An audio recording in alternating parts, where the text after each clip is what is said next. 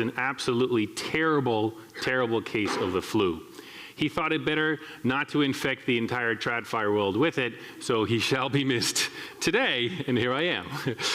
Thank you all, however, for joining us today and for battling the cold and snow to do it. We know that for many of you, that was no easy task. Now, last year at the summit, I stood here and told you that we at Ondo believed a change was coming. A change where blockchain technology would fundamentally upgrade our financial markets. We called it Wall Street 2.0. And that change is needed. Despite the incredible innovation that is modern financial markets, it still suffers from many limitations.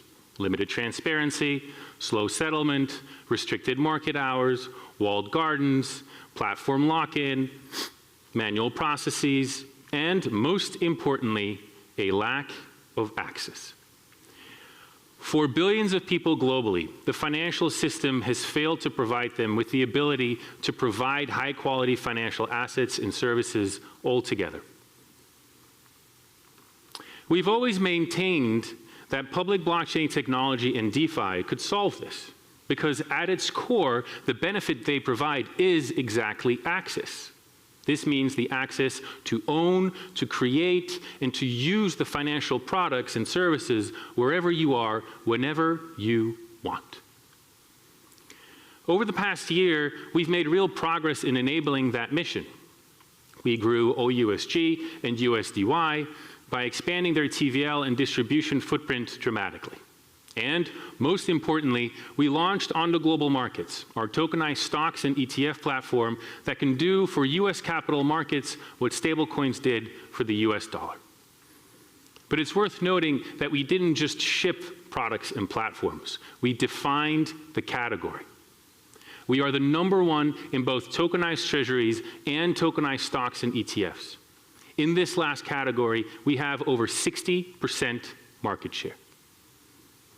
We have built an ecosystem of hundreds of partners spanning traditional financial services and crypto players. And we've established Ondo as a thought leader in bringing financial markets on-chain. These efforts, combined with our product innovations, have led Ondo Finance to become one of the most recognized RWA brands in the world, even used to illustrate tokenization in official White House reports. 2025 was a fantastic year of delivering both products and partnerships to make Wall Street 2.0 a reality. And to illustrate that further, I'd love to welcome Brendan Flores, MD, on stage to give an overview of what we actually delivered. Brendan?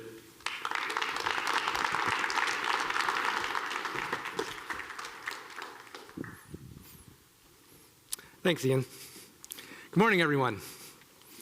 As Ian just mentioned, over the past few years, we've been working hard to improve the accessibility of financial markets by bringing traditional assets on-chain. Inspired by the success that stablecoins had in providing on-chain exposure to the dollar, we wanted to do the same for other traditional assets.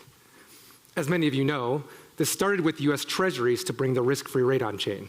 And now, as we'll discuss, we've since moved on to stocks and ETFs. Now, a question we get frequently is why we've focused on tokenizing liquid assets. For many years, the thinking was that because tokens can be fractionalized easily and settled quickly and cheaply, tokenizing private assets could improve their liquidity. In reality, however, it's not so simple. While technology certainly can help, private assets often suffer from other issues that technology is less equipped to address. These include things like information asymmetry, lack of fungibility, pricing difficulty, and resistance from issuers.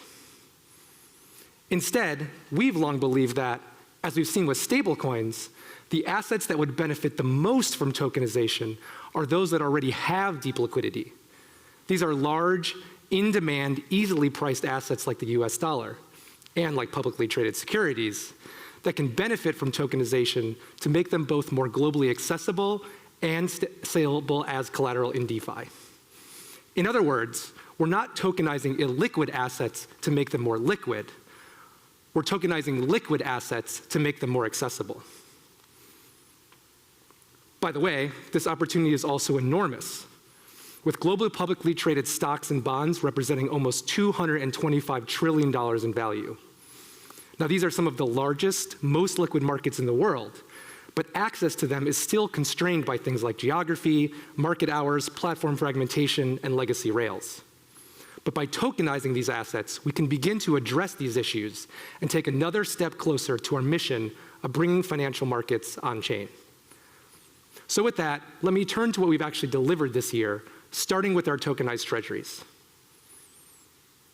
First is OUSG, our globally available institutional-grade treasury product. The goal of OUSG has always been simple: enable institutional investors the ability to instantly convert between tokenized cash and treasury exposure at any scale by providing the deepest instant subscription and redemption liquidity of any tokenized treasury product. OUSG does this by diversifying its backing across other tokenized treasury funds and integrating support for multiple stablecoins. This approach both aggregates the liquidity across these assets and, via our Nexus technology, creates fungibility between them, allowing eligible holders of any supported assets to easily and instantly swap to any other. This also means that with our Nexus offering, we can enable other asset managers to offer their clients the same instant 24/7 subscription and redemption capabilities. Now, this past year, we've expanded the backing of OUSG to include tokenized treasury products from Fidelity and Figure and brought it to Ripple's XRPL blockchain. We also took steps to integrate OUSG with traditional banking and payment rails via tokenized deposit networks, including partnering with MasterCard as the first RWA provider to join their multi-token network, and with JP Morgan and Chainlink to demonstrate a delivery versus payment transaction versus JP Morgan's ConsenSys. So what does this really mean? Well, imagine a world where consumers and businesses can instantly and automatically sweep the cash in their bank account to treasury exposure to earn the risk-free rate, yet instantly convert back to cash when needed for a debit card purchase. It's pretty cool. Together, these instant transaction capabilities and TradFi integrations mean that OUSG isn't just a tokenized treasury product. It's becoming an institutional liquidity layer that connects tokenized funds, on-chain execution, and real-world settlement networks into one interoperable platform. We've also continued to improve USDY, our freely transferable tokenized treasury product. This past year, we expanded USDY to the Stellar, Sei, and Plume blockchains, making it accessible to millions more users. We continue to integrate USDY into many parts of the ecosystem and improve cross-chain usability with better bridging infrastructure. And in December, we enabled instant minting and redeeming of USDY for select institutional partners, making USDY truly behave like a yield-bearing stablecoin. Today, USDY is live across 9 chains, integrates with 70+ partners, trades across multiple DEXs, and is accessible to users in over 80 countries through dozens of interfaces. In our mind, these things make USDY the leading US Treasury asset for DeFi. Thanks to these efforts across OUSG and USDY, I'm pleased to say that Ondo's tokenized treasury products collectively now hold over $2 billion in TVL, making us the #1 provider of tokenized treasuries in the world. But despite all this progress on tokenized treasuries, the biggest thing that we did this year has to be the launch of our platform for tokenized stocks and ETFs, Ondo Global Markets. Ondo Global Markets is a tokenization platform that allows us to quickly tokenize all US publicly traded securities, providing investors outside the US, many for the first time, access to exposure to these high-quality financial assets. Since it launched just 5 months ago, Global Markets assets have been purchased by over 30,000 investors across 90 countries, with over $9 billion in total trade volume and over $550 million in TVL. That's more TVL than all other tokenized stock platforms combined. Now, here are just some of the key features of Global Markets assets. First, broad asset selection. Today, investors can gain on-chain exposure to hundreds, and soon thousands, of NYC and NASDAQ-listed securities. To be clear, this isn't just a handful of popular stocks. Investors have the chance to build a diversified financial portfolio across asset classes, sectors, strategies, factors, regions, and more. We're talking about things like AI and robotics, commodities or real estate, leverage strategies, income strategies like CLOs and high-yield bonds, all available, all on-chain today. Next, instant global availability. Investors can mint and redeem global markets tokens instantly, 24 hours a day, 5 days a week. This means a trader in Tokyo, London, or Sao Paulo can access US equities whenever they need to, eliminating the friction and delays that come with legacy market infrastructure. Next, and as we'll discuss more in a few minutes, global markets tokens are designed to be able to offer the same liquidity as the underlying security on traditional exchanges. As you can see from the chart behind me, the liquidity of publicly traded securities often vastly exceeds that of even the most heavily traded cryptocurrencies. By inheriting this liquidity for its assets, global markets provides investors access to the often incredibly deep liquidity that already exists. Now, unlike other tokenization approaches which require explicit company opt-in, the global markets approach effectively wraps existing securities into a tokenization layer. This, combined with the inherited liquidity model I just described, allows global markets to rapidly scale up the number of assets and to quickly launch new ones. For example, just last month, we listed a tokenized version of Bitgo stock the day of its IPO, making it globally available across Solana, Ethereum, and BNB chain. This marked the first time the stock of a NYC-listed company was mirrored on-chain across multiple blockchains on the day of its IPO. And we can continue to do this. That's why today we're announcing for the first time a new service called Ondo Global Listings, enabling us to offer tokenized versions of select US IPOs the day they begin trading on traditional exchanges. Global markets tokens can also be freely transferred to eligible investors and can be used in DeFi.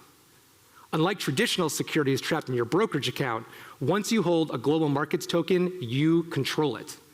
You can transfer it peer-to-peer, bridge it across supported chains, or, as we'll talk about later, integrate it into any compatible DeFi protocol. And as always, global markets tokens feature institutional-grade investor protections, including over-collateralized backing secured by an independent third-party collateral agent, a bankruptcy remote structure, and daily proof of reserves. Global markets assets are also designed to be accessible wherever investors already are. For example, global markets tokens are already available on Ethereum, BNB chain, and Solana, on centralized exchanges like Bitget Global, Gate, and Blockchain.com.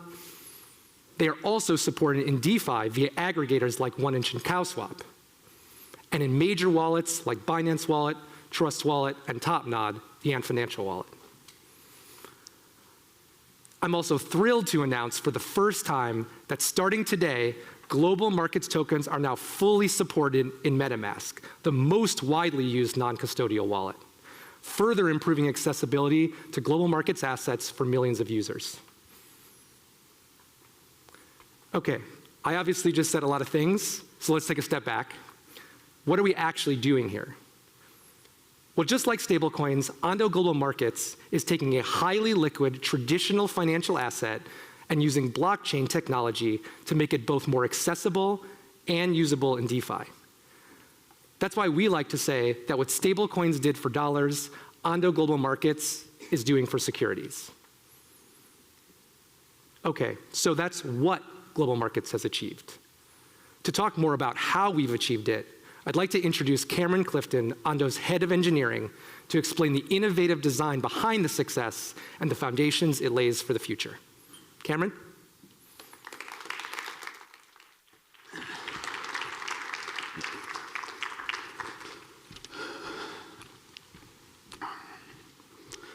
Thanks, Brandon. So you've heard about what global markets has achieved this year. Now I want to explain how it works, and more importantly, why we built it this way. As Brendan mentioned earlier, a lot of projects attempt to tokenize assets to make them more liquid.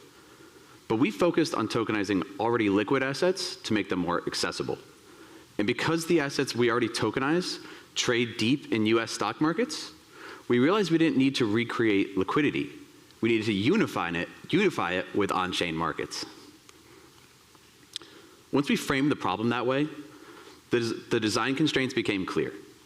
We knew blockchains today aren't ready for the throughput and complexity of US equity markets, so rebuilding full order books on-chain to simulate traditional markets was not the right approach. Instead, we looked at trading models that already work at institutional scale and landed on one that fits our needs, request for quote. Here's how it works within global markets. An eligible trader requests a quote from the global market system. We compute that quote using real-time market conditions from traditional markets and return a binding signed quote in the response. At that moment, we're taking an enormous amount of information from traditional markets and compressing it into a single verifiable object that smart contracts can understand. That signed quote object is the bridge between two very different financial systems. It lets us pass through virtually the same liquidity and market depth you'd expect from the underlying stock markets without trying to recreate that liquidity on-chain, asset by asset. Once the trader accepts the quote, they submit the signature on-chain, and the smart contract instantly mints or redeems the token against stablecoins at the agreed price. From the user's perspective, it's a single atomic transaction. But liquidity and instant minting aren't the whole story. One of the real advantages of tokenization is programmability. And when you combine that with the fact that outside the US, global markets tokens are freely transferable, like stablecoins, they can compose naturally with the rest of the DeFi ecosystem. Let me show you a concrete example. In this clip, we're showing a real mint that occurred in January. A user spends 1 million USDT to mint 1,603 QQQ on, our global markets token that tracks the Invesco QQQ ETF. This transaction takes place between two qualified investors, Binance Wallet, an approved partner, plus DeFi infrastructure. The user is based outside of the US and has completed Binance's KYC process, which enforces all jurisdictional prohibitions for Ondo Global Markets products. Behind the scenes, Binance Wallet submits the user's buy intent via an intents-based decentralized exchange aggregator. A separate qualified investor onboarded to global markets sees that intent, requests a signed quote, and fills the trade. As a result, the Binance Wallet user receives brokerage-like execution quality, but with instant settlement. This model allows for fast price convergence across venues without any need for pre-funded inventory. This is what composability looks like in practice. Different systems coordinating through simple, verifiable primitives. Across small and large orders, we consistently see executions that closely track underlying market prices, with slippage comparable to what users would expect from a traditional brokerage. This chart shows the difference between our mint and redeem execution prices and underlying stock market quotes. Across a wide range of stocks, we remain within a few basis points of the market, often well under 5, showing that users are getting execution very close to traditional market pricing. There's another important consequence of this model, scalability. Because we're not forced to pre-fund inventory or recreate market depth for every asset we list, we can scale far beyond what pool-based and inventory-based models allow. We've already expanded to hundreds of assets since launch this past September, with many more coming this year. That same mindset also extends to distribution. From day one, multi-chain support has been a first-class design concern. We've partnered with Layer 0 to build a bridge that supports all global markets tokens through a single, unified smart contract system. When new tokens are deployed, they're bridgeable across new chains by default. Extending global markets to new ecosystems is straightforward, allowing assets to move wherever users and applications are. When you get liquidity, transferability, and scale right from the start, tokenized stocks stop being isolated products and they become financial infrastructure, building blocks for entirely new financial strategies and applications. You'll hear more about what this enables in just a few minutes. So I've talked a lot about the technology today, but that's only one dimension of what we built. Mark, our general counsel, is going to walk you through how we've approached the legal and regulatory foundations that make this system possible. Mark?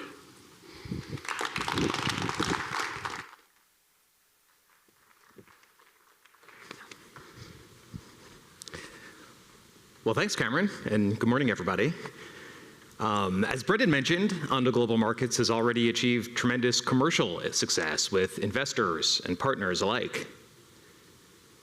In parallel, Global Markets has made major strides in a developing global regulatory environment. In November, Ondo Global Markets received regulatory approval for its European securities prospectus, unlocking its ability to offer its tokens to the public throughout the EU and European Economic Area. And today, I'm excited to announce for the first time that with regulator consent, we have activated that approval into a live offering. Starting yesterday, over 500 million investors in 30 markets throughout Europe now have the opportunity to purchase many of the most popular Ondo tokenized stocks and ETFs, anytime, on demand. Now, as many of you know, achieving European regulatory approval is no laughing matter. And in this case, it's proof that the Ondo Global Markets model can operate under serious regulatory regimes. But it's also indicative of the fact that the United States is still playing catch-up.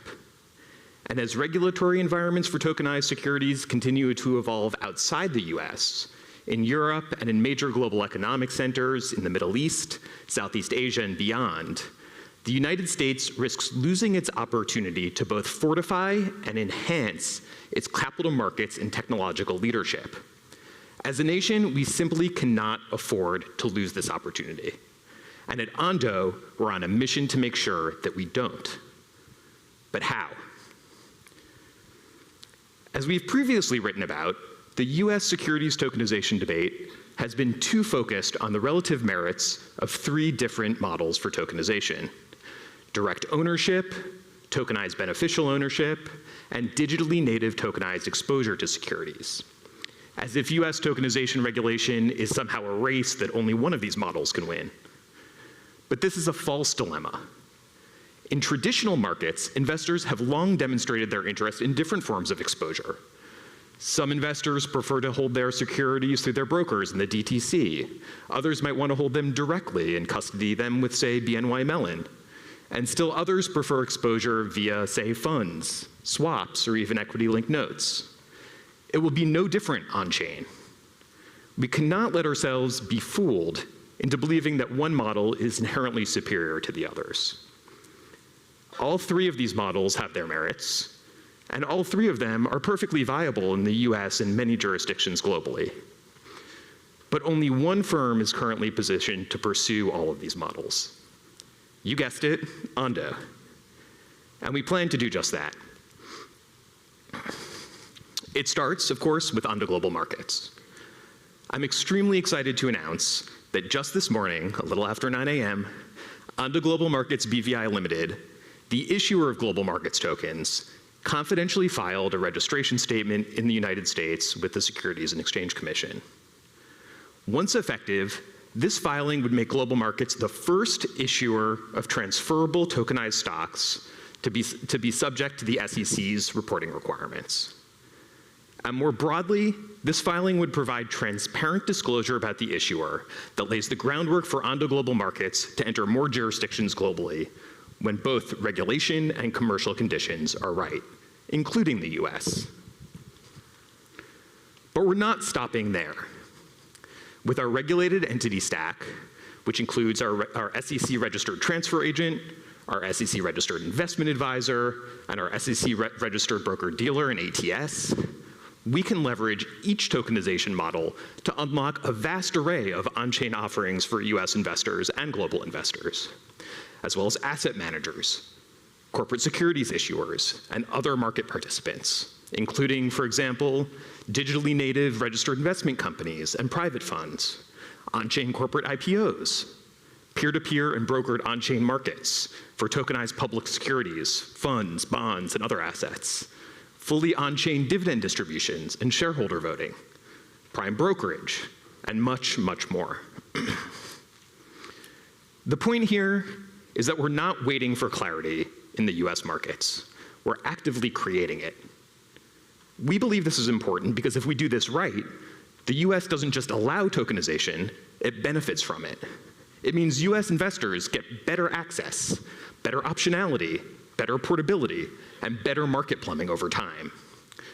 And it means the US capital markets remain the global center of gravity, even as they become more accessible in an on-chain 24/7 world.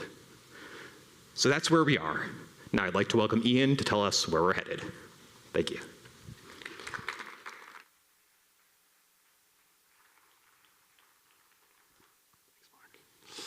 All right.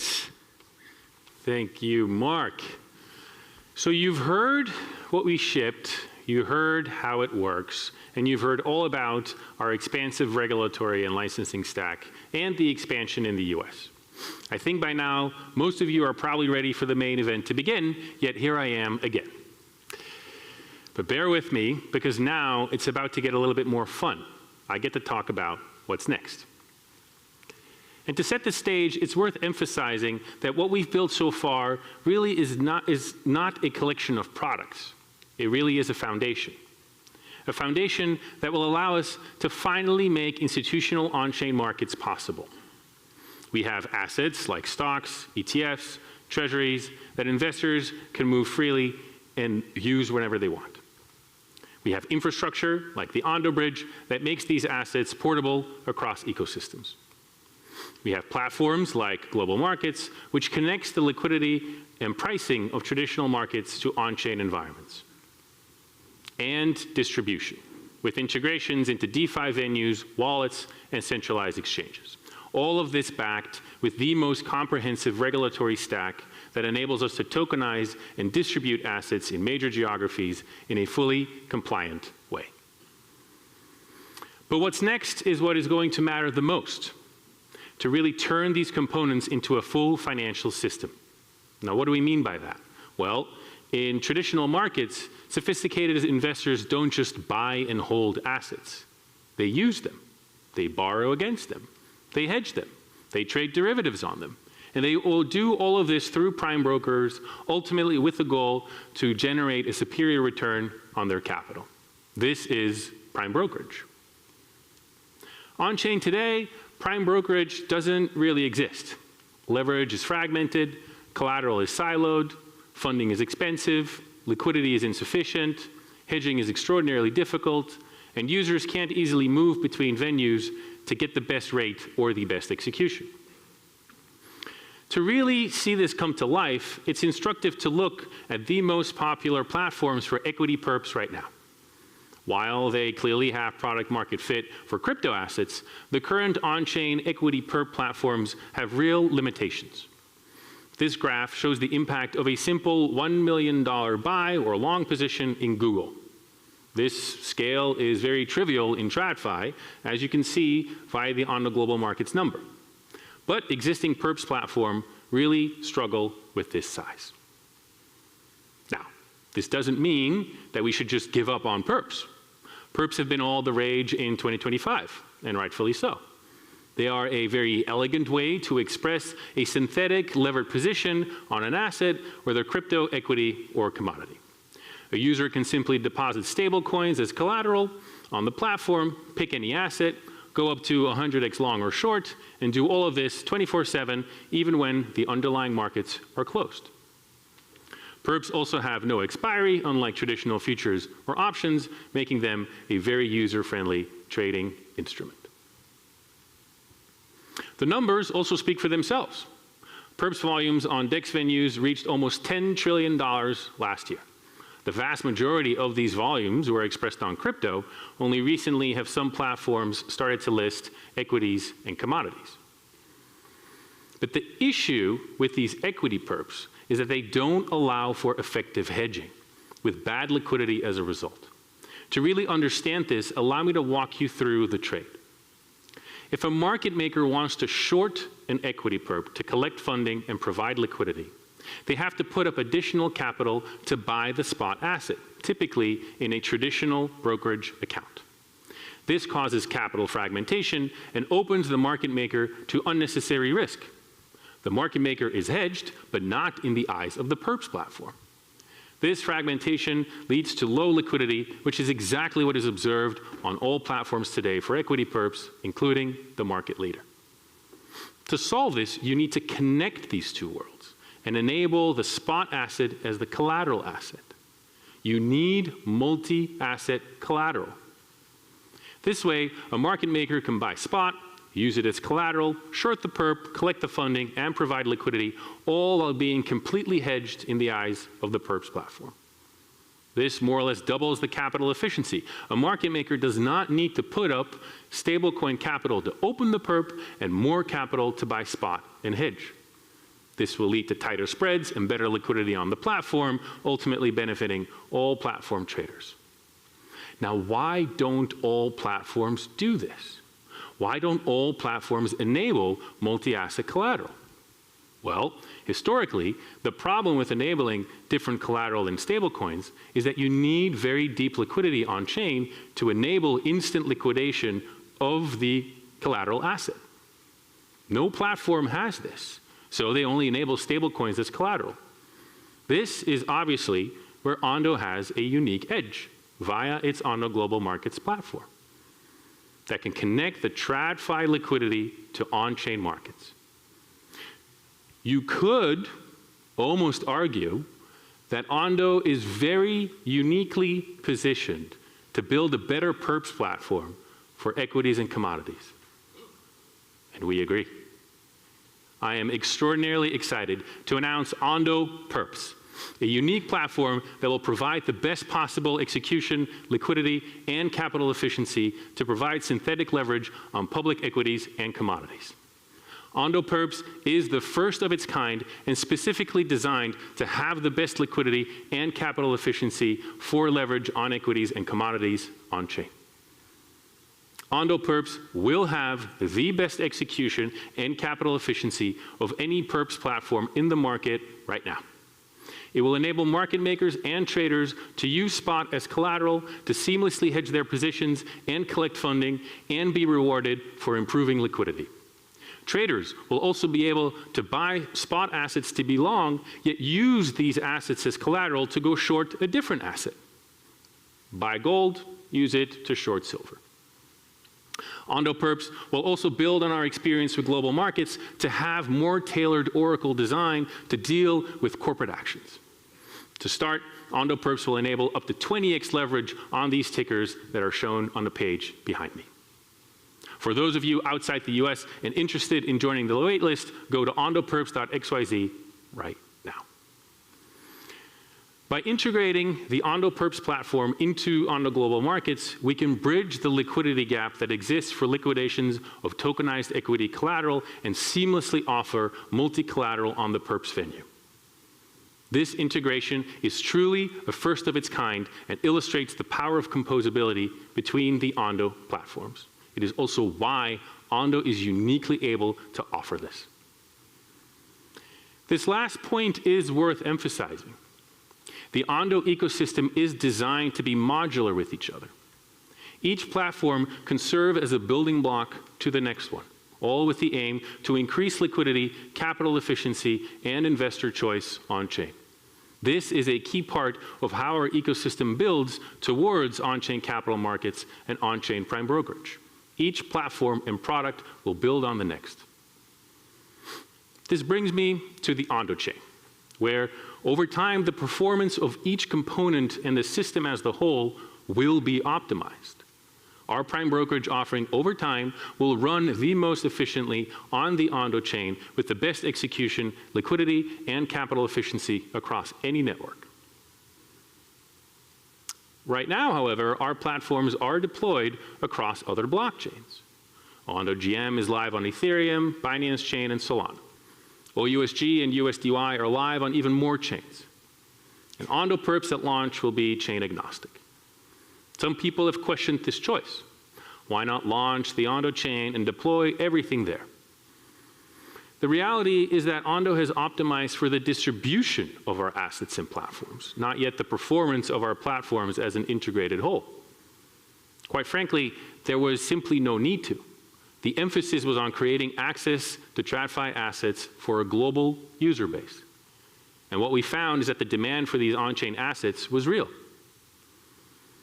But as we increasingly fulfill the mission of access to assets, and we shift towards access to services, starting with perps, we've already seen that we're hitting the limits of what is possible on existing blockchains and DeFi ecosystems. We are hardly alone in this regard. Other projects have experienced similar issues. As a result, some chains have optimized for architecture for privacy, like Canton, for order books and matching engines, like Hyperliquid, for payments and stablecoins, like ARC and Tempo. It's very easy to see how the Ondo chain could be similar. We will need liquidity and capital efficiency to build the most effective prime brokerage system over time. We will need enshrined high-performance oracles to ensure that traders do not get picked off due to on-chain and off-chain latency mismatch. And we will need chain logic to ensure that TradFi market makers can supplement TradFi liquidity on-chain, particularly during those sessions where existing TradFi liquidity is not sufficient to meet the on-chain demand, as we currently already see over the weekend. This last point is worth emphasizing. The current state of TradFi is insufficient for 24/7 on-chain capital markets at scale. This is why we welcome developments by the DTCC, the New York Stock Exchange, NASDAQ, and many others in this room to move towards 24/7 systems. To offer prime brokerage with the liquidity that investors demand, we want TradFi systems and liquidity providers that have 24/7 systems. This is also why the first integration that we did with the Ondo chain testnet was with JP Morgan and their Connexus platform. We need access to these 24/7 systems to make our services work better. It's clear, too, that each TradFi player will have their own 24/7 system, and these systems will not be the same. You will still need a network, the Ondo chain, that can plug into each system and make markets operate as a whole. Perhaps paradoxically, the Ondo chain will only increase in relevance as traditional markets move towards 24/7, as it will be the network that can aggregate, execute, and settle transactions across all venues and platforms seamlessly. Each of these integrations take time. But with each integration, the possibility of 24/7 prime brokerage and true on-chain capital markets is coming closer and closer. We realize that this takes more time than what many people want. At the same time, we know the world is not waiting for yet another general purpose L1 or L2. It needs something much more bespoke that is use case oriented. And that use case is prime brokerage. Ondo chain will be the network that brings capital markets and prime brokerage on-chain in a public and permissionless fashion.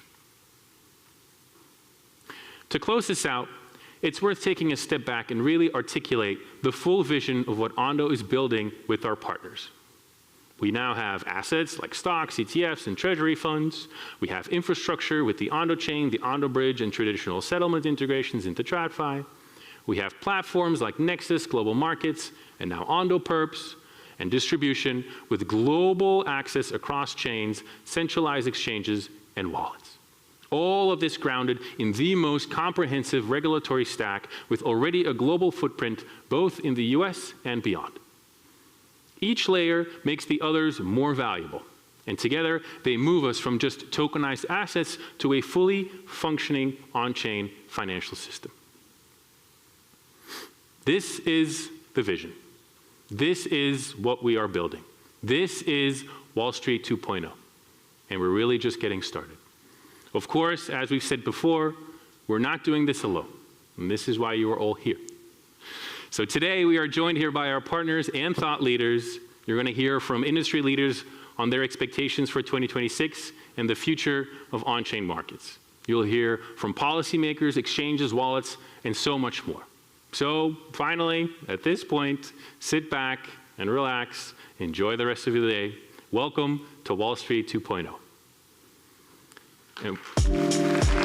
Welcome back. Welcome back. The shift to 24/7 prime brokerage and on-chain institutional adoption is happening. Fireside chat with Dan Moorhead, CEO of Pantera Capital, Tom Lee, the chairman of Bitmine and the CIO of Fundstrat Capital, and Justin Schmidt, advisor of Ondo Finance.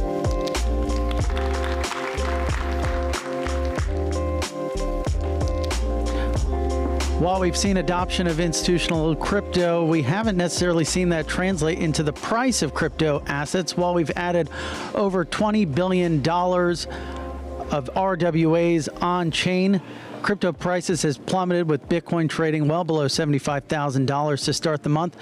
Will that change? We'll see in this conversation with Dan Moorhead and Tom Lee. Thank you.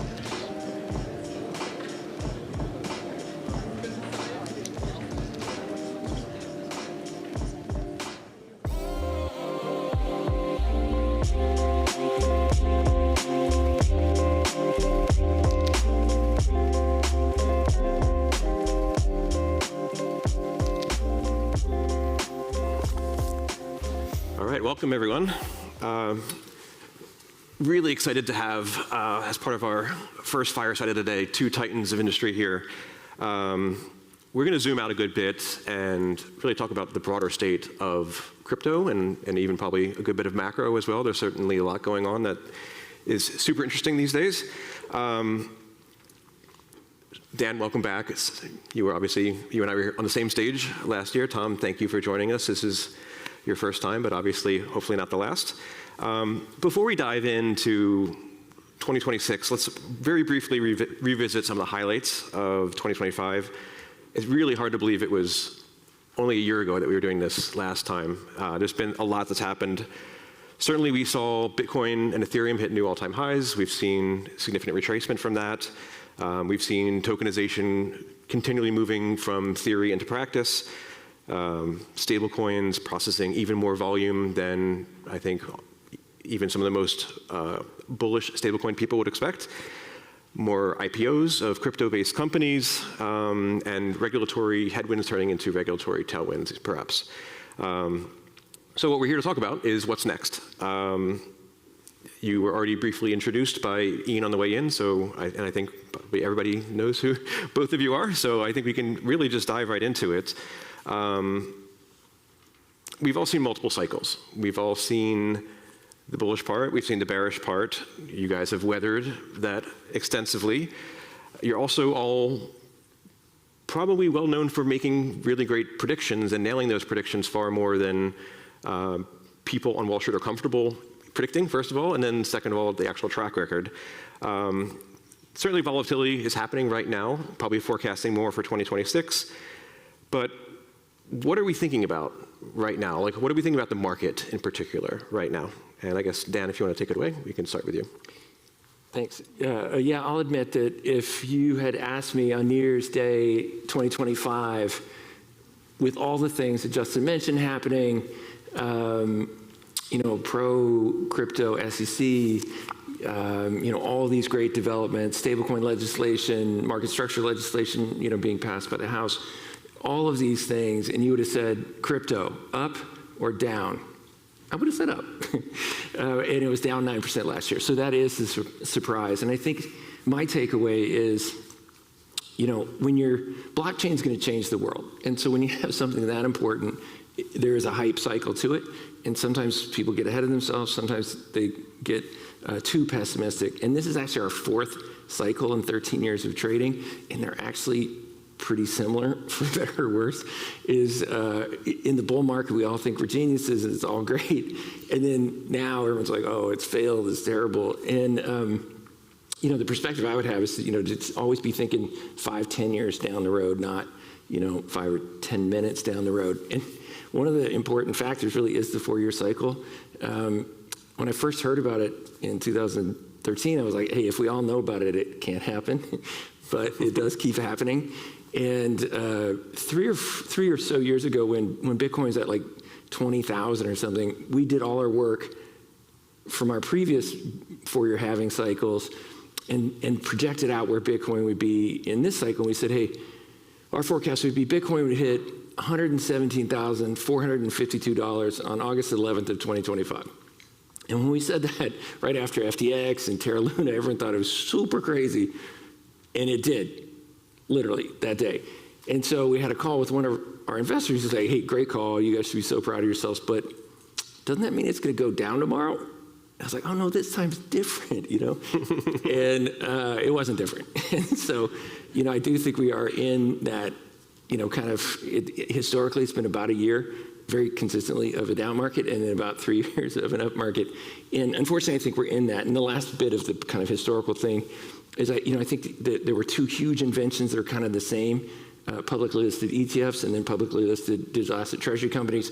Really, really cool. And a huge number of people piled into them. Collectively, they bought over 100 billion of crypto. And we've kind of run that kind of initial course. And so without a 100 billion buyer, you know, it just kind of reset. Tom, same question to you, I guess. I might just add to Dan's comments because I largely agree. I know when I was just recently at the end of last year in the Middle East and meeting with a lot of the original Bitcoin folks, many think there is a 4-year cycle, and that is affecting their behavior. So these folks who've made a lot of money in crypto and their life cycles have changed because they might have been 20, 15 years ago. Now they're in their 30s and have other life decisions. They've been acting as if it's a 4-year cycle. So some of it is self-fulfilling. But to me, I think there are differences, which maybe want to highlight versus the similarities.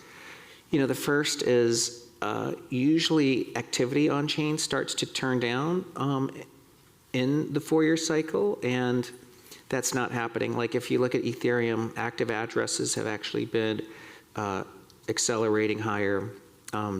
Daily activity has actually been accelerating higher. Even total value locked on chain has been going up. That's not what happened in, let's say, even the last cycle.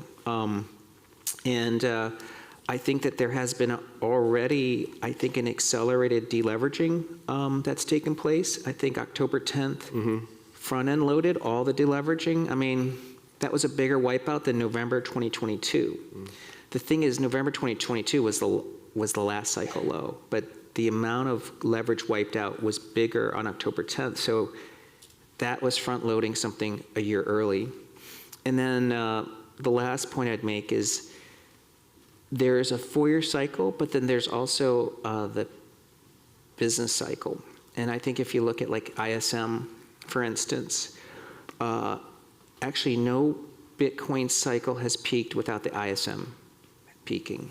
So in other words, this would be a break of the cycle. But part of it is because the ISM's been below 50 for a record 36 months now. It's the longest in 100 years of data for ISM. It's never been below 50 for this long. And then the second is things like gold versus copper ratio, which kind of is a proxy for industrial versus monetary base. Gold copper has been at a cycle low. Every Bitcoin high has actually coincided with copper actually peaking relative to gold. So I think it could be a 4-year cycle, but then the things that normally link to the 4-year cycle actually are different. So I'm going to be in the camp that I don't think it's a 4-year cycle. So I'm not trying to disagree with consensus, but I think we've already front-loaded a lot of it. Makes sense. I guess maybe we can dive in a little bit more into sort of what's going on with some of the other dollar devaluation, debasement type things that are going on more broadly on Wall Street, namely gold, silver, other metals. You hinted on copper a little bit. Do you think there's merit to that as being some sort of moving away from the very common thing is people call Bitcoin digital gold. We've had a divergence of the behavior of those assets here in the short term. Is that something that you think has something really changed, or is this just a temporary thing?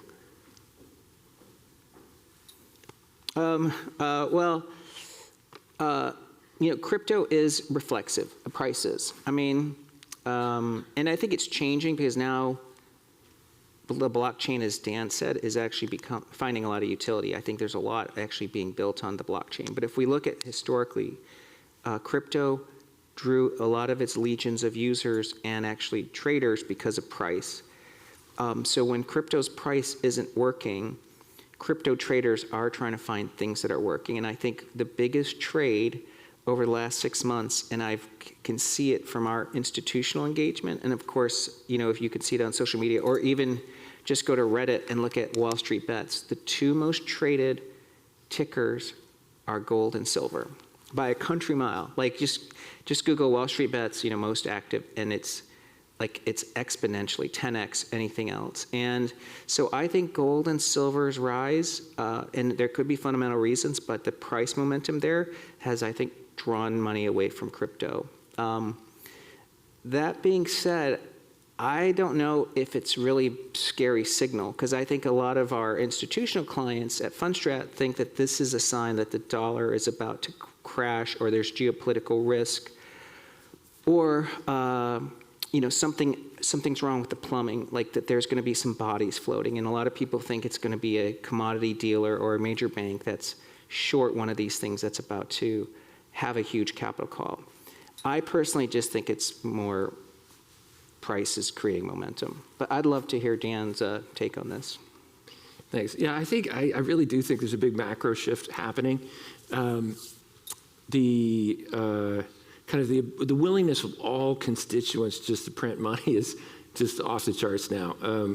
10, 20, 30 years ago, we had an independent Federal Reserve. We had a Congress that balanced the budget, in the 90s. And it seems like both parties and, kind of all the constituents in the US and then often in foreign countries are willing just to print. That is so bullish for crypto. And it's bullish for gold too. And I think, the perspective I have is, it's funny, our current president is negative on Jerome Powell. And we've been very negative on him since 2021 for not hiking rates high enough, and the president's complaining they're not low enough. And paper money is being debased at 3% every year, and that's called stable money now. Over your lifetime, that's 90%, so it's totally rational to invest in something with a fixed quantity like gold or Bitcoin. So, I really think there is a big kind of change in people's mindsets with this new, kind of ease at watching paper money be debased. And we once did a cool graphic that I think is still in our Twitter feed of essentially the price of paper money so it's US dollar priced in bushels of corn, barrels of oil, ounces of gold, Bitcoin. And that's really the story, is paper money's crashing, not that real estate's at a record high or that S&P's at a record high or Bitcoin's near a record high. It's really paper money is at a local low, but over the next 10, 20 years, it'll keep going down. So people keep cycling through, and we do track the gold to Bitcoin ratio. And yeah, gold got way ahead, but they do alternate back and forth. And actually, I think it's kind of cool that the total inflows to ETFs for both gold, old school gold, and digital gold, Bitcoin, are about the same over the last couple of years. So, markets, they kind of get excited about one thing and it goes up a bit more, and then I think it'll cycle back into Bitcoin and it'll catch back up to gold. And 10 years from now, Bitcoin will massively outperform gold. That's very obvious. So do we think that the new nominee for Fed Chair, Warsh, is going to exacerbate that, continue the current trend? Question mark, to be determined? That might, I think Dan may know more than me. Yeah, I've met with him a handful of times over the years. He's definitely super smart, but it is really hard to know, kind of what the stance is now. Obviously the Fed should be independent and should make its own choices, and countries that have governments that get involved in their central banks end up being banana republics. With that, let's turn a little bit towards the more institutional side of the question here. I think over the years we've seen institutional adoption of both crypto and tokenization increasing. Certainly the Bitcoin ETF was a major event, largest ETF launch of all time. How do we feel about where they're at in terms of their adoption cycle. To some extent, we have pretty material deregulation. I think if you chat with major bank executives in a private room, or asset managers, or really anybody within traditional finance, I think they're actually largely relatively prepared. They've been looking at this stuff for a while. They've been doing pet projects for a while. Do we see that side bet turning into more of a larger scale bet? And what really does that mean? Is that something that's positive, from a crypto perspective, or is that something where, they're going to try to sort of co-opt the narrative, perhaps? I was on a panel with the heads of a bunch of big, huge, publicly listed alts firms, and almost all of them were super negative on Bitcoin and crypto and had no exposure whatsoever. And this is within the last 12 months. And it's like, that's why I'm so bullish. Like, all these $100 billion crypto or alts firms have zero Bitcoin or crypto. And that's why I'm still so bullish. And that's why I think the next 10 years are so good. And I was on a CNBC thing once, and they were like, hey, Bitcoin's a bubble. I'm like, how can you have a bubble nobody owns? Like, you can't have a bubble when the median holding for institutional investors of both cryptocurrencies themselves or blockchain venture is literally 0.0. So that's, that is why I'm so bullish. And then, Tom and I have been doing this for a long time, and the list of reasons to say no to crypto used to be super long. No custodian, and no this, no that, no regulatory stuff. The SEC is trying to kill it. They're pretty much all crossed off, right? And so that is, such a huge inflection point. We, still need one more bill in the United States. But from then on, there really aren't reasons for institutions to say no, given they have, very little exposure. And then, blockchain as an asset class has a 12-year 80% IRR with a 0.2 correlation to the S&P 500. Like, there's never been a better asset class in history. So it takes time, and everyone's reactionary, and it, grinding them down takes a while, but it's inevitable that big institutions will come into our industry. And I think the regulatory stuff in the US is kind of the last big, reason to say no that'll help them get in. And then one of the things that's helping institutions is there used to be this perspective that, crypto's super risky, and we all grew up in the capital asset pricing model era where volatility equals risk. And crypto's super volatile, not gonna lie, it's super volatile. But it's actually not that risky. Anyone ever owned cryptocurrencies for 4 years has doubled their money or more. And then our venture investing over 12 years, we've only lost money on 14% of the companies we've invested in, which is crazy compared to the real world where 70% go broke. And partly it's our team's good and we work really hard, but partly it's crypto is just so awesome that it, makes most things work. Dan, by the way, what do you mean by alt firms? Are you talking about alternative asset managers? Yeah, the big listed alternative asset managers. I want to add to Dan's comments, but take it from a different angle, which is, are Wall Street firms embracing crypto? And we have our chief operating officer from Bitmine here, Young, who's sitting right there. I'm calling him out because he's going to be working with a lot of traditional Wall Street firms to understand really blockchain. But I have two observations to make. Number one, I don't think crypto is viewed as legitimate within most of the key decision makers of an organization. So there's evangelists, like at JP Morgan. Anybody from JP Morgan here? That's my old firm. But I'd say that there's obviously a blockchain team, but like at the senior level, the top 20 managing directors and executive team members, I don't think there's buy-in into crypto. And it reminds me of I used to be a wireless analyst from 1994 to 2007, from when wireless was only 75 million users to over 4 billion. And I remember once Bill Harrison asked me to do a Chase board meeting where I talked about wireless. And I was, I think I was 29 at the time. And I went in and I said see this BlackBerry? This is going to be more important than that phone at people's desks. And Chase is going to spend more money on cellular than landline. And Bill looked at me I kind of was saying something heretic because, the telecom companies were big clients at JP Morgan. and Chase, and so I never got invited back, actually, at the board meeting. But that is, like that was the reality, because like wireless basically was a better business than landline. And I think that's true today. Like if someone went into a bank and said, blockchain offers finality and speed that your current systems can prevent fraud at scale and speed that your systems can't handle, I think you'd get the same look in a board meeting. But there's already proof, because take a company like Tether, which is basically a simple, it's a monoline company, it's a stablecoin issuer, but basically operates as a bank. They only have 180 billion of stable coins, tokenized dollars. It's not even 1% of M1. And their profit this year, okay, and I'm projecting, because I don't actually have their numbers, but I think if you look at their GAAP net income in 2026, it might be 20 billion, which would make them a top 5 most profitable bank in the world. And just put a, I don't know, 15 multiple on it, 300 billion, or 20 multiple, 400 billion, that would make it top 5 most valuable bank in the world. The thing is, they have 300 employees because they do everything else on the blockchain.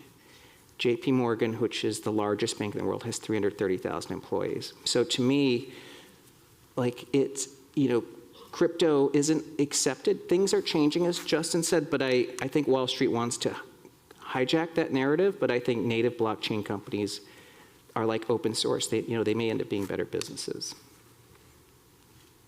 Can you go into that a little bit more? What do you mean hijack that narrative? That sounds very interesting. Oh, well, actually, I don't want a target on my back or on my front or my forehead. All right, we can come back to that next year then. Yeah. So speaking of the, especially the more regulated institutions of the world, regulatory landscape obviously always is a part of the conversation. We have potentially new legislation coming through, for example, the Clarity Act. What are, will passing this be meaningful? What is this, like how are we thinking about this from the side of, more crypto native people looking at this regulation versus, say, banks looking at this regulation? Maybe Dan, if you want to take that. Yeah, I would say that, people in our industry basically have Stockholm syndrome. We've been tortured by the government for so long that we don't remember how crazy it is that the Securities and Exchange Commission was suing 2 of the best companies in this space, Coinbase and Ripple Labs, right?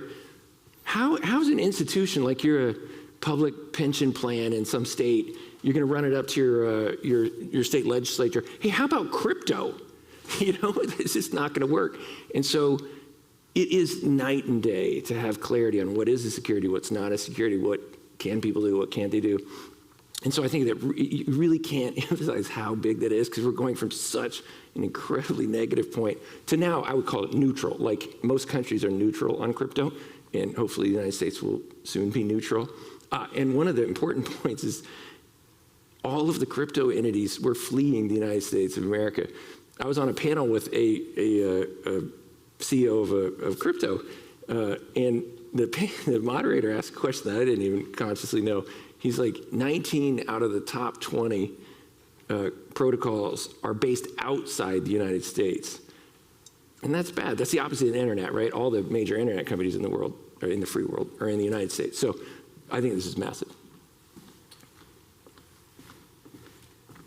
Tom, any thoughts?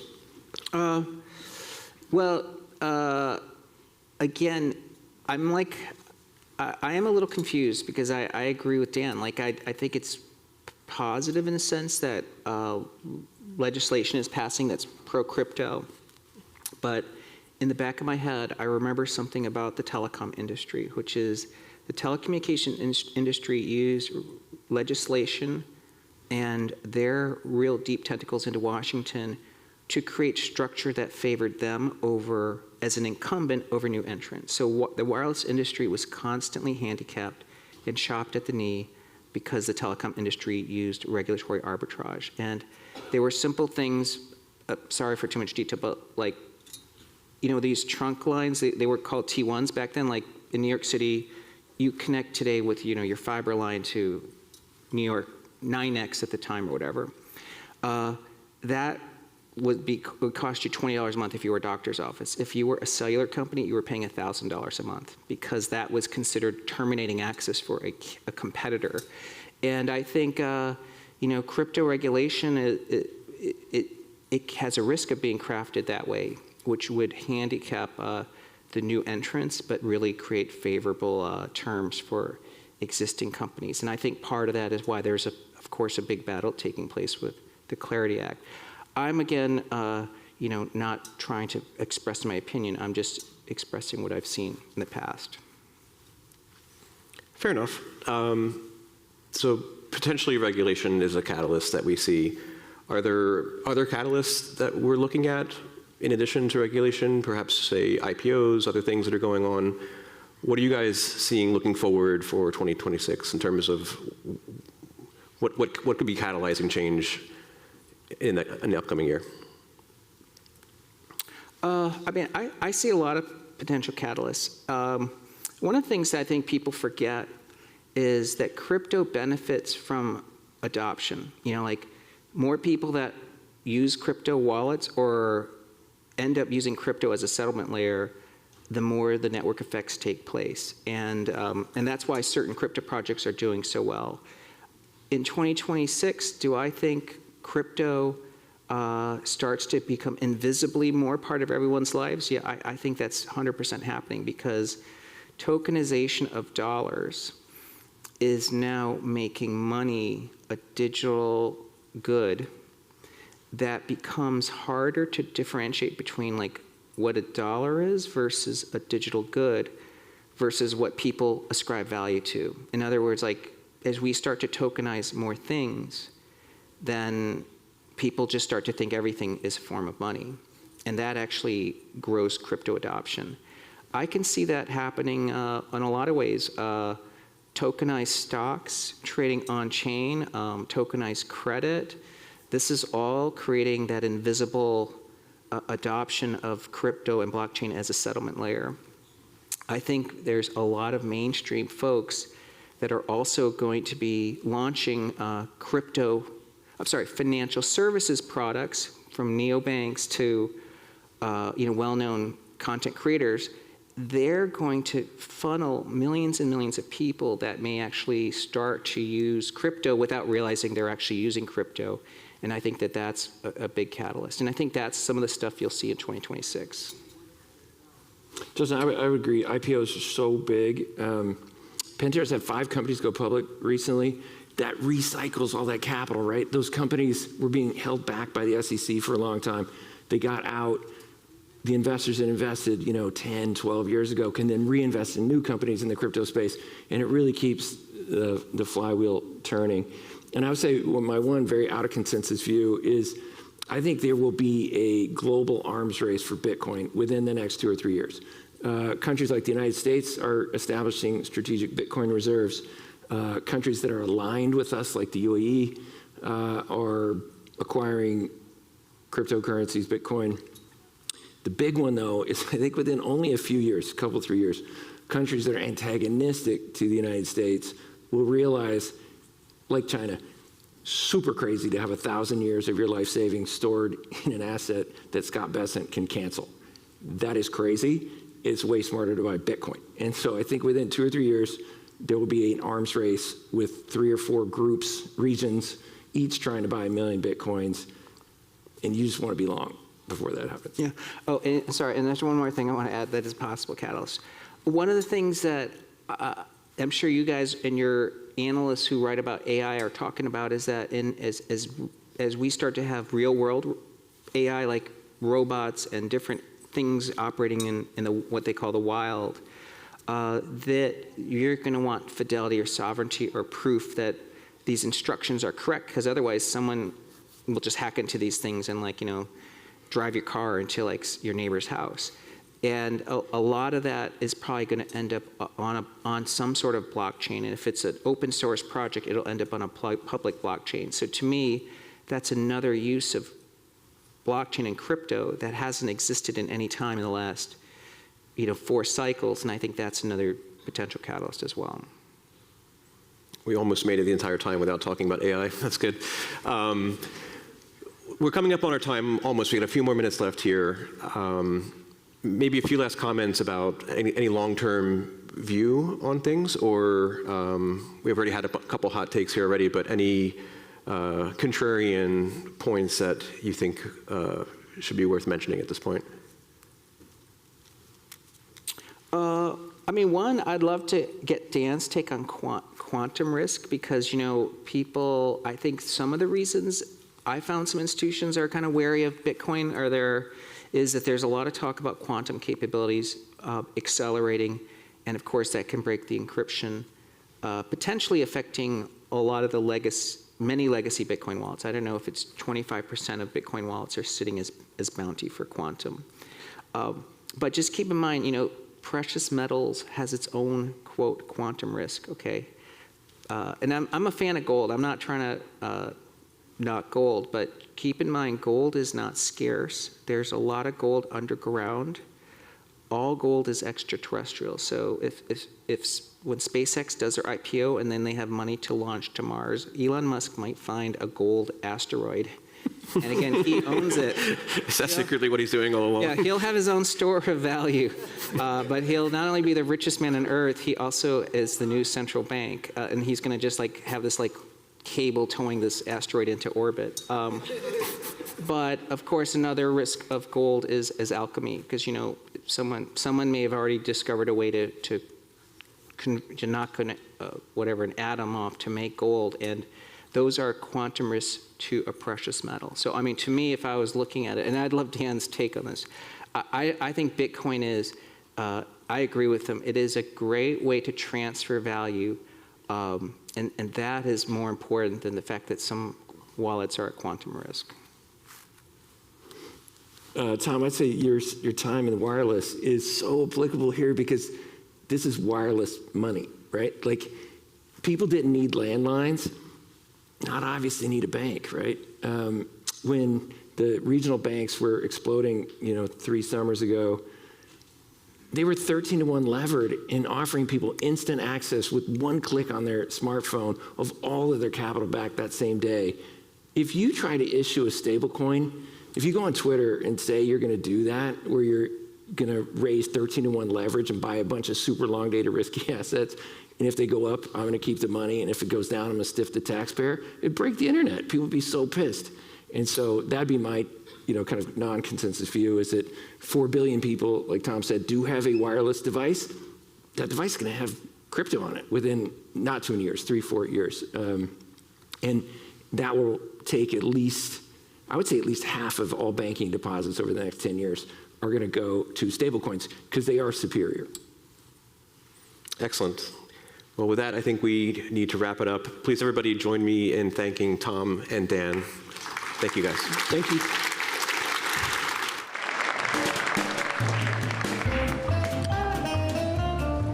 Welcome back. We just had a very interesting session with Tom Lee of Fundstrat and Dan Moorhead of Pantera discussing why we're being gripped by a seemingly crypto bear market. Fundamentals look good, but market structure and leverage on offshore exchanges have potentially been holding us back. Moorhead said that he thinks Bitcoin will outperform gold over the next 10 years, and Tom Lee raised questions about what Elon Musk finding gold on an asteroid would do to that asset. Please continue to join us. We're going to be hearing from asset managers next and what they're building in crypto. Thanks for tuning in.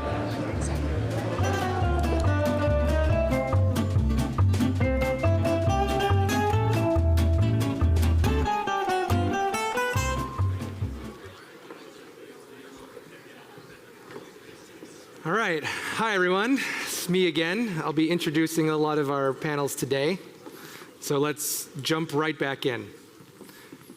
Our next panel is entitled Bringing Trillions on Chain, the Asset Manager Perspective, to hear how leading asset managers are approaching tokenization in 2026.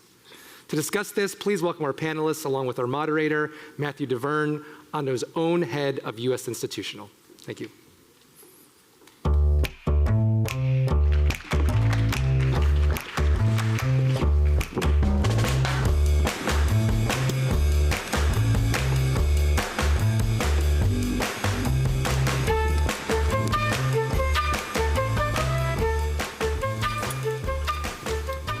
So welcome everyone to today's panel on bringing trillions on chain from an asset manager perspective. For this discussion, we have leaders of 4 of the largest global asset managers, Fidelity, Franklin Templeton, WisdomTree, and State Street.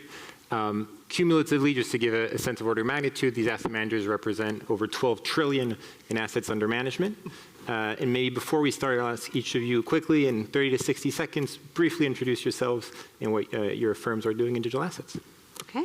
Good morning, everybody. My name is Cynthia Lobisette, and I am in charge of the Digital Asset Management Division at Fidelity. As Matteo said, Fidelity is one of the largest asset managers in the world, and it only made a tremendous amount of sense that we stood up a unit within asset management to focus on this new ecosystem of digital assets, both native assets, for which we are bringing exposures to customers across our retail and our institutional platform through traditional vehicles. And now what we're really excited about through tokenization and on-chain vault structures is the ability to bring new exposures to on-chain investors composed of digital assets, both tokenized and natively digital assets. And all of this is driven by our research-driven culture of composing financial solutions for our customers. Great. Hi, I'm Sandy Call. I head up innovation at Franklin Templeton. And innovation is broad because this digital asset universe is now expanding into every part of our business, right? So we are thinking about the interface of where digital assets touches our investment management, where it touches our product development, where it touches our marketing, the way that we engage with new audiences and new distribution venues. And so we are looking at this holistically and thinking about how it plays into some existing industry trends around personalization and customization of portfolios. And obviously, wallets offer tremendous potential in that regard. So all of those different functions report up to us. Our digital asset unit is part of our innovation team. And like Cynthia, we are exploring a whole variety of new offerings and excited to be here. Thank you, everyone. I'm Will Peck. I'm head of digital assets at WisdomTree. WisdomTree is a $160 billion asset manager, so that's our part of the 12 trillion. We are one of the kind of original ETF pioneers. I see some people in the audience who helped kind of make that happen at WisdomTree in the ETF industry more broadly. We saw tokenization kind of similarly to how we saw ETFs 20 years ago.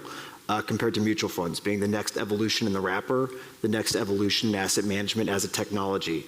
So for us, we've got a focus around tokenized registered funds here in the United States, including our money market fund. We make those available to US retail through an app we have called WisdomTree Prime, also to global businesses through a platform called WisdomTree Connect. And I don't know, just very excited and bullish on the space.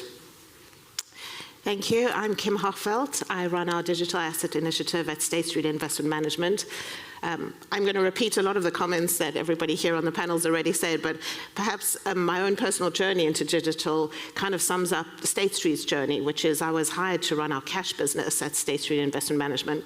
We have $500 billion worth of cash assets out of a $5+ trillion total. And we really saw what tokenized money funds could do for our cash franchise. And that's really been the journey, my personal journey, as well as State Street's journey into digital assets, which has obviously then expanded into tokenization as a wrapper, the whole theme of innovation. I'm going to have to correct you, Will, and say we invented that ETF wrapper back in 1993 with SPA. That's not a correction. And you know, it's part of our DNA in terms of innovating and thinking about product wrappers. Excellent. We'll come back to the ETF analogy a bit later. But maybe before we kick off, 2025 was a big year for tokenization digital assets. I think each of your firms have either significantly scaled your tokenized money market funds or announced launches of products. If we take a bit of that step back and think through a bit of the lessons learned, we've gone from about $3 billion in tokenized money market funds, I think a year ago when we were at the summit, about $10 billion today. What are some lessons learned from an institutional standpoint, asset manager standpoint, to think through the next wave of tokenized assets? I'd start with the objective of bringing assets on chain, and I think we heard a little bit of this from the Ondo team earlier this morning, is not just to tokenize an asset for the sake of tokenizing it. The idea of bringing an asset and representing it on chain with a token is the easiest part of the entire process. The hardest part is really building the ecosystem for utility for the asset. And when we have talked to our investors, and even when we talk to our product teams, when we talk about tokenization, we have to compare it with what is the opportunity set that investors today have in going to our brokerage platform and being able to buy every fund that is available in the entire United States, every stock and every bond.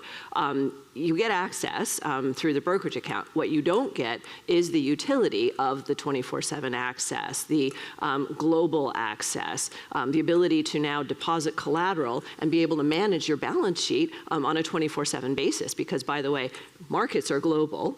Markets do not close at 4 p.m. Monday through Friday, the way that our stock markets and bond markets close sooner than 4 p.m.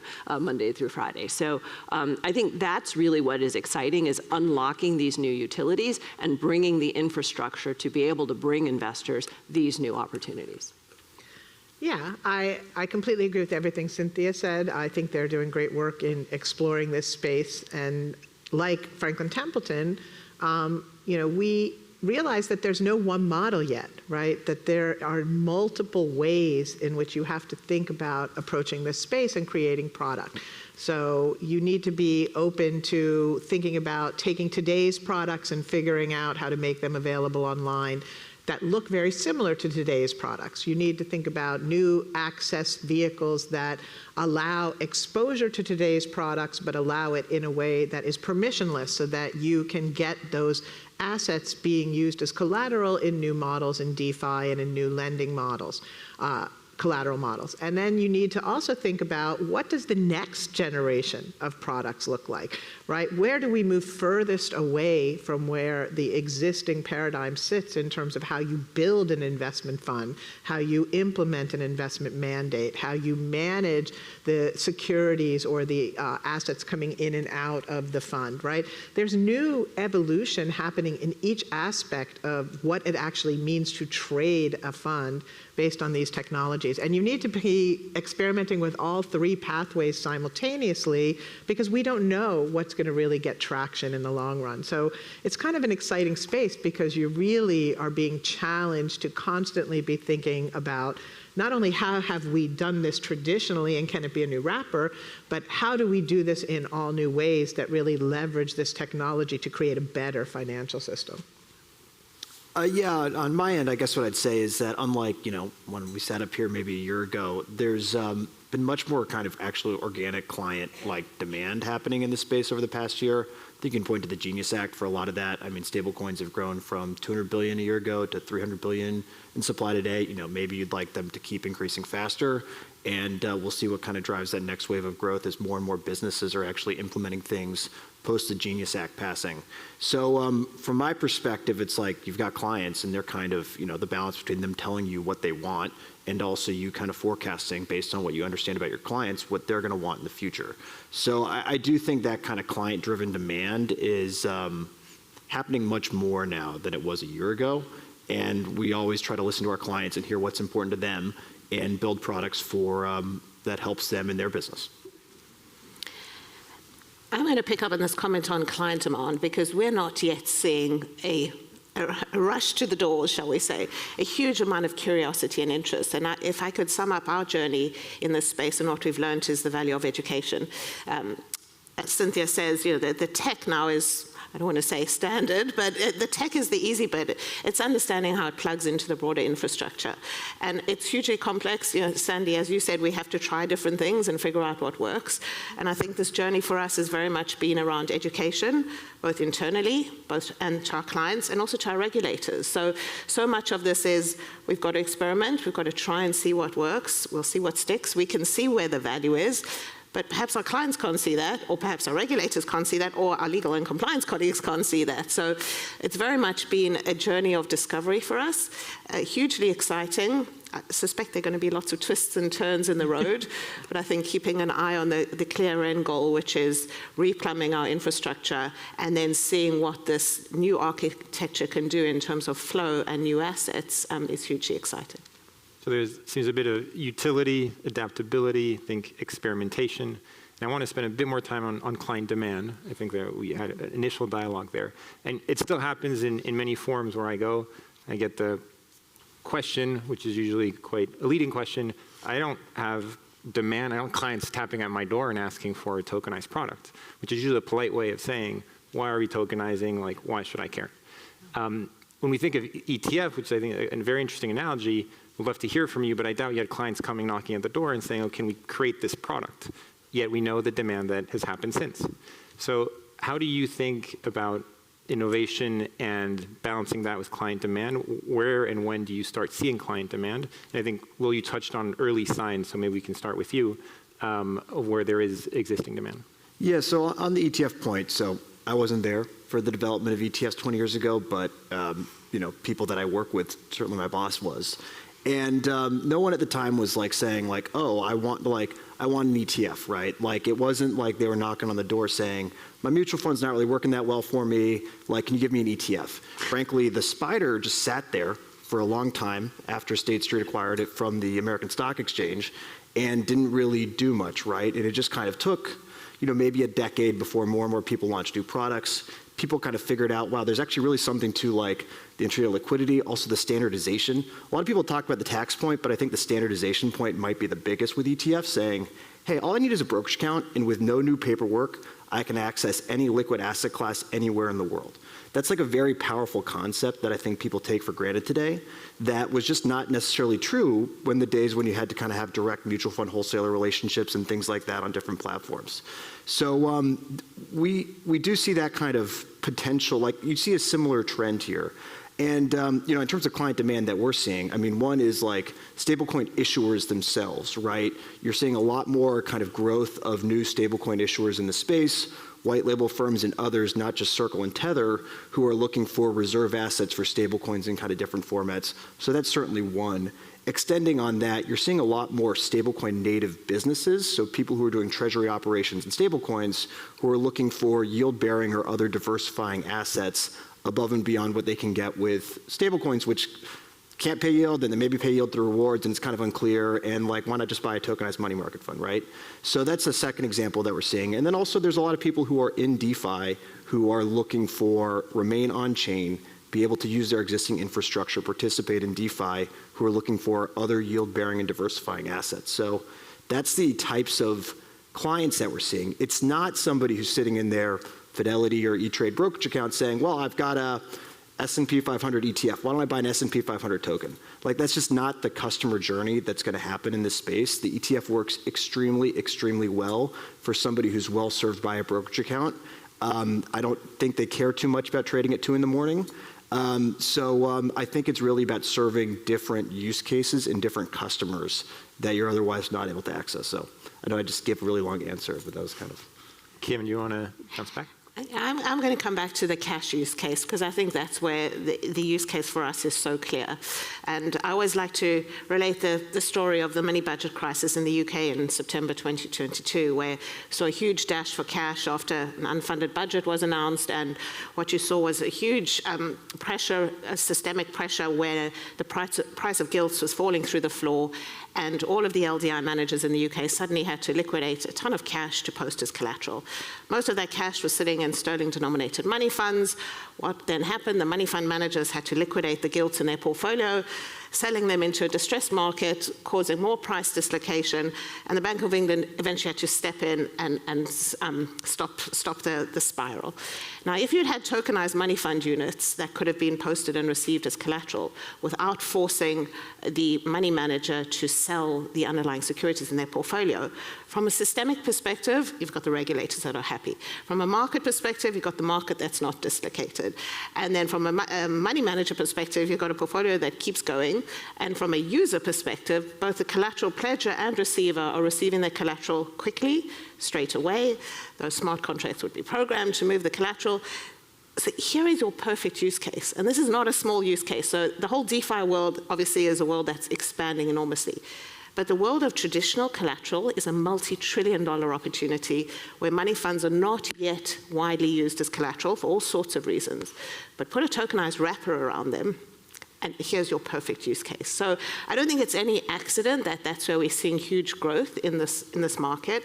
We have a perfect use case. We have a solution that suits money fund managers, collateral pledgers and receivers, regulators, central banks. I mean, it's such a perfect positive storm. So that's where this whole thing, in my opinion, is going to take shape. Excellent. Or go ahead, Sandy. I think so I think those were both excellent examples. We really are seeing, I think, two newer things that are starting to happen. I think that last year was kind of the year of stablecoins, and I think there was a lot of interest in stablecoins, a lot of growth in stablecoins. But I think it's evolving beyond that now. We're calling it this universal liquidity layer. And this universal liquidity layer is much more interoperable. It's getting to a lot of what Kim just spoke about in terms of collateral. It's getting towards more optimized use of cash. It's getting towards multiple options and pathways as on and off ramps. It's getting towards a growing set of yield-bearing products, right? And it's really becoming this liquidity layer that is enabling everything to start to move on chain because the cash and the payment rails are there to now make it easy to buy other assets on chain. Like we almost needed this evolutionary step to get this layer working where the financial system itself can start to optimize access, payment, utilization of assets on chain, the things that Cynthia was talking about earlier. So I think there's a lot of demand in this universal liquidity layer to really begin to plug these rails in. A lot of the announcements that Ian and the Ondo team were making earlier around what they're trying to enable with prime brokerage, what they're trying to enable with perps, that's all, I think, illustrative of this universal liquidity layer. And now, because that is really advancing very quickly, we're now able to start to be launching the products on top of it that are moving the assets out of these fragmented accounts that everything sits in today into the wallet. And then getting those assets into the wallet is where new demand is emerging. New demand from people who have wallets and want to directly access assets. New demand from people who have tremendous crypto profits, whatever's left after the last few days, but tremendous crypto profits that they're looking to get diversified, right? We're going to start to see now the product layer that sits on top of this universal liquidity layer expand a lot. And there are multiple demand sources emerging for that. So it's a very exciting time. What's interesting is most of the demand sources are still digitally native demand sources. And therefore, it's flying under the radar, I think, of a lot of the traditional financial industry. You really have to be aware of how the infrastructure is developing to understand where the pockets of demand are coming from right now. But as things move on chain, that's going to become better and better understood. So it looks like demand, we're seeing use cases that are emerging, increasing products on top of this universal liquidity layer. As we think a bit ahead of 2026, what would you like to see happen this year? What's feasible in your mind so that next year at the summit, I can ask you the same question looking back? Maybe what I would add on from the asset manager's lens, and this is the corollary to all of the points that Sandy just made, is when I look across the innovation that's happened in the asset management industry over the last several decades, asset management is really about being able to deliver professional investment, portfolio construction, professional asset investment management to investors in a packaged product. So we started with the mutual fund, which was a tremendous innovation in 1940 in the ability to be able to aggregate a number of different clients' assets and to deliver professional investment management through that one vehicle. One trade, you get access to professional investment management. Next, I would say, comes the ETF wrapper, which gives you more real-time ability to trade that asset. I'd say, as I remember the days when iShares was part of Barclays, and iShares had a massive retail campaign.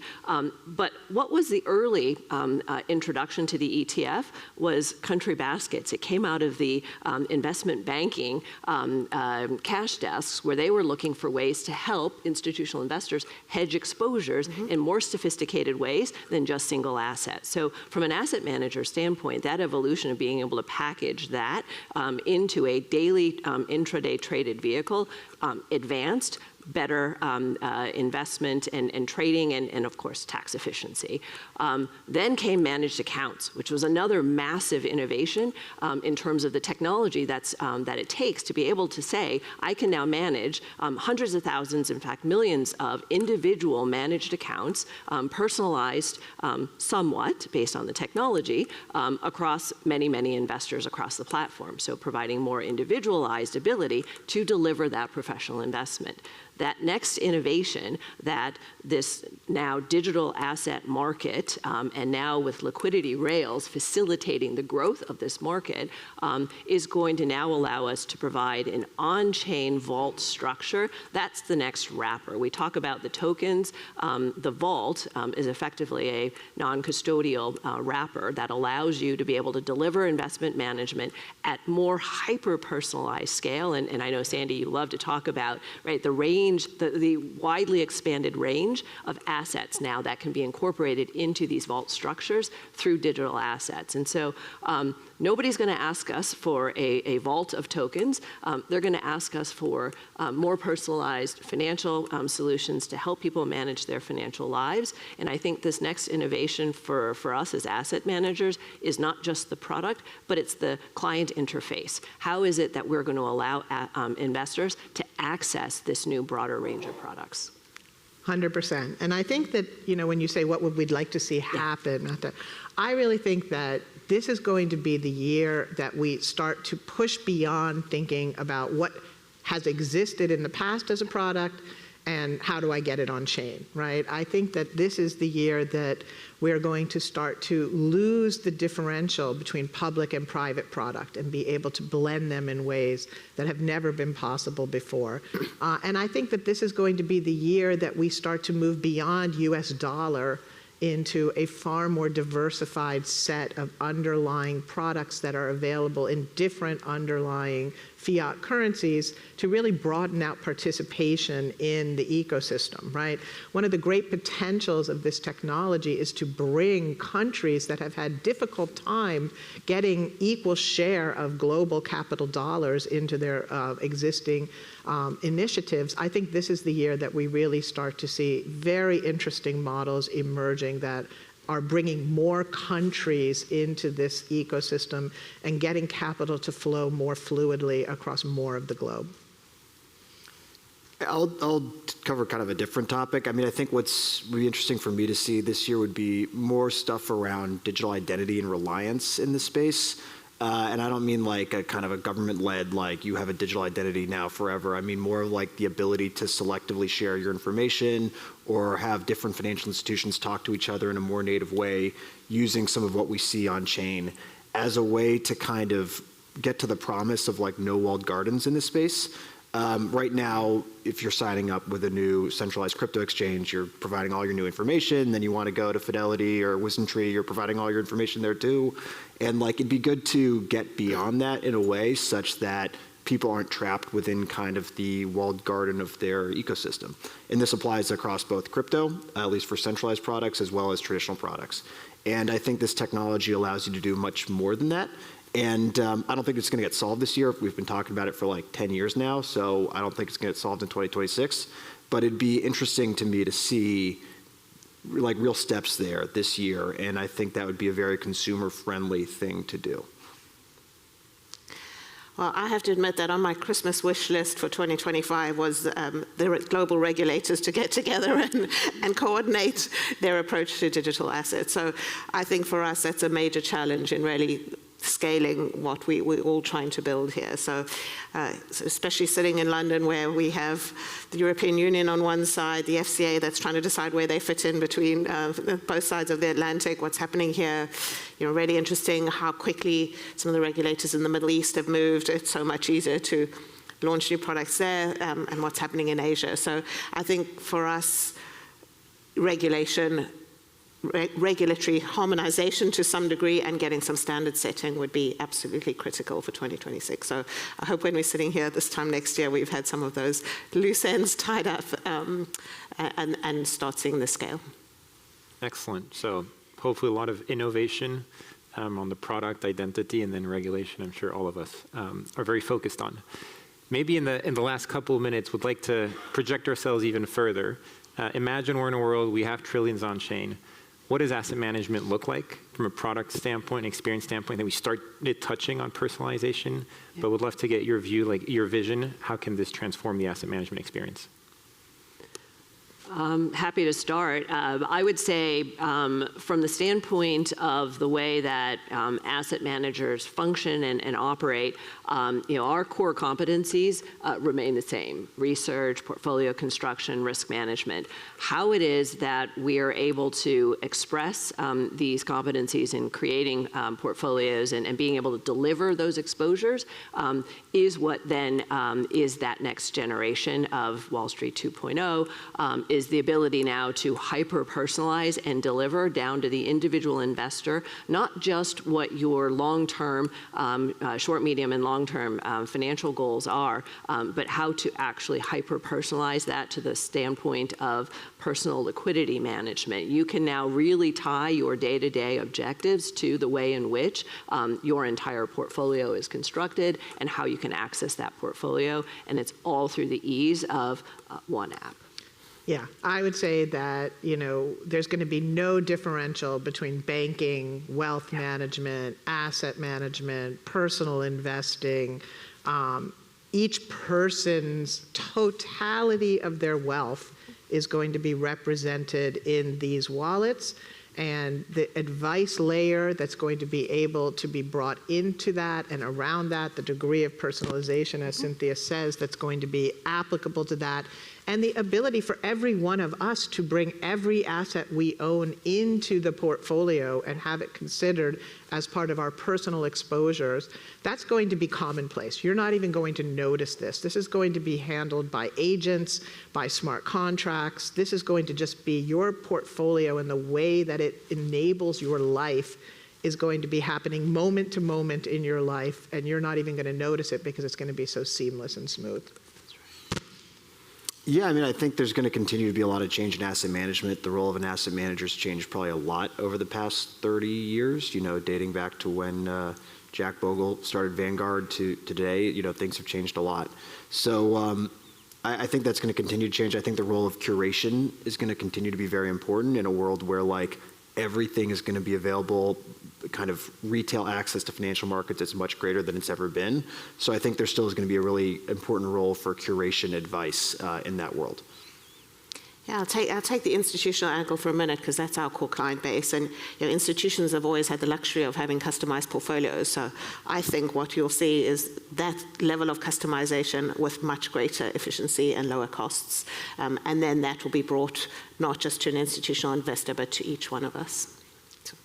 Excellent. Well, on that note, I think we're right on time, so thank you to all our panelists.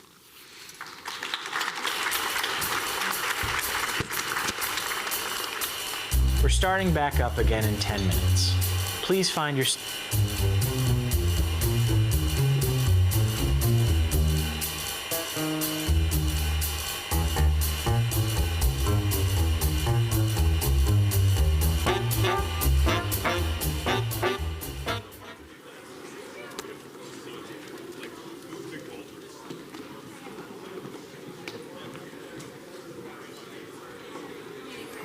We'll now take a break. Please be back in a few minutes.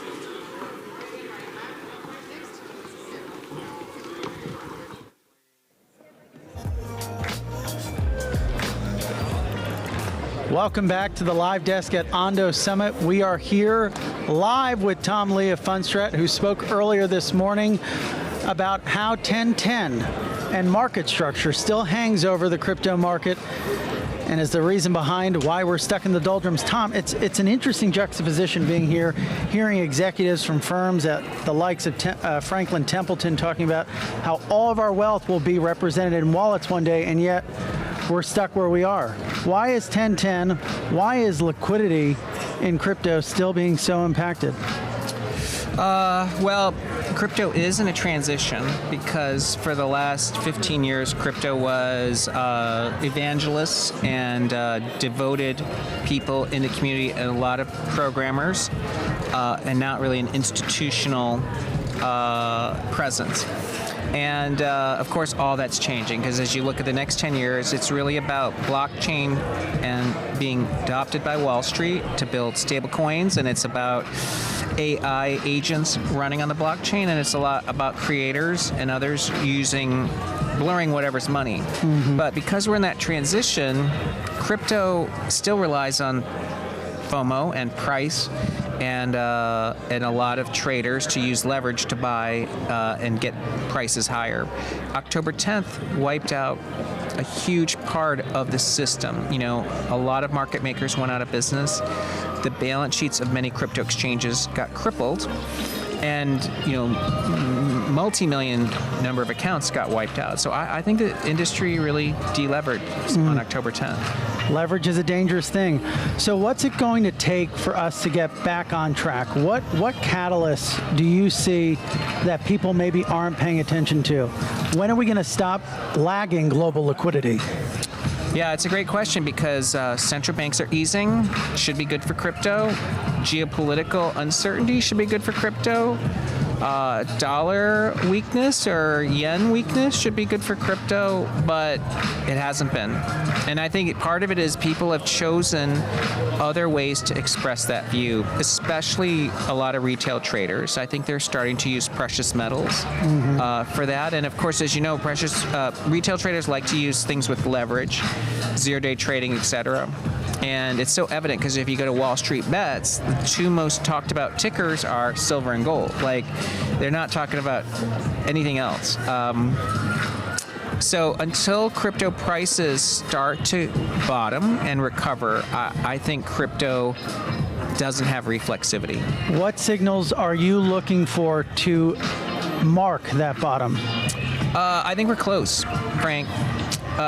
Because on the one hand, there's a huge camp of people that say we're in the 4-year cycle. Yep. And so it's going to take a year. And the timing kind of lines up that we're in a 4-year cycle. However, on-chain activity is arguing against the 4-year cycle because usually on-chain activity starts to fall. Like active addresses, wallets are falling. But look at Ethereum. When you look at June, when Ethereum was exactly at this price, active addresses is up like 115%. Daily transactions are up 77%. Total value locked on in terms of real-world assets is up like 50%. Yep, it's up 23 billion the past 30 days. Yeah, so this is the opposite of what I would consider to be a crypto winter. Well, how much is quantum risk playing a role in this? You mentioned it, or at least it was discussed on your panel. We saw in Galaxy's earnings report that they had a client partially scale back a position by $9 billion because of quantum risk, at least partially. How big of a risk is that? Well, quantum is part of the conversation. So, like, are people reacting to it? Yes, because it's come up in so many of my conversations with institutional investors, and that makes them uneasy. So it is affecting the price. Is quantum actually a risk to Bitcoin at the moment? That's a good question. I think it's unknown because today's quantum computers can't break Bitcoin encryption. It's the anticipation of the progress of quantum that will allow them to break the encryption, especially on a lot of the legacy Bitcoin wallets. I think the other blockchains are okay because, Ethereum upgrades every 6 months, so you can make quantum resistant the blockchain and wallets. But so it is an issue. I think Bitcoin probably needs to address it sort of specifically, and then once people believe quantum resistance is feasible, like some implementation plan, then it won't really hurt Bitcoin. Okay, let's shift focus to Ethereum. How powerful, how secure is its moat from an institutional perspective? I mean, Ethereum is really the largest smart contract blockchain. And so the Lindy effect says, look, Solana is actually good, but it's much, much smaller. And as you know, Wall Street may try to work with other blockchains, that suit Wall Street's sort of focus. But at the end of the day, if we think about this decentralized computing, smart contracts recording everything, AI, stable coins running, there's only Ethereum. How Lindy do you think is Ethereum? I mean, with a track record of 10 years, right? You look at something like VHS, which had 20 years as the main mode of video, for instance. Yeah.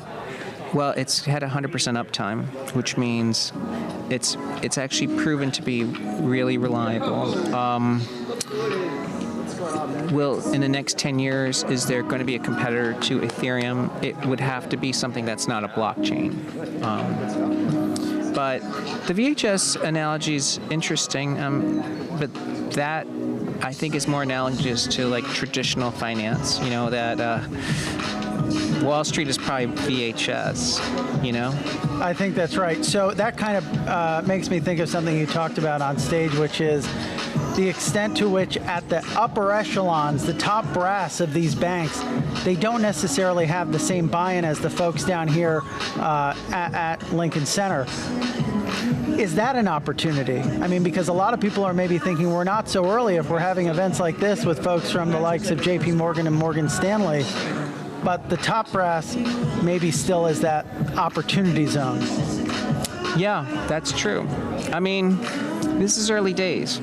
I kind of mentioned it, reminded me of mobile. Like, mobile wasn't really mainstream until Apple made the world take it seriously.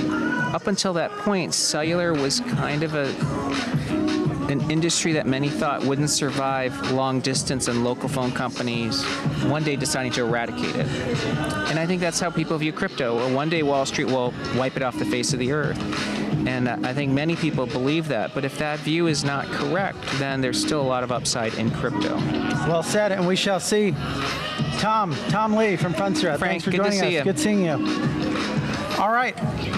We've got a few more sessions today, obviously. We've got a break going on, and we're going to be continuing some live interviews. We just had Tom Lee at Fundstrat, and now we are welcoming Peter Tuchman from the New York Stock Exchange, also known as the Einstein of Wall Street, joining us.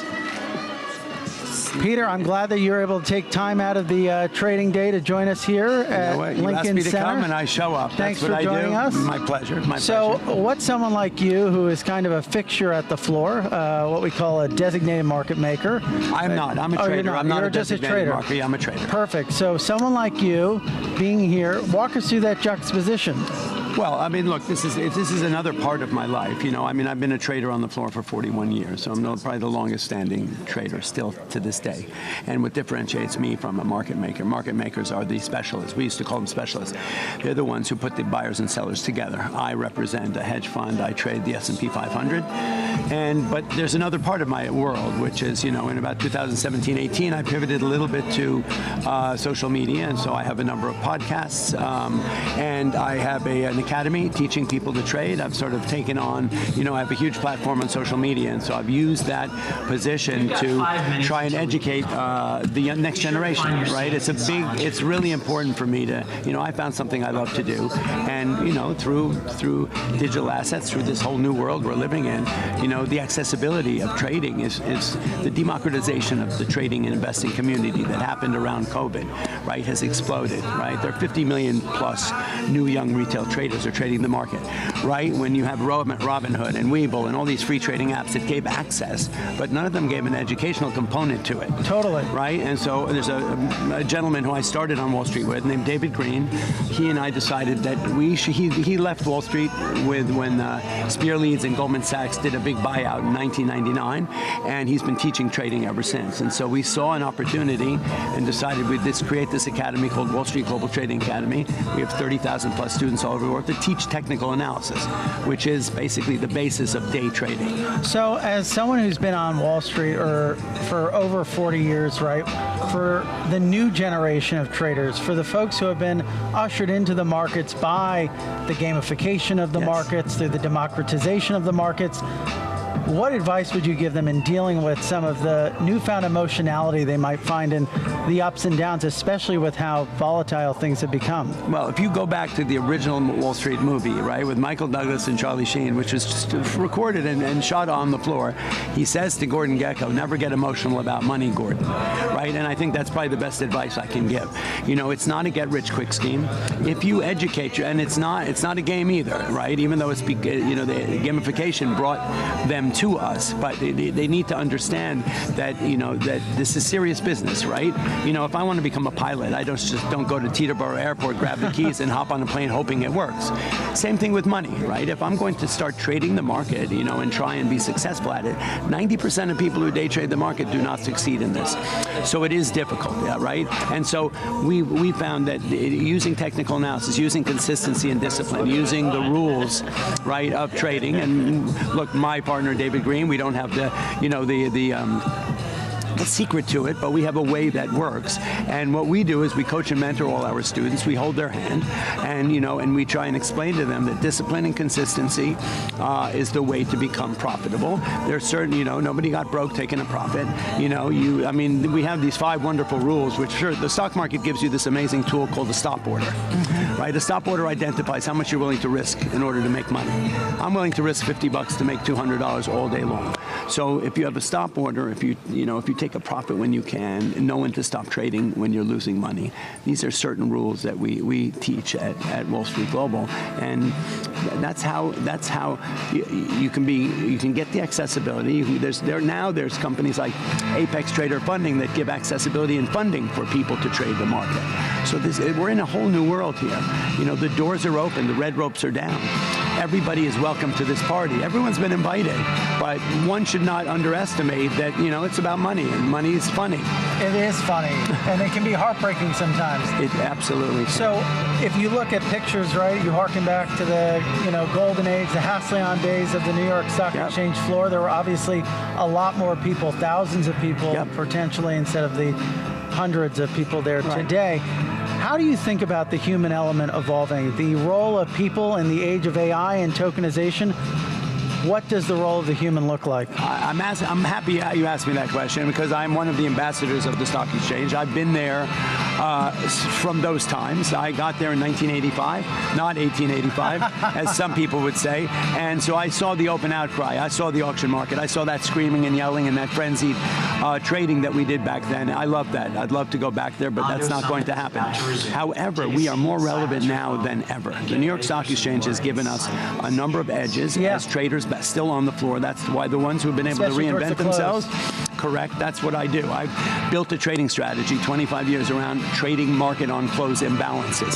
That's what we do. But you know what? Look, the market is more vibrant than ever before. The floor is more relevant in a market that is as volatile as this.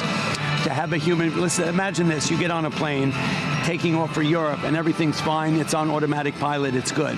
What happens if you run into turbulence, you run into a storm? You want to open the cockpit door and know there's a human being there flying that plane, don't you? You don't want, right? I don't know about you, I'm not going to sit in the back of a self-driving car, it's not my thing.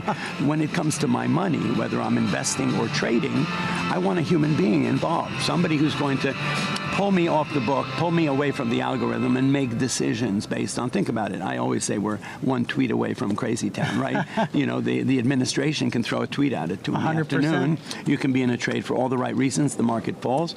You want somebody at the point of execution who's going to pull you off the book and use judgment, historic judgment, somebody like me who's been there for years, to make those decisions for you. And we feel better with you on the floor, Peter. I sure hope Thanks so much. It's absolutely my pleasure. Thanks for joining us. My pleasure. Thank you. And we're getting back into the sessions now. Thanks so much for tuning into the live desk. We'll see you shortly. Welcome back to Ondo Summit. Let's give a warm welcome to our MC, Brendan Flores.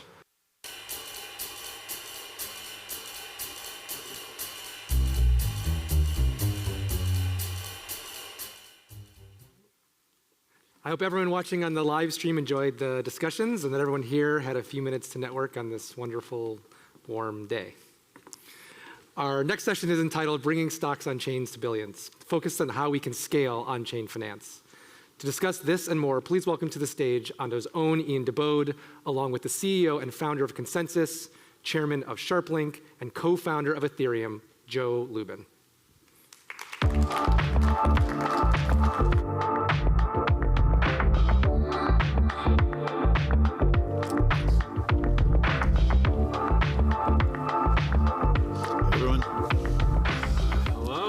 How you doing? Good. Exciting stuff going on. Joining us. Very exciting stuff today. We announced today that all Ondo tokenized stocks and ETFs are live in MetaMask. What do you think that means for you and for the millions of people across markets that can now finally access these instruments alongside crypto? It's a game changer. It's self-custodied access to instruments that most people around the world haven't normally had access to. So what you've been doing is tokenizing real-world assets, and tokenized real-world assets are now added to the natively tokenized assets and all accessible through MetaMask. And the kinds of assets or the way that you've been doing it is essentially a harbinger of how global finance is going to be moving. You've done some great things. Normally accessing equities involves T+1, T+2 settlement. You've done real-time settlement. That's a game changer for the velocity of an economy and for the ability of an individual to create some value in some sort of trade with their asset and then have it instantly available to do something else that's of value rather than losing access essentially to your asset for a day or two. Enabling access to trade 24/5 for the full work week. Enable permissionless access to move the tokens around anywhere 24/7, 365. Again, a game changer. Represents real freedom and agency, financial agency for people. Ability to use these tokens as collateral to borrow against, or in other kinds of situations to provide liquidity into DEXs in different situations to participate in vaults or other sorts of portfolio constructions, participate with full composability in DeFi. So congratulations to you, and we are absolutely delighted to be able to offer this to people around the world through MetaMask. Yeah, no, it's been a pleasure working with you guys as well, and we share the excitement of really enabling these assets in a fully self-custodial manner to have these assets also work in DeFi. I think a lot of platforms out there are actually not ready for what that really means in terms of access and how financial services would work down the line. But tell me a little bit, what does that mean for MetaMask specifically, to have all these assets live on the same rails? So it's part of the direction that we've been going in for quite a while. Again, it's about empowering users and communities to have permissionless access to and control over their own assets. I don't know about you, but I've walked into a bank and I've been denied access to my money at times when I asked for maybe more than $3,000. It was a few years ago. Maybe they've gotten a little better, and $3,000 isn't what it used to be. But MetaMask has been releasing features and capabilities at a rapid pace recently. So we've provided access to hyperliquid perpetual futures, to equity perps, to polymarket prediction markets. All of these instruments are accessible within the safe confines of your MetaMask. You don't need to move tokens to a centralized exchange or explicitly bridge to some network to access those exciting instruments. We've been rolling out our MetaMask debit card globally, and that's a game changer also in the sense that instead of taking your paycheck and moving it into your bank account so that you can make use of your debit card to pay for things in your life, you can actually move your capital into an account on Linea, and then you can move all your capital into DeFi. And if you're going out and paying for dinner on a Tuesday, on that particular Tuesday, right at that time, you're paying on the global MasterCard network, and some of your capital moves out of DeFi to essentially pay. And so instead of the bank earning yield on your back, you're earning yield on your money. And so MetaMask USD, our stablecoin, is also rolling out globally. We're very excited about that. We've got a rewards program which has just kicked off to bring people into our world in more diverse ways. MetaMask is firing on all cylinders, and now it's firing on the Ondo global markets. I love that. No, you guys have definitely shipped a lot. And I think MetaMask is one of those prime examples that is turning more and more into an everything app. There's been a lot of talk about the everything app, a big push even in the US to enable some of that.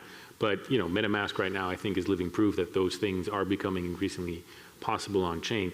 You mentioned that these things are also available in a self-custodial matter, right? And some other tokenized products are not exactly like that. Why, in your opinion, does the whole concept of self-custody and being able to self-custody these tokenized stocks and ETFs matter in the first place? Yeah, so MetaMask is moving towards being a full service, essentially a neobank in your pocket or on your mobile or on your laptop. It's a different kind of neobank. It's a neobank that enables you to be fully in control of your assets. And why is it important to have self-custody of your assets? In a country like this, you don't really need that, except when the shit hits the fan and some sort of crisis happens.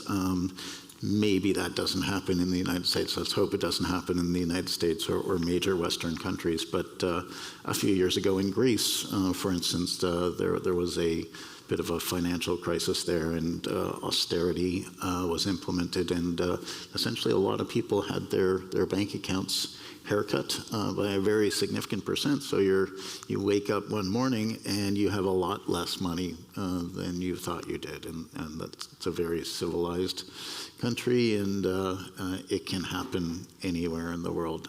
And so having full control of your assets in a way that you don't have to ask for permission, in a way that a government can't simply by fiat just destroy value or extract value from you. That is incredibly important. There are a lot more challenged nations in the world. There's a lot of crazy stuff going on currently.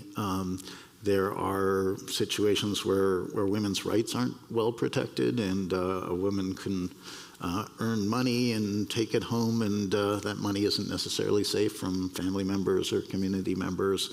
It is safe if that money is stored in a MetaMask, and the family members don't have access to that MetaMask. In nations run by tyrants who financially exploit their citizens and financially repress their citizens when the debt gets too large and inflation gets very high. Having access to stable coins, or even better, having access to financial instruments available to Americans or to citizens in Western nations that don't just hold their value as a good store of value, but represent the potential to grow over time as the American economy grows. That's a total game changer. So you can be protected from your tyrant. Your tyrant can be weakened because the tyrant isn't able to exploit you anymore, and you can potentially access sort of aspects of the American dream. You can buy some Apple stock or some Google stock, and ideally that grows, and ideally that gives you the ability to do something more empowering with your life. No, I fully agree. One of the key themes that we keep on hitting on at Ondo, at least, is this concept of access to use any financial product whenever you wanted, wherever you wanted, and being able to have these assets in a self-custodial fashion, in a permissionless fashion, and being able to hold them in a self-custodial wallet, I would argue is quite frankly the only real way to guarantee that level of access that we aspire to get. It's the ultimate game changer. We're either moving into a bit of a prison planet kind of situation, or via decentralization, real economic, social, political, financial agency for people on these decentralized rails, plus AI, so that you can level yourself up on anything in real time and have essentially cognitive superpowers available to you.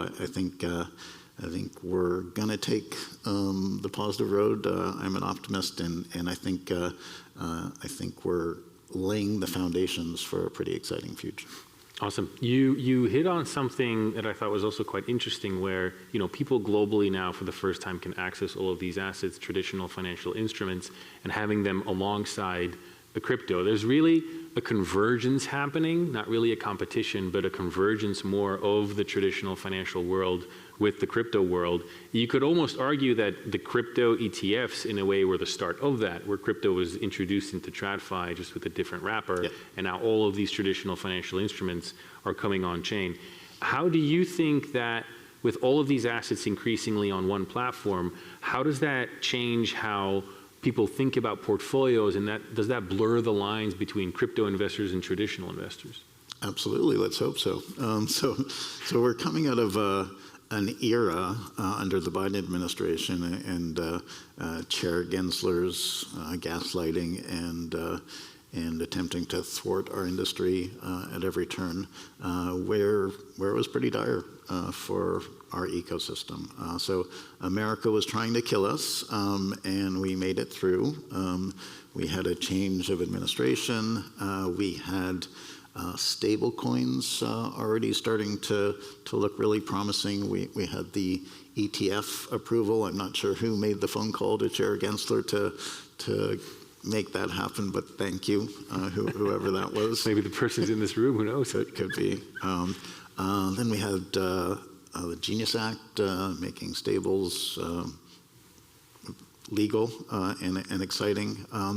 And that essentially caused a bit of an earthquake in the financial industry. So banks started to panic. They started to be concerned that maybe they'll lose their deposit base. I don't think that's true. Nick Carter on his podcast shared some data that bank deposits really rise and fall in correlation to the liquidity in the U.S. or the global economy. It's probably much less likely to be affected by stables. My guess is that stables will be a certain form of money. deposit tokens will be a different form of money. There will be other forms of money, and they'll probably rise and fall with global liquidity. And so we've been in this era where TradFi has found itself now onboarding to DeFi. The digital asset treasury companies were an interesting part of that. I'm very optimistic about certain digital asset treasury companies. I think many others were way too premature, but they're going to be an important construct going forward. As many banks around the world were panicking, Sybos picked up on that, or sorry, Swift picked up on that, and we ended up entering into discussions about how Swift can offer something that that can be sort of next generation embracing of blockchain and make things easier for financial institutions, for banks around the world to adopt the technology. It's probably not the case that banks will need to custody the assets of their customers in order to survive and thrive. And so there are lots of good ideas around that. But at Sybos in Frankfurt, Javier Perez-Tasso, the CEO of Swift, announced that the ConsenSys would be helping Swift to build Swift Ledger. It was a prototype that we've been building. It's the first phase of a multi-phase project. And that was received really well. It was received as a bit of a revelation where previously it was verboten for TradFi and DeFi to talk to one another. Of course, it happened in many different ways, but many people frowned on it. And the sentiment at Sybos shifted. I think there's a collective sigh of relief and excitement that now we have all been given permission to speak with one another, to collaborate with one another, to take the 200 years of innovation in TradFi and bring that to DeFi, and to take the 10 years of innovation in our space and some pretty profound stuff in our space, I believe, and make that available. So decentralized trust is a main characteristic of what we're all doing in our ecosystem, and Satoshi invented decentralized trust. Ethereum perhaps perfected it and brought it to benefit every kind of application, not just narrow applications of money. And if we can bring decentralized trust to TradFi in a world that is losing trust in centralized institutions, we can make TradFi and DeFi just finance together, and it'll make for much sounder foundations for the economy. I love that. And a faster growing economy. No, I love that a lot. I think a lot of people actually don't realize, but ConsenSys has been active in the TradFi space and trying to get them on chain for a very long time. Longer than Ethereum has been up, I think that's is right. More than 10 and a half years. Yeah, that's incredible. All right, very good. I know that we are coming up on time, but I think last question for you, looking ahead as tokenization scales more, as more use cases come online, as you're working with the TradFis, what does success for MetaMask look like over the next, call it 12 to 24 months, and how does something like Ondo fit into that? Yeah, so MetaMask started life as a digital authority tool, enabling you to sign transactions and messages so that you can participate on Web3, on decentralized protocols. It has evolved to be a fully featured wallet, adding portfolio management tooling, all the different kinds of capabilities that I described before. We're incredibly excited about our reward system because it's still going to take time. It's still going to take years for this technology to go really mainstream. And so we can reward people for doing things that they already like to do on MetaMask, and we can show people what to do by incentivizing different kinds of behaviors. We represent the largest distribution in the space, and so many protocols come to us to soon use our reward system so that we can incentivize our users, reward our users to do new valuable things. And so we're moving to be a neobank, a new kind of neobank that you fully own and are in control of. And there's a Claude-bot, Mort-bot moment right now, which is, I think, part of the evolution of this idea of the development of a personal operating system. So MetaMask is rapidly evolving to become your personal money operating system, and MetaMask represents the future of finance, essentially. It's going to be open, it's going to be largely permissionless, it's going to be global, and it's going to accelerate in 2026. Very cool. I'm very happy. Timed it perfectly. I know, you timed it perfectly. I'm very happy that part of the vision, though, does include self-custodial stocks and ETFs. So Absolutely. I'm very excited for that. Joe, thank you very much, and that's a wrap. Welcome back. We just heard from Joe Lubin, CEO of ConsenSys, the firm behind the world's largest wallet, MetaMask, talk about how they're building a personal money operating system, and also how stablecoins created an earthquake that have shaken banks to their core over losing on their deposit business, which is great timing because we have banks joining us on stage next, folks from Citi, JP Morgan, Swift, and BNY Mellon. We'll hear how TradFi is onboarding into DeFi. Thank you and enjoy.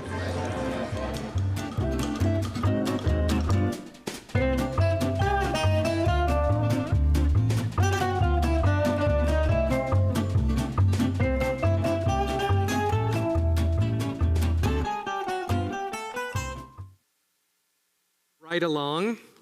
Our next panel session is entitled How Tokenization Will Redefine Banking and Payments. To discuss, please welcome to the stage our panelists, along with our moderator, again, Ondo's own Matthew DeVerne. On me, how's that?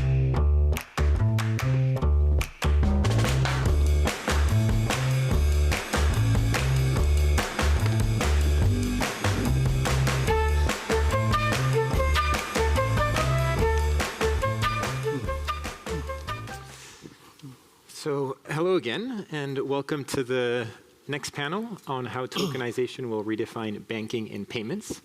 For this discussion, we have leaders from 4 of the most preeminent financial institutions, Citi, BNY, Swift, and JP Morgan.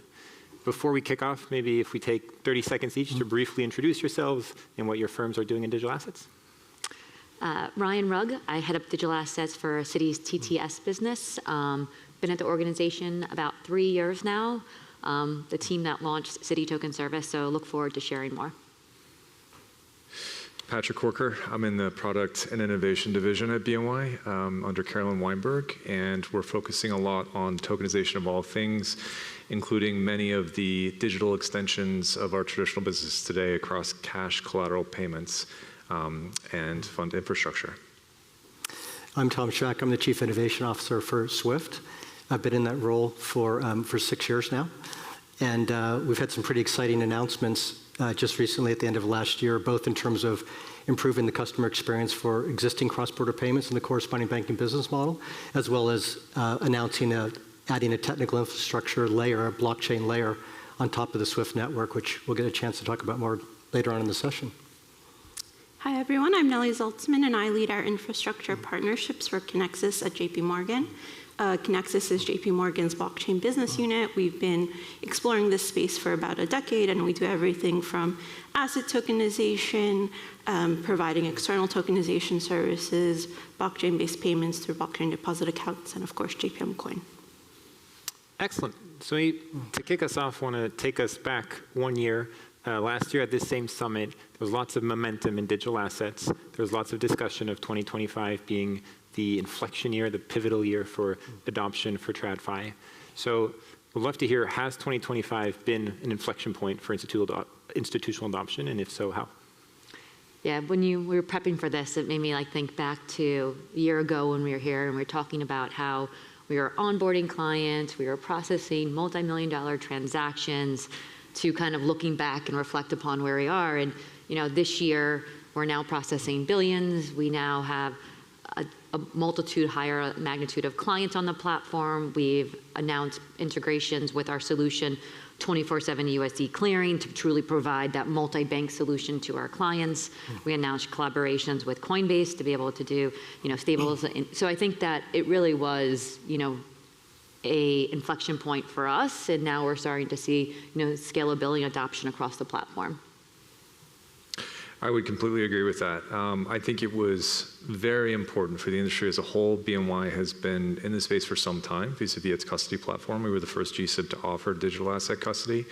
But then extending that out into other areas has been a matter of quite a bit of investment over time. And admittedly, we've been a little quiet on the announcement front, but nonetheless building expeditiously to meet what I see as a market that is full force coming into digital assets, and particularly tokenization.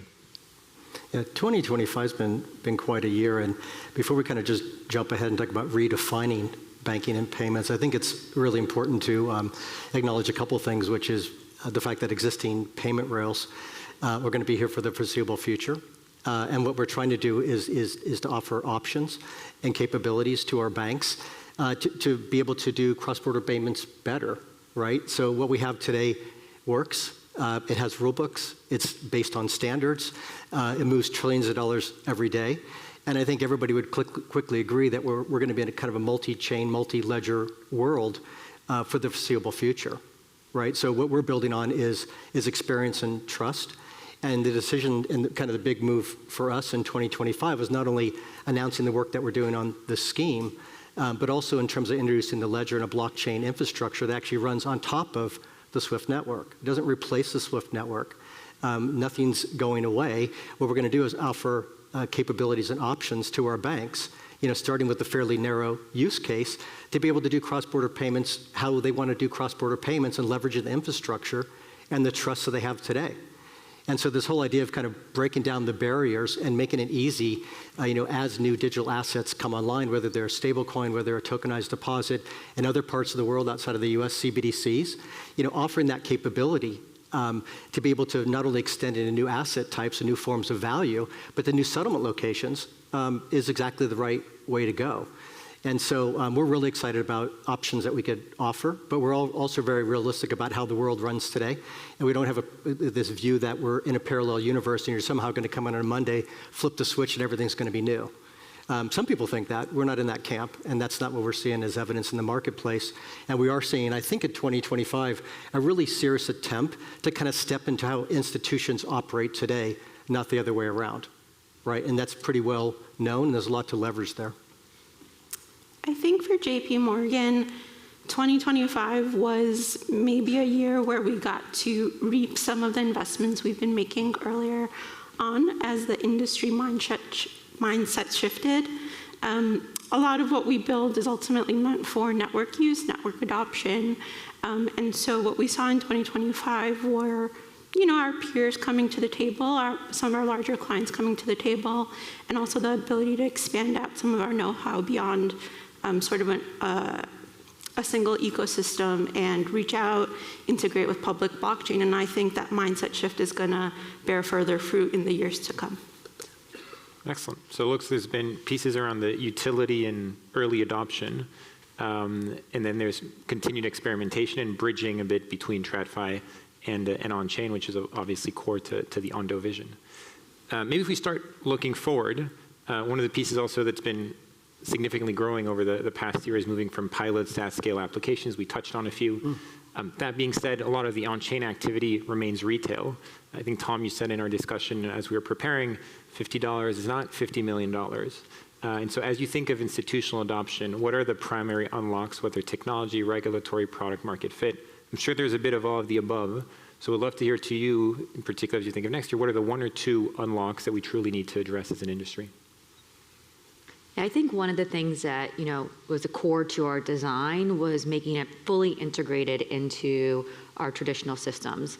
So the way that we view Citi Token Service is it's just a drop-down box, and that we completely obfuscate all the complexity for day one for our clients. They don't have to host a node, they don't have to have a wallet, they don't have to manage the keys, all the operations around it, we do for them. They don't actually, it's covered under their MSA from an account standpoint also. Because one of the feedbacks that we got from our clients was they have hundreds, if not thousands, of accounts across these multitude of banks across the globe. And they don't want additional operation. They want to really streamline that.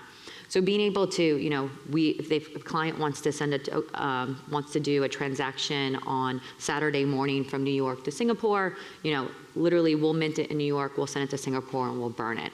And it's also cash for cash in their account. And that was by design also. Again, meeting our institutional clients where they are, where their Treasury ERP systems, a lot of them can't even handle real time, let alone account for tokens. So I think that, if you think about technology over time and some of the technologies that were adopted versus not, you think of like the story between the BlackBerry and the iPhone. Like, why was the BlackBerry not widely adopted? It wasn't super intuitive and easy to use and like seamless.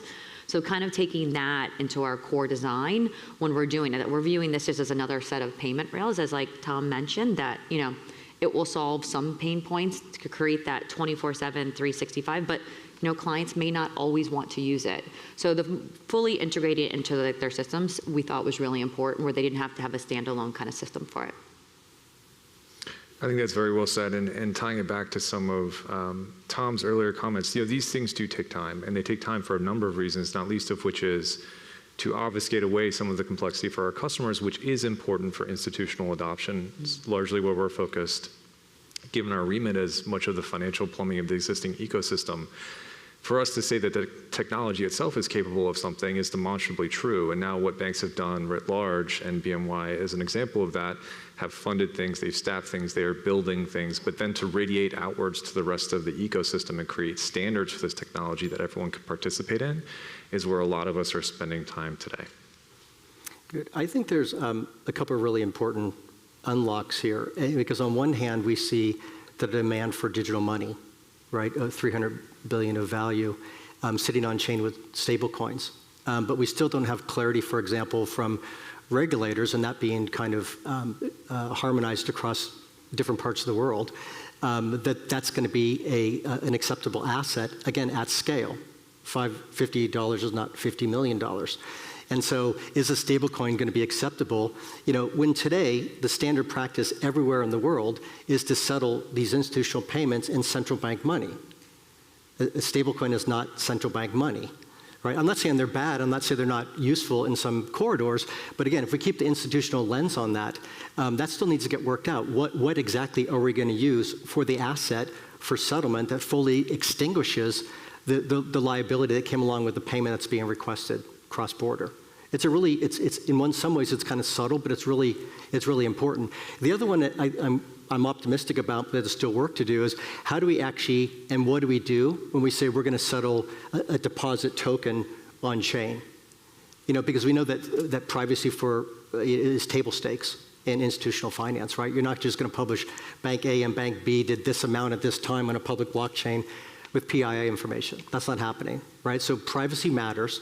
But the temptation for open shared public infrastructure, like the network, the internet, like we see what's being built in Ethereum, for example, it's irresistible, right? We're going to get there. The question is, how are we going to get there? We're not going to do it on day one. We don't have to get there on day one. We can kind of start small and prove the value. But again, if we really want to get to scale, and we want to do that on a global basis and harmonize, what settlement looks like, these things need to get worked out. And there's really good conversations happening to do that. It's just not going to happen today or tomorrow.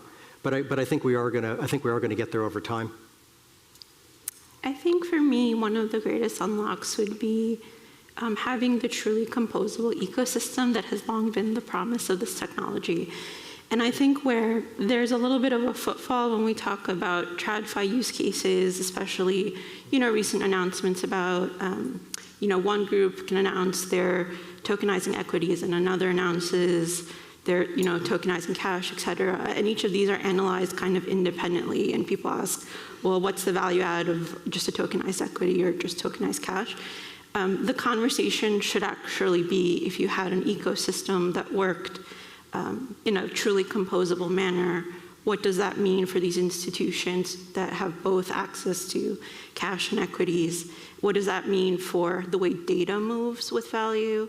What does that mean for reconciliation and operational cost? I don't think we're having these kinds of conversations holistically enough, in part because I don't think a lot of people are actually looking at the whole ecosystem, but that's kind of a big passion of mine, so I do really feel strongly about that. Matthew, can I build on that? Because I think you hit it right on the head. The composability is probably the single most important innovation that comes out of blockchains. And that leads to interoperability, that leads to a way to have a shared rule book, that leads to a way to develop standards. Sometimes in a kind of a crypto native world, it's kind of a winner take all, right? I have the best blockchain, everybody should do something here. Let's make sure they don't exist or we kind of dominate here. That's not how finance works globally. And if you don't have that composability, again, not only between new forms of value being on different blockchains, whether they're private or permissioned or fully open public blockchains, if you don't have that composability, you just never get to scale. And it might even turn out worse where a group of financial institutions in one part of the world do something one way and they do something different in another part of the world, and then they can never speak and they build fragmentation. And you just start eroding the benefits of kind of the blockchain and having these digital assets in the first place. So it's all going to anchor on composability, and they have to be able to speak to each other in a standardized, compliant way. I think that's right. I think the other thing that BNY is focused on here is interoperability. And so even if you just take the clearest form of growth in the space and where there is institutional adoption today, which is generally cash, so stable coins, deposit tokens, et cetera, we're seeing the accordion draw out. There will be many stable coins, there will be many deposit tokens. How do those things talk to each other? How do the platforms move value across ecosystems as people build to some degree in silos, which is how things have worked historically, but we have to connect those dots, and that's where we're focused. And I think what the key thing is, when I joined Citi 3 years ago, we were part of several of these different consortiums and working groups, but we couldn't move a token safely and soundly around the four walls of our own institution. And building up that, there's a lot of legal compliance, regulatory considerations. Every branch we rolled out to, getting, making sure we get regulatory approval on it. So I think that now that a lot of banks are at the standpoint that they have a token, no one wants just a Citi token. We fully recognize that. Like, all of our clients want a multi-bank token, and working with these different consortiums, also integrating into our solution 24/7. So we're a corresponding bank for, I think, 1,500 plus banks. Of those 1,500 banks, 300 are on a solution called 24/7 USD clearing. So right now we integrated, and we announced that at Sibos that we were going to integrate into 24/7. So being able to provide that as these consortiums, as these networks continue to evolve, as legislation and regulation starts to shape around this space. But our mission has always been creating a network that is multi-bank, multi-asset, multi-network, always on, and how you kind of lay those foundations. And now that we have cash on ledger in various forms, if it's stables, if it's tokenized deposits, CBDC, you can start bringing those other assets as well on. And building on this topic of interoperability, we have, in the uniqueness of the summit, is a combination of TradFis and also an audience following us online of CEOs, founders of digital natives. How do you see, as the industry matures, the collaboration between these digital native ecosystems and TradFis? What are some of the observations, what has worked, and what are some of the, I think you brought up Nelly and Tom last week, misconceptions of how to work together between TradFi and digital natives? Sure, I can start that one. I've said this before on other panels. I think for a long time, due to various factors, there has been, like Tom said, a winner-takes-all mentality. It has to be TradFi versus DeFi, or there's some animosity there. I always tell people, my business is to be a payments provider at a bank, right? And it always surprises people when I tell them, JP Morgan, as a payments business, services all of JP Morgan's other competitors and other businesses, right? So markets, competitors, broker dealers, We are known as the bank to other international banks. We're a very large US dollar clearer. It is part of our business to understand where our clients want to do payments business and support those ecosystems as long as they're safe, sound, and legal, right? And so for me, I kind of alluded to this in my last answer, I really feel we've come to a point where we can really double down and build those bridges. My goal is to have a good product that allows our clients to pay for assets that are moving the most efficiently. And if efficiently means 24/7, or if it means moving it programmatically, which is a huge value proposition we haven't really touched on, that is what I want my payments product to do, and I want it to do it relative to an asset that my client wants. And so, yeah, I mean, I think, we are looking at this with a very collaborative mindset, not just across TradFi, but across different ecosystems.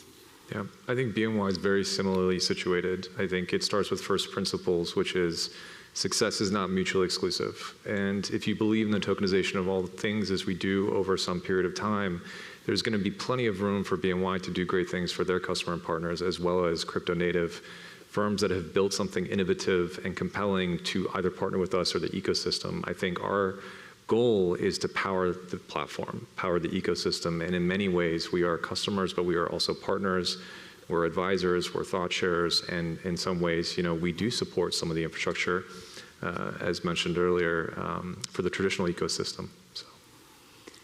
Yeah, having been in this space for a decade now, which I think sounds crazy, and seeing various strategies. The one that, if it was, my R3 days working at a fintech startup to working for a global system integrator to now working at Citi, it has to be a combination of build, buy, partner. You have to be willing to, invest in the infrastructure, build some of it out, but also partner. Like I mentioned our Coinbase collaboration, there's a lot of great companies out there to invest in, as well as invest. And we've invested in Fidelity, we've invested in BVNK, and we'll continue to invest in these networks. So I think that is a true collaboration. Like Nelly hit it also, a lot of these different fintechs out here are our clients, and we're servicing them across a multitude of different businesses and partner to help them really develop and scale their business and also integrate into our traditional businesses. So I think it's a true partnership across the ecosystem, but I think that, some of those misnomers out there about either or, it's much more of a collaborative approach. And, we have conversations daily, if not hourly, with a lot of these fintechs here today. I love to attend events like this, right? And I don't use the traditional word anymore. It's just finance, right? It's like, I don't know how we got this. I think somebody on crypto Twitter came up with this traditional finance thing, and it just stuck. But it's just finance. It's actually how things work today. There's nothing wrong with that. And in a lot of ways, there's a lot of things that work really well. But I love events like this. And I'll listen to a fintech or somebody who's coming from crypto native, and now their target is to go after regulated financial institutions. And my question for them is very simple. How are you not on the SWIFT network? You just said your stated goal is to get to every regulated financial institution in the world. Well, guess what? There's a way to do that. And it's faster than you think, and it's cheaper than you think, and it probably is much more beneficial than you think. And it doesn't mean you have to change your business model, but if you really want the distribution, you want connectivity to all the regulated financials, the banks, the market infrastructures, how could you not be on SWIFT? It's a good question. I get good answers too, by the way. Get really good answers.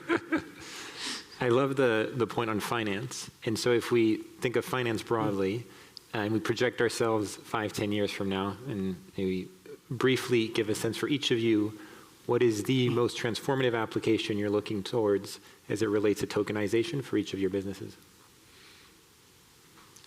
I'll start.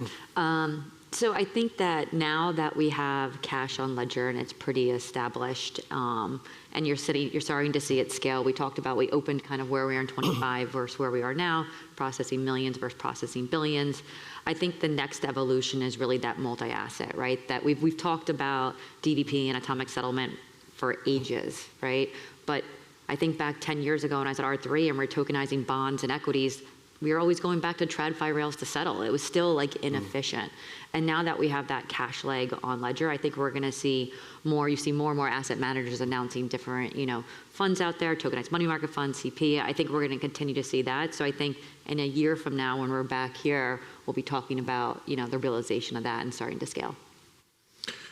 I think that's very well said. I mean, I think right now I wouldn't point to a specific product or product primitive. I would say it's about the promise versus the reality. And so 26 is a very much rubber meet the road year for many of us who've invested in this space and said we want to do this within the context of financial services institutions, which is a choice.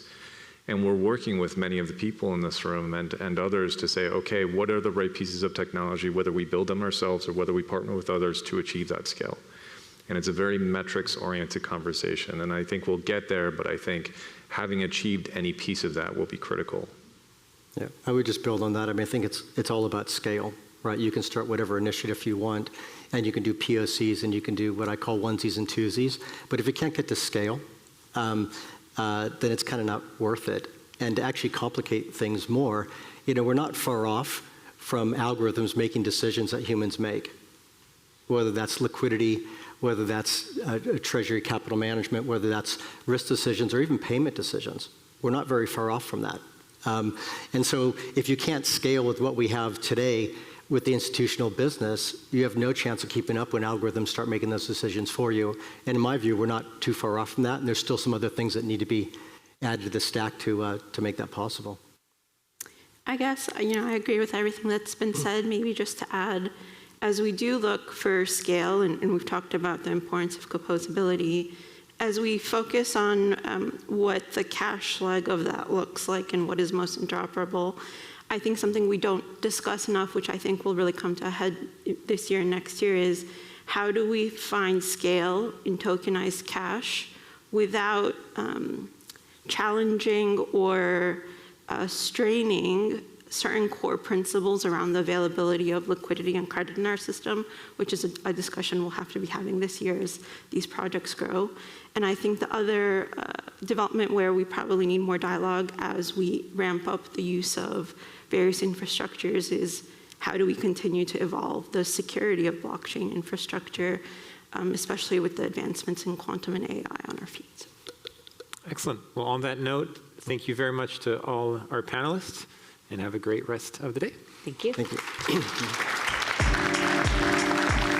Welcome back.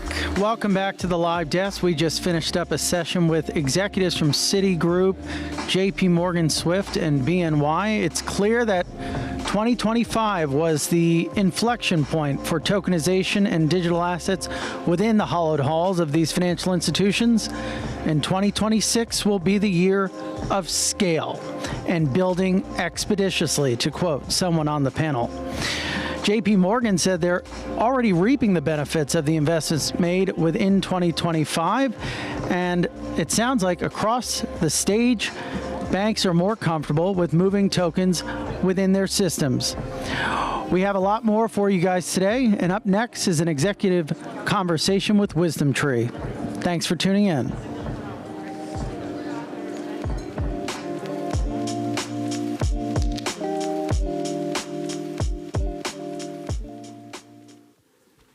All right, we're keeping rolling.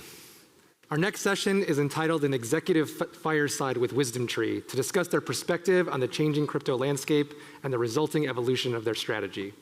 To discuss, please welcome back to the stage Ian DeBode, along with the CEO of WisdomTree, Jonathan Steinberg.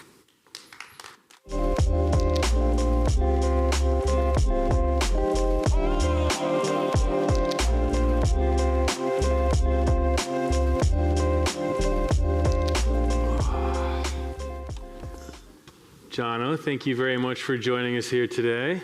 Thank you for having me. Of course. So, WisdomTree is one of the few asset managers that didn't just talk the talk, but you really walk the walk, right? You have tokenized funds, you launched WisdomTree Connect, and recently you even expanded to a chain like Solana with all of your tokenized funds. So, when you look at the industry today, do you feel like tokenization is still at the experimental stage, or are we starting to hit more of a mainstream and a full rewrite of financial markets? It's still early days. but it's not an experiment. Now, we have conviction, so we believe eventually everything will go on-chain. And you're seeing it go beyond just the crypto native community to firms, TradFi firms like us, more than just asset management, banks and everyone.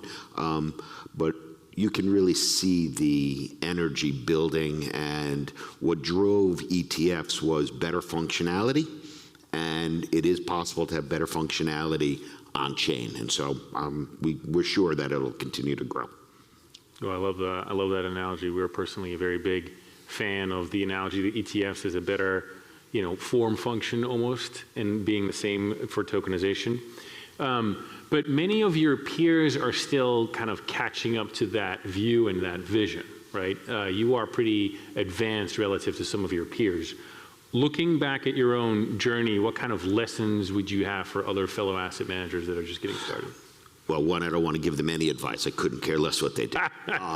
But the how we got here, I think, is interesting. We were asking ourselves the question internally, maybe 8 years ago now, what could do to ETFs, what ETFs did to mutual funds, and we eventually came to the conclusion that potentially it could be tokenization on the blockchain. Now, our perspective, when you think about ETFs, they are the least friction on the old rails. So when we approached it, you needed to have the opinion to make it better than the ETF. How do you make it better than what's best in the world today? And it wasn't so obvious. So one thing that WisdomTree did, we went big every step of the way. So we couldn't at first figure out how to make it better than the ETF. So we did something very much out of characteristic for ourselves. We invested in a blockchain infrastructure company called Securrency, which we ended up selling to DTCC. But that was an unusually aggressive sort of bet my career and my team's career on doing this in a small public company. But they had a vision for compliance-aware tokens, that means programmable value. Right? So it's not just the underlying asset that's important, but the technology that wraps it. So the tokenization, a digital wrapper, has functionality that can potentially be much greater than the ETF. So once we sort of saw that, we went sort of all in on this, and it served us well. Awesome. Yeah, I think actually Nadine, I don't know if she's in the audience right now, but she's definitely here. So lots of friends in the audience, and I remember that investment. I remember the DTCC taking it over, really almost as a hallmark of, okay, now people are getting a lot more serious about these things in traditional finance. But, as much as people are starting to take the technology a lot more seriously, when you look at the total value in real-world assets on chain, it's still a drop in the bucket compared to the total AUM of asset managers. I mean, even yourself, you guys are at $150, $60 billion. I mean, that's bigger than all of the tokenized assets combined in a way. So part, I think, of that reason has been that the tokenization efforts so far really have focused slightly more on retail. I mean, that's at least where Ondo has focused also with their tokenized stocks and ETFs. Should players be focusing a little bit more on institutional adoption? And if so, what would it actually take to get to that $100 billion number? So what I loved about ETFs was it gave both retail and institutional a level playing field. If it's either better or not better. If it's better, then it's going to bring both institutional and retail in. So that's just the bottom line. Now, the thing about retail is they make their own decisions. They can go quicker. So for WisdomTree, this is about serving the on-chain community, and because of the performance of crypto, notwithstanding the last couple of months, but crypto, the best performing Bitcoin asset class for the last 15 years, it's a couple of $1 trillion. So you're going after a large market, a lot of retail, and for WisdomTree, our vision was one, the platform, DLT or blockchain is better, could be global. But the crypto investor, they didn't have any access to banking or any other services. In fact, over the last administration, they were really shunned and put in a corner, and they also didn't have any other assets that they could invest in. Now, the crypto community themselves, they're full-on believers, so they don't really diversify much. So we're in the very, very early stages. I would say they're not interested in everything. They're interested right now in yield to offset their crypto speculation and investing. That's really where it is today, but over time it'll be more than that. Our firms have had the pleasure of working together on OUSG and the WisdomTree Tokenized Treasury Fund, and I think it's a good example of how crypto native players can partner up with legacy asset managers that are really forward-leaning. How do you think about that distribution to that crypto native audience? You mentioned, this is about retail. We really want to make these products better. How do you think about distribution, and beyond distribution, how else do you think you can partner with the crypto ecosystem and with companies like Ondo?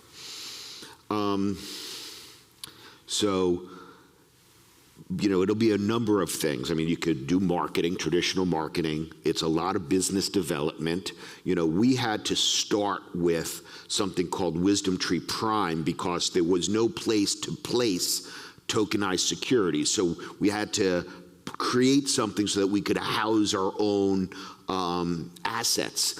WisdomTree Connect is allowing us to take our assets and letting them travel to institutions or to self-hosted wallets. So, that's real, in our opinion, responsible DeFi.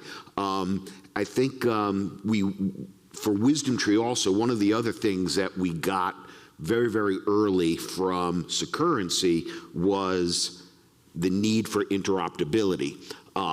So we didn't want to build our own chain.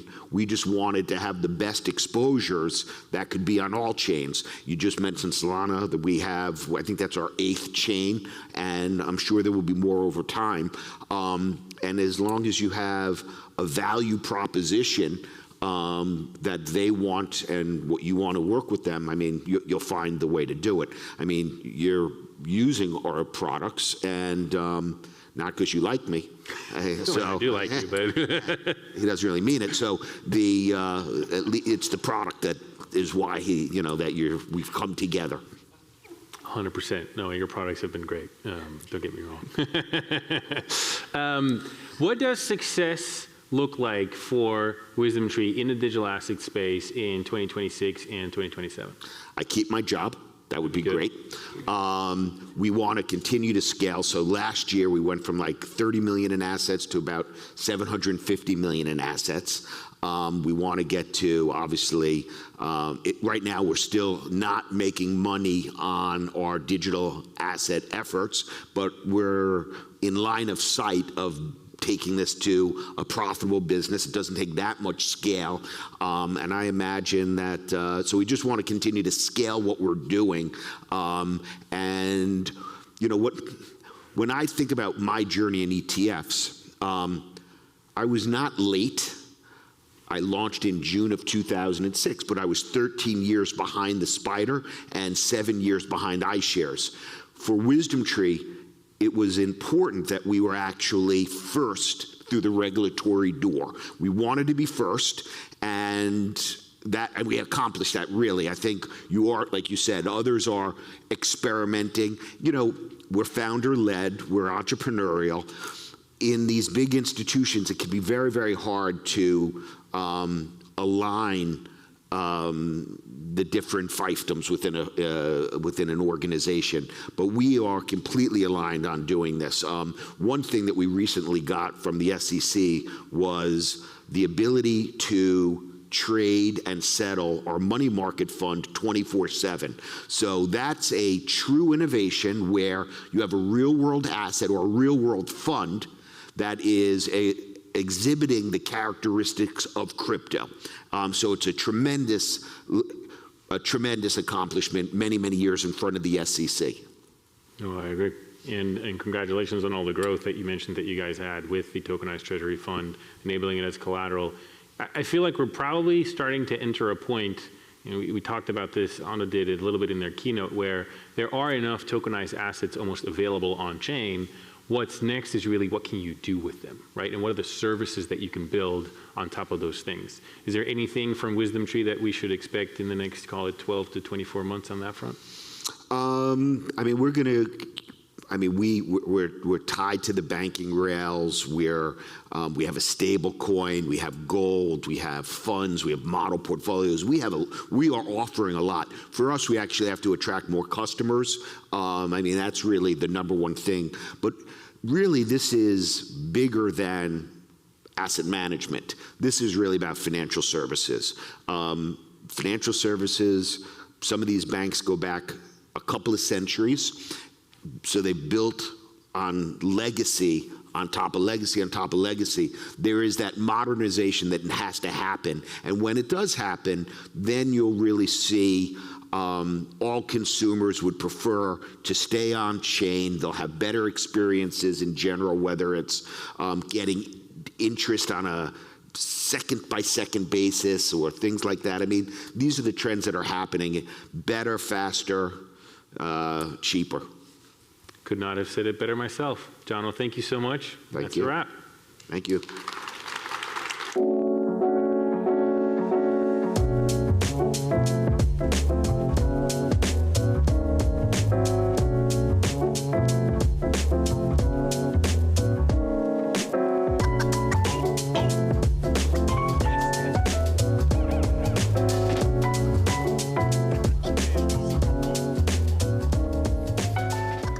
All right, everyone, one more session before lunch. We've heard a lot this morning about tokenized exchange-traded stocks, but of course there are many other financial assets to consider. Our next session is Industry Outlook, Digital Assets, and OTC to discuss the future of OTC derivatives markets. To discuss, please welcome to the stage the Head of Strategy for Investments and Partnerships at Goldman Sachs and Chair of ISDA, Amy Hong, and Ondo's own Head of Global Regulatory Affairs, Peter Curley.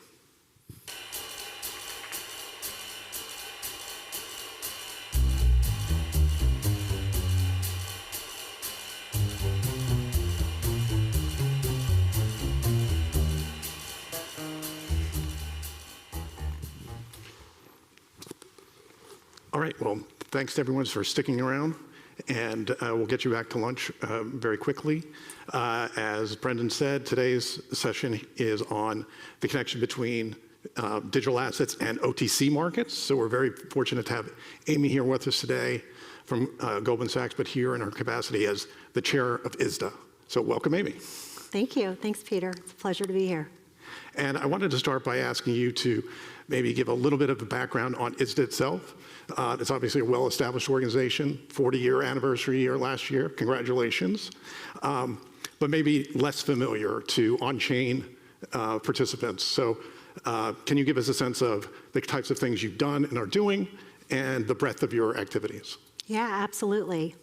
Well, ISDA is the Global Derivatives Trade Association, and our mission is to foster safe and efficient derivatives markets for our 1,000+ members around the globe.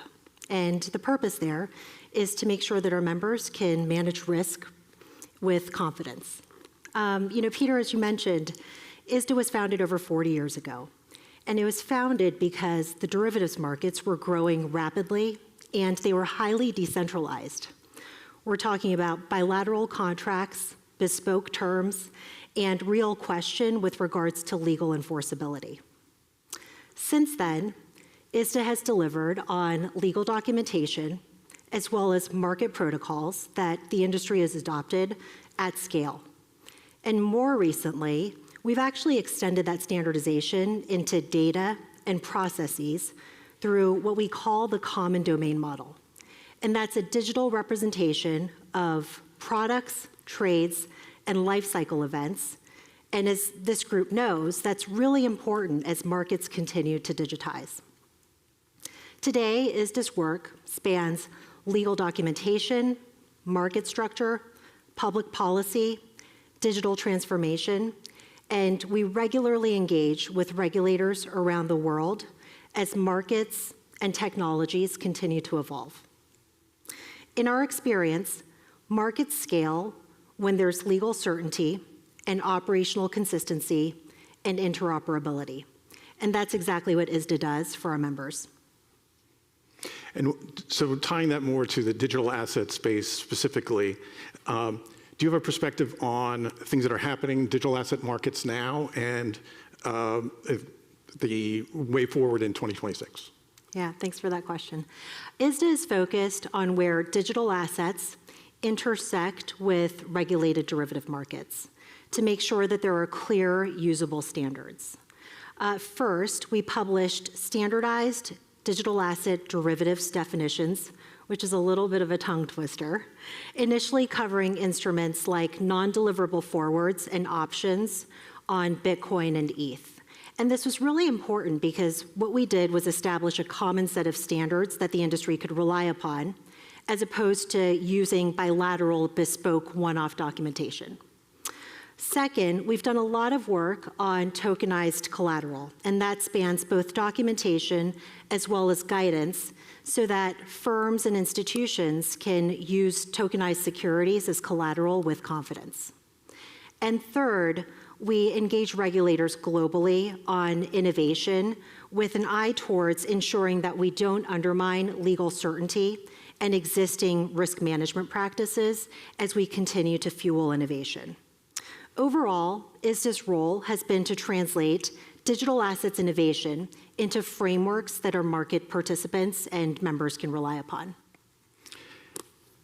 You mentioned a few of the drivers of markets that were important from your perspective at ISDA. Are there ones that you would single out, though, that are particularly different for on-chain markets versus TradFi markets that we should be more aware of?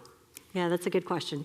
So at the end of the day, markets are markets. And so there are a lot of shared commonalities and similarities between regulated derivatives markets and on-chain markets. And so the same fundamentals apply in either instance. But there are also key differences. One difference, which this group will be very well aware of, is in the infrastructure itself. On-chain markets are built around programmability, instantaneous settlement, and 24/7 continuous operations from day one.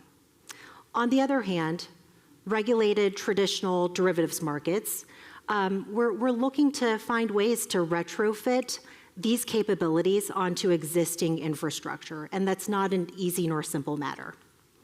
Another important difference is in fragmentation. In traditional markets, fragmentation tends to be jurisdictional or venue-driven, whereas in on-chain markets, fragmentation tends to be architectural. And so ultimately, while the problems rhyme, I would say that the tools that we need to use to solve these problems are actually very different across the board. Interesting. And I know you've taken a particular interest in modernizing derivatives markets during your time as chair. So can you tell us a little bit about your perspective on the role of technology generally in financial markets and tokenization in particular? Yeah, absolutely. So when I think about tokenization, I like to differentiate between digitization and core infrastructure change. A lot of tokenization today is effectively digital wrappers, and that can be really beneficial for distribution, programmability, composability. But tokenization becomes truly powerful when we start to compress the trade life cycle. And that includes issuance, pledge, margin, substitution, all the way through to settlement. And we're able to do this truly end to end. So really that integration is what's key. It matters most of all products, I would say, for cash-like and highly liquid instruments, because that's where speed and certainty is everything and matters the most. Along those lines, though, I think it's also important to note that tokenization doesn't replace legal foundations. The goal is actually law plus code, right? So enforceable rights in regulated markets paired with verifiable controls in code. So it's really when those things work together that we can, look at things that can be truly transformational. Terrific. So one of the particular projects that I know ISDA's been involved in and continues to be involved in is collateral mobility, including the use of stable coins and tokenized money market funds as collateral. Can you give us a sense of why that use case is so important and how tokenization is helping? Yeah, well, collateral is absolutely central to derivatives markets. It's how we manage counterparty risk, and it's also how we ensure that markets remain stable. So in recent years, we've seen why collateral mobility is not just an operational matter, but can be a systemic issue. During times of stress, like the 2020 dash for cash, external shocks caused market volatility, which resulted in spikes in margin calls. And when that happened, we had market participants who had to transform large amounts of, who had to source large amounts of cash in tight time frames in order to post that cash as collateral. And that created a liquidity strain and in some instances even amplified market stress. Today, there are well over $1 trillion in variation margin in the system. And as that continues to grow, even small frictions, small operational frictions, manual processes or settlement delays can become destabilizing when markets are under stress. And so that's why ISDA is focused on collateral and tokenization of collateral. Collateral movement can be operationally intensive with workflows that weren't designed for speed nor continuous operation. ISDA has responded in a couple of ways. First and foremost, we updated documentation to ensure that tokenized securities as well as stablecoins can be used as collateral. And we followed that with legal guidance on the enforceability of tokenized collateral. I think it's also important to kind of call out an example. Money market funds are a good illustration of why this matters. When you think of money market funds, you think of trillions of dollars globally, low volatility, and small regulatory haircuts. But when you actually try to use money market funds for collateral purposes, you'll actually find that the workflows and processes are quite cumbersome, resource intensive, and can be costly, because in most instances, you actually have to transform the money market fund into cash before you can post it as collateral. And so, this is an area where tokenization has the potential to really improve some of these operational efficiencies so that you can actually post direct shares or interest in money market funds as collateral instead of having to go through the cumbersome conversion process. Tokenization can help address another challenge, which is making sure that collateral gets where it needs to be quickly. And this, of course, leans on the accelerated settlement mechanisms that tokenization can offer, which removes or eliminates industry reliance on T1, T2 types of processes. And so for ISDA, it's really about strengthening risk management plumbing through sound legal frameworks, interoperability, and close engagement with regulators so that we can function with modern technologies going forward. Well, that's great. I mean, it sounds like that's just a very challenging use case with a lot of moving parts. I know another technology you're particularly interested in is artificial intelligence, so AI. Is this the type of use case where AI can play a role? And if so, how do you think about both their capabilities and then the risks that might come along with the use of an AI tool? Yes. Yes, and absolutely. Collateral management today is hugely data and process intensive. And this is where standardized data models like ISDA's common domain model can be so helpful, is because AI can only be as good as the quality of data that it operates on. And so when it comes to the collateral management space, you're dealing with large portfolios, frequent changes in valuation, eligibility rules, and regulatory constraints, all of which are moving rapidly, especially during times of market stress. And so, AI can alleviate some of these complexities. For example, AI can be used for things like documentation analysis, exceptions management, as well as collateral optimization, just as some examples. But it can also help firms anticipate market stress by monitoring patterns in things like margin calls and capacity. Now, one thing that I think is really important to recognize is that when it comes to things like risk management and margin, AI is meant to be a co-pilot.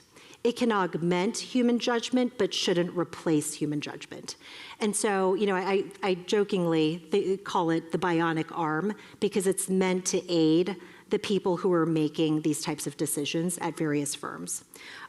Across the board, I think that strong governance, high quality data, and clear accountability are absolutely paramount as we continue to forge forward with these novel capabilities.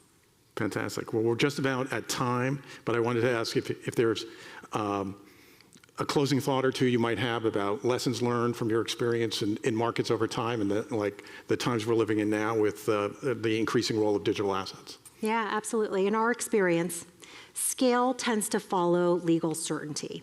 And the same is true for interoperability. And so as technology continues to move quickly, I think it's absolutely critical that legal frameworks, operational processes, and technology evolve together.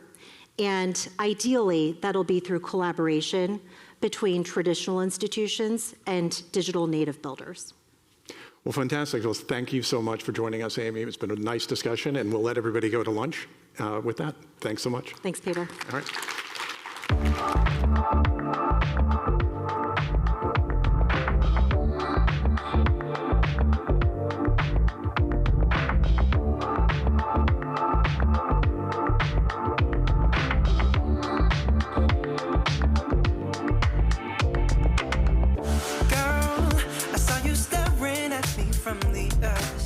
Okay, for those of you on the live stream, it's time for another round of discussions at the live stream desk. For those of you here in the audience, as Peter just said, it is time for lunch. Our next session will start promptly at 2 p.m. Thank you. Ladies and gentlemen, welcome back to the live stream desk at the Ondo Summit. We are excited to be back with you with a series of interviews, starting first with Nick Dukoff at the Solana Foundation. Thanks so much for taking the time. We're obviously being usurped, so to speak. We're surrounded by the suits, by the institutions, JP Morgan, Citigroup. We just had Goldman Sachs speak. Give us a temperature check. What's the state of institutional crypto? Yeah, I would say it's all ships go. When Trump took office last year and then when the Genius Act was passed last summer, it gave a pretty clear green light to everyone to start building. Many already were building, JPM, Fidelity, et cetera, but now they can do it much more so in public and including on public blockchains, which was really exciting. So walk us through those unlocks. One thing that I heard on during one of the panels was this idea of moving from building to scaling, right? And also this idea of actually being able to move these public blockchain tokens within their systems. Can you maybe pull back the curtain and give us a look into how that transition has actually manifested? Yeah, absolutely. So the first thing that Trump did when he took office, he basically said the war against crypto is over. So there were headwinds, massive, massive headwinds to do anything in crypto if you were a large financial institution regulated in the United States. He basically stopped that on day one. However, banks, asset managers, others need clarity in order to build. They can't just operate in a gray area. And so what he did after that was he started promulgating rules, and then ultimately when the Genius Act was passed bipartisan by Congress, that really made it very clear as to what people could build within the parameters of the various regulatory oversight in the United States. And everybody's watching what happens in the midterms. Everybody knows that there'll be a change one way or the other when Trump's presidency is over, and everyone wants to go full bore right now. So they put as much rubber to the road as they can because crypto is the future. They all acknowledge that. Crypto is as important to financial institutions as AI is to software.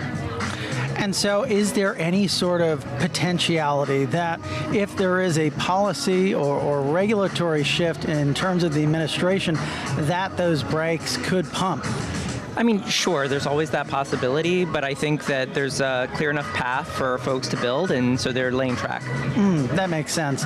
One thing that I've noticed over the past few weeks, just scrolling, doom scrolling LinkedIn, you could say, are the amount of job opportunities, the job postings that are coming out of the likes of Morgan Stanley and JP Morgan, which both just hired. I'm sure you've seen on the X, as it were, new crypto leads.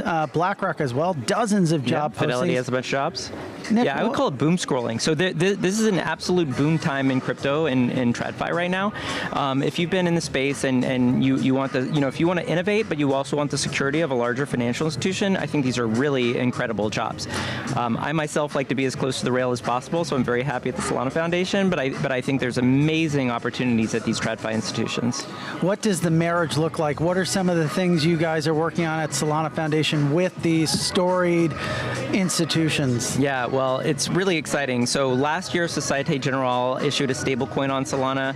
JP Morgan did the first commercial paper transaction on any blockchain on Solana public mainnet. State Street announced recently that they're building a money fund on Solana.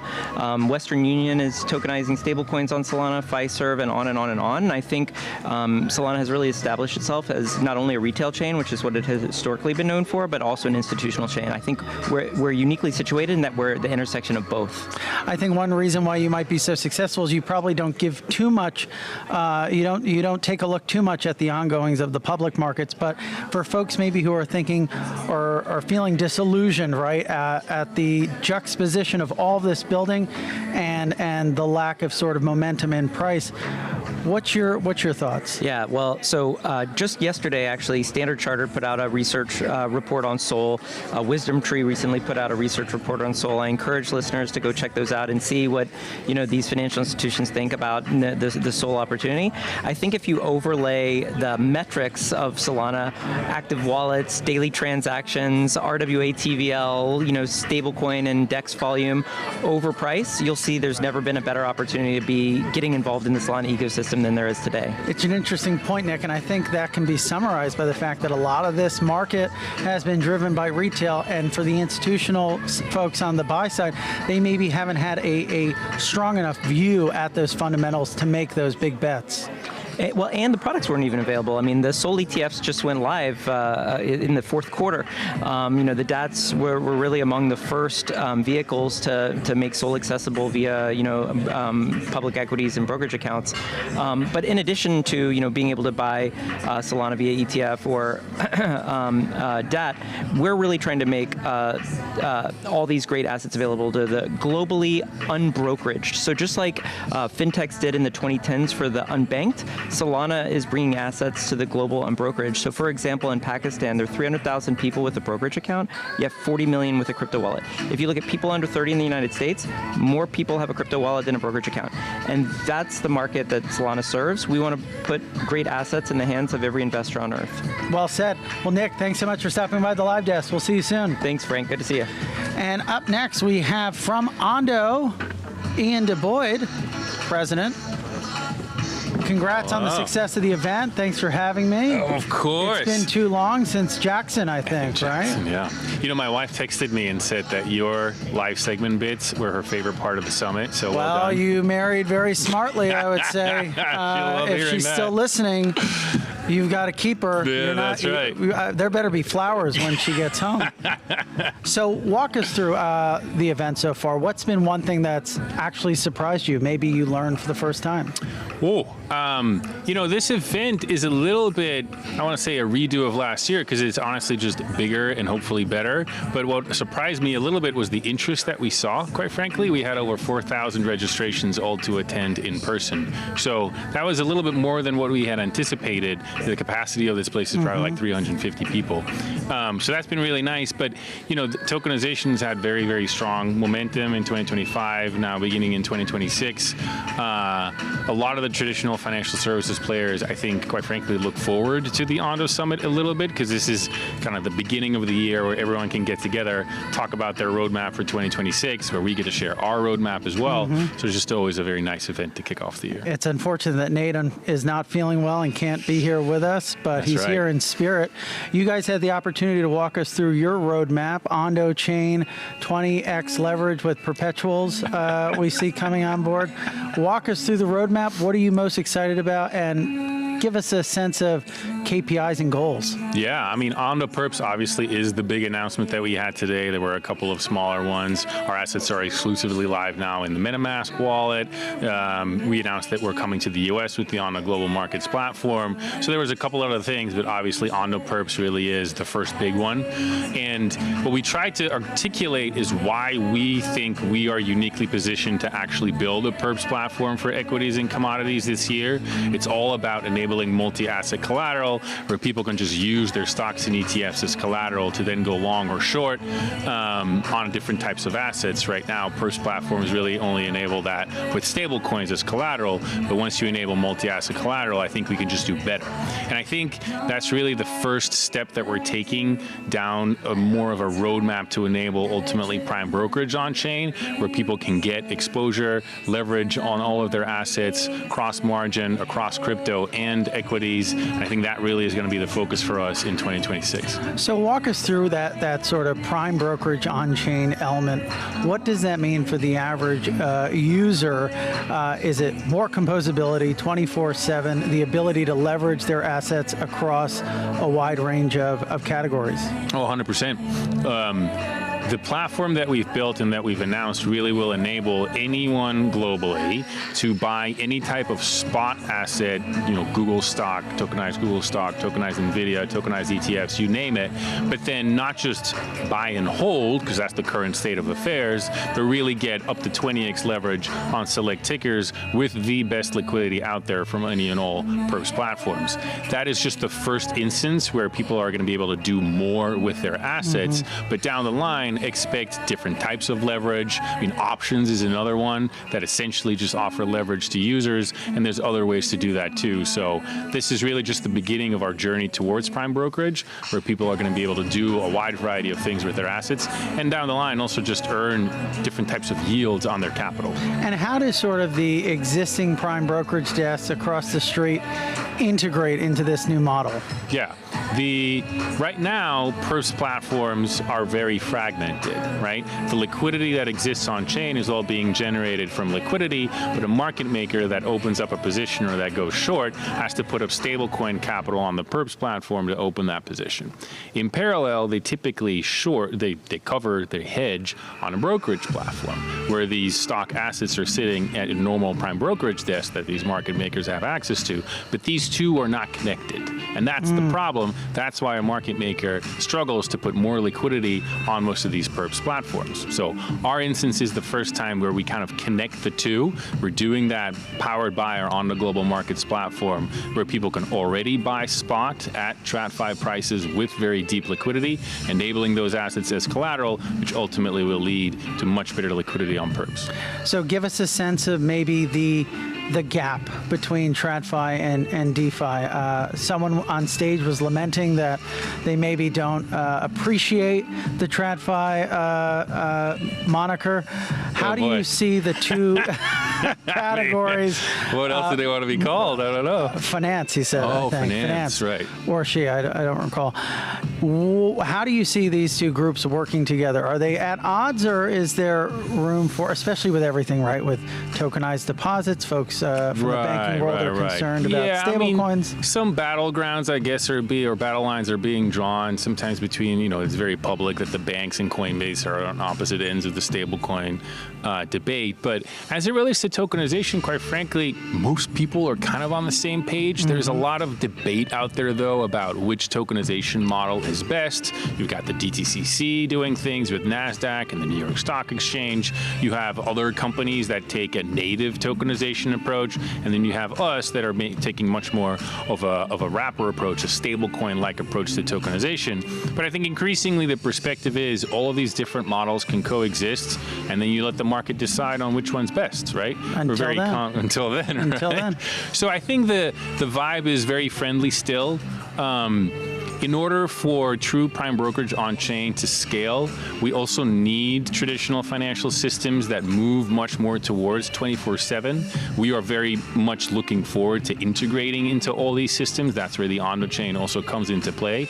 And that's why, quite frankly, all these TradFis are also here, because for us to build the products and services that we really want, we need traditional finance to come along. and they will come along. We shall see. Well, thank you so much for stopping by the desk, Ian. It's been a pleasure. Thanks so much, and I love the Be tie. well. Thank you should wear that every day. Thank you. It's at Ferragamo. Oh, yes. Well, obviously, tokenized stocks are top of mind for everybody, and there's a firm that is joining us up next. There was a profile done in the information that kind of unveiled the extent to which you guys are powering a large portion of the tokenized equities business. Yoshi Yokoawa, joining us from Alpaca. You guys are gate crashing financial services. Walk us through your story for folks at home who are maybe unfamiliar. Sure. We are a brokerage infrastructure API. We're very much like deep stack in the fiat and TradFi world, but at the same time we're able to bridge that into moving things on chain. So we work with a lot of tokenization issuers and companies who want to bring the things on chain from the TradFi world. And how did you get involved in all of this? What was the sort of come to Jesus moment that made you realize that equities were going to go on chain? Well, I think that it's pretty clear to me if we step back a little bit, just bringing things on chain becomes less systemic risk, becomes faster settlement, capital efficiency wise, it just same as water goes from the top to down, just goes that way. So I think we thought it's inevitable that things go on chain and tokenized. Slowly and then all at once, as they say. Exactly, but still there's still $350 trillion that fiat assets custody in this TradFi world, and everything has to move on chain, right? So it's a long way to go, but at the same time, it's really exciting because it's huge. What does demand look like in recent months? You mean what's that? Sorry. Demand from new potential clients. Yeah, I mean it's huge because I think even Ondo and then looking at assets that we custody for the tokenized stock, it's grew about 60% just last 3 months. So the growth rate is just phenomenal. And what does it mean for markets, right? Everybody, we were actually just had Amy Hong of ISDA and Goldman Sachs talking about how this could introduce a new type of fragmentation to the market. Obviously, our capital markets are no stranger to fragmentation from a geographical perspective, but how do we maybe solve for the liquidity fragmentation that on-chain equities could introduce to our markets? I think there's a lot of I agree with the concerns, and then that is the reason why a lot of new up-and-coming market makers are doing amazing jobs, provide liquidity, and at the same time the market is just simply efficient. It will close the gap as we go on. I think everyone understands that direction is going on chain. So I think everyone has to be involved. And that's why DTCC is nice. Everyone's involved, right? You guys work with fintechs around the world. Where are you seeing the strongest demand for tokenized equities? It's probably not in the U.S. Yeah, correct. And then it's legally not really doable right now in the U.S. But I think there are a lot of places in the world that actually has a lot of money sitting on chain because of the currency not being very strong, or local financial services not really trustworthy. So that itself is a real financial system, and then in order to do that, they have to have some kind of assets that's available on chain. That's the demands for the tokenized equities. That makes sense. And so what about this idea of obviously I'm sure you've checked your portfolio this morning. Asset prices in equities and crypto are getting hammered. I think Solana, Bitcoin, and Ethereum all down 5% today. Nvidia is down about 3%. The S&P, last time I checked, down about 1%. So we're down. We're down. We're not doing great. What's what's your sort of thinking on the gap between the growth of on-chain equities, RWAs, tokenization, and the undergirding blockchain asset price themselves? I think it's really what is the duration of the things that we look at.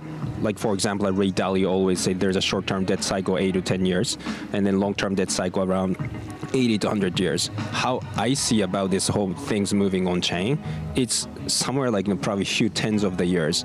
I don't think I'm talking about 3-5 years everything's going to go on chain. So which means that there's still going to be volatility in the shorter term, and I think we need to be okay with that as long as we know where the things are going, and then we execute one by one in front of us. You have to embrace the volatility. Yep. So looking ahead to the rest of the year, what do you think is going to be underrated and overrated as it pertains to equities coming on chain? I think it's overrated in a way that what should be. for example, there's a lot of ideal of like, how the methodologies should be in terms of tokenization. I think that's overrated in my opinion. What's underrated is a product market fit. Because like at the end of the day, you have to capture the user demand. And I think that works at the ultimate way, right? So I think we have to always score the balance of the ideal and the practical demands that we're seeing as a product market fit. Perfect. Well, thanks so much for taking the time. It was great meeting you. Great meeting you. Thank you very much. Enjoy the rest of your day. And thank you guys for tuning in. We've got more. We've got more interviews, more sessions. We've got Gracie Chen of Bitget joining us next on the program to give us the exchange perspective of everything that's happening. Obviously, a lot of exchanges are trying to get involved in crypto and precious metals. It seems like, why not? While cryptos are down, let's take advantage of the opportunity elsewhere. Gracie, give us a peek into what's going on in the market right now. Nice seeing you again, Nice Frank. to see you again. I love your little pin there. Yeah, so for Bitget, we actually a major change that we've had in 2025 is to change from being a CEX, centralized exchange, to what we call UEX, universal exchange. What that means is universal asset coverage, a key component of that. And of course, continue holding very high standard of security, protection fund, and then using AI as a upcoming trend or tool for our users to trade better, to collect information better, to place some orders even. But back to the universal asset coverage idea, like you said, crypto is something we've offered for the past 7 years since we were established, but that's not the only thing we are offering now. We have now tokenized US stocks and ETFs, Forex, as well as commodities, gold, silver, oil, or even some like corns, etc. So asset coverage being very, very universal and being expanded through collaborations with, for example, Ondo is very, very key. And if you notice, actually December, Ondo published their spot market data. We've already surpassed 1 billion at that time in terms of the total accumulative volume. Today, it's nearly 1.5 billion, and we actually contribute 90% of Ondo's spot market. So we're one of their largest distributors. Lots of users, especially from East Asia, that's Bitget users, love to trade tokenized US stocks and ETFs. So obviously, this has been an area of breakneck growth for Bitget. Walk us through maybe what you think a crypto exchange brings to the table for a user looking to trade equities and non-crypto assets. In the US at least, right, there's a wide range of brokers through which they can trade. What advantage maybe does a crypto exchange, a crypto broker bring to the table? I would say probably 3 areas. The first one is our users, Bitget's retail users. Many of them, first of all, none of them are in the US because we don't offer the service in the US market. But many of them can't even open an account with the brokers here. They don't have proof of address. The KYC process could be very troublesome for them. So things like that. So number one, they just can't do it easily with traditional brokers. And number 2, I would say, is about efficiency in terms of settlement time, in terms of being able to trade 24/7. As you know, U.S. market, it has a opening time and closing time. Crypto never sleeps. Crypto never sleeps. Our users tend to be more comfortable with 24/5, if not 24/7 trading hours and much shorter and quicker settlement time. It's a really good point, right? Crypto exchanges are used to operating 24/7 in most cases as it pertains to crypto, which is something that most brokers and exchanges in traditional equities aren't. That's an advantage. That is an advantage. And a third advantage would be lots of users who are trading on Bitget, they've already have some, for example, USDT and stable coins parked there. When Bitcoin is not performing or any other altcoins is not performing as well, that they want to look for this part of USDT or USDC, this kind of stable coin, to buy and trade other things. It's natural for them to do it still with Bitget. And if they needed to do it with, for example, traditional broker, they need to have like on-off ramp, like all these process that takes time and takes some transaction fees. So those are typically the reasons that our users trade with us on tokenized US stocks. Ease to move in between different asset classes is something that you're saying is a big advantage. Obviously, we're still sort of licking our wounds in the post-1010 market structure collapse. One thing that people are talking about is the degree or the extent to which there's retail fatigue. Are you seeing that at Bitget? And what do you think it'll take to bring the market back from at least a sentiment perspective among that core user group? Of course, once Bitcoin price start to go up, I think everyone will shift from the emotion of being fearful to greedy again. That's just how this market or human nature works. But in general, I agree that after 1010 wave or in general, crypto industry has seen lots of users leaving or being busted because of the leverage they had. And for example, on average, I think the exchange top 10 exchange platform volume has been down 20 to 40% just after a week of post 1010. And that has been the case since then. For the for the past few months, the liquidity can be very, very short, and retail's interest or confidence is a little bit like losing.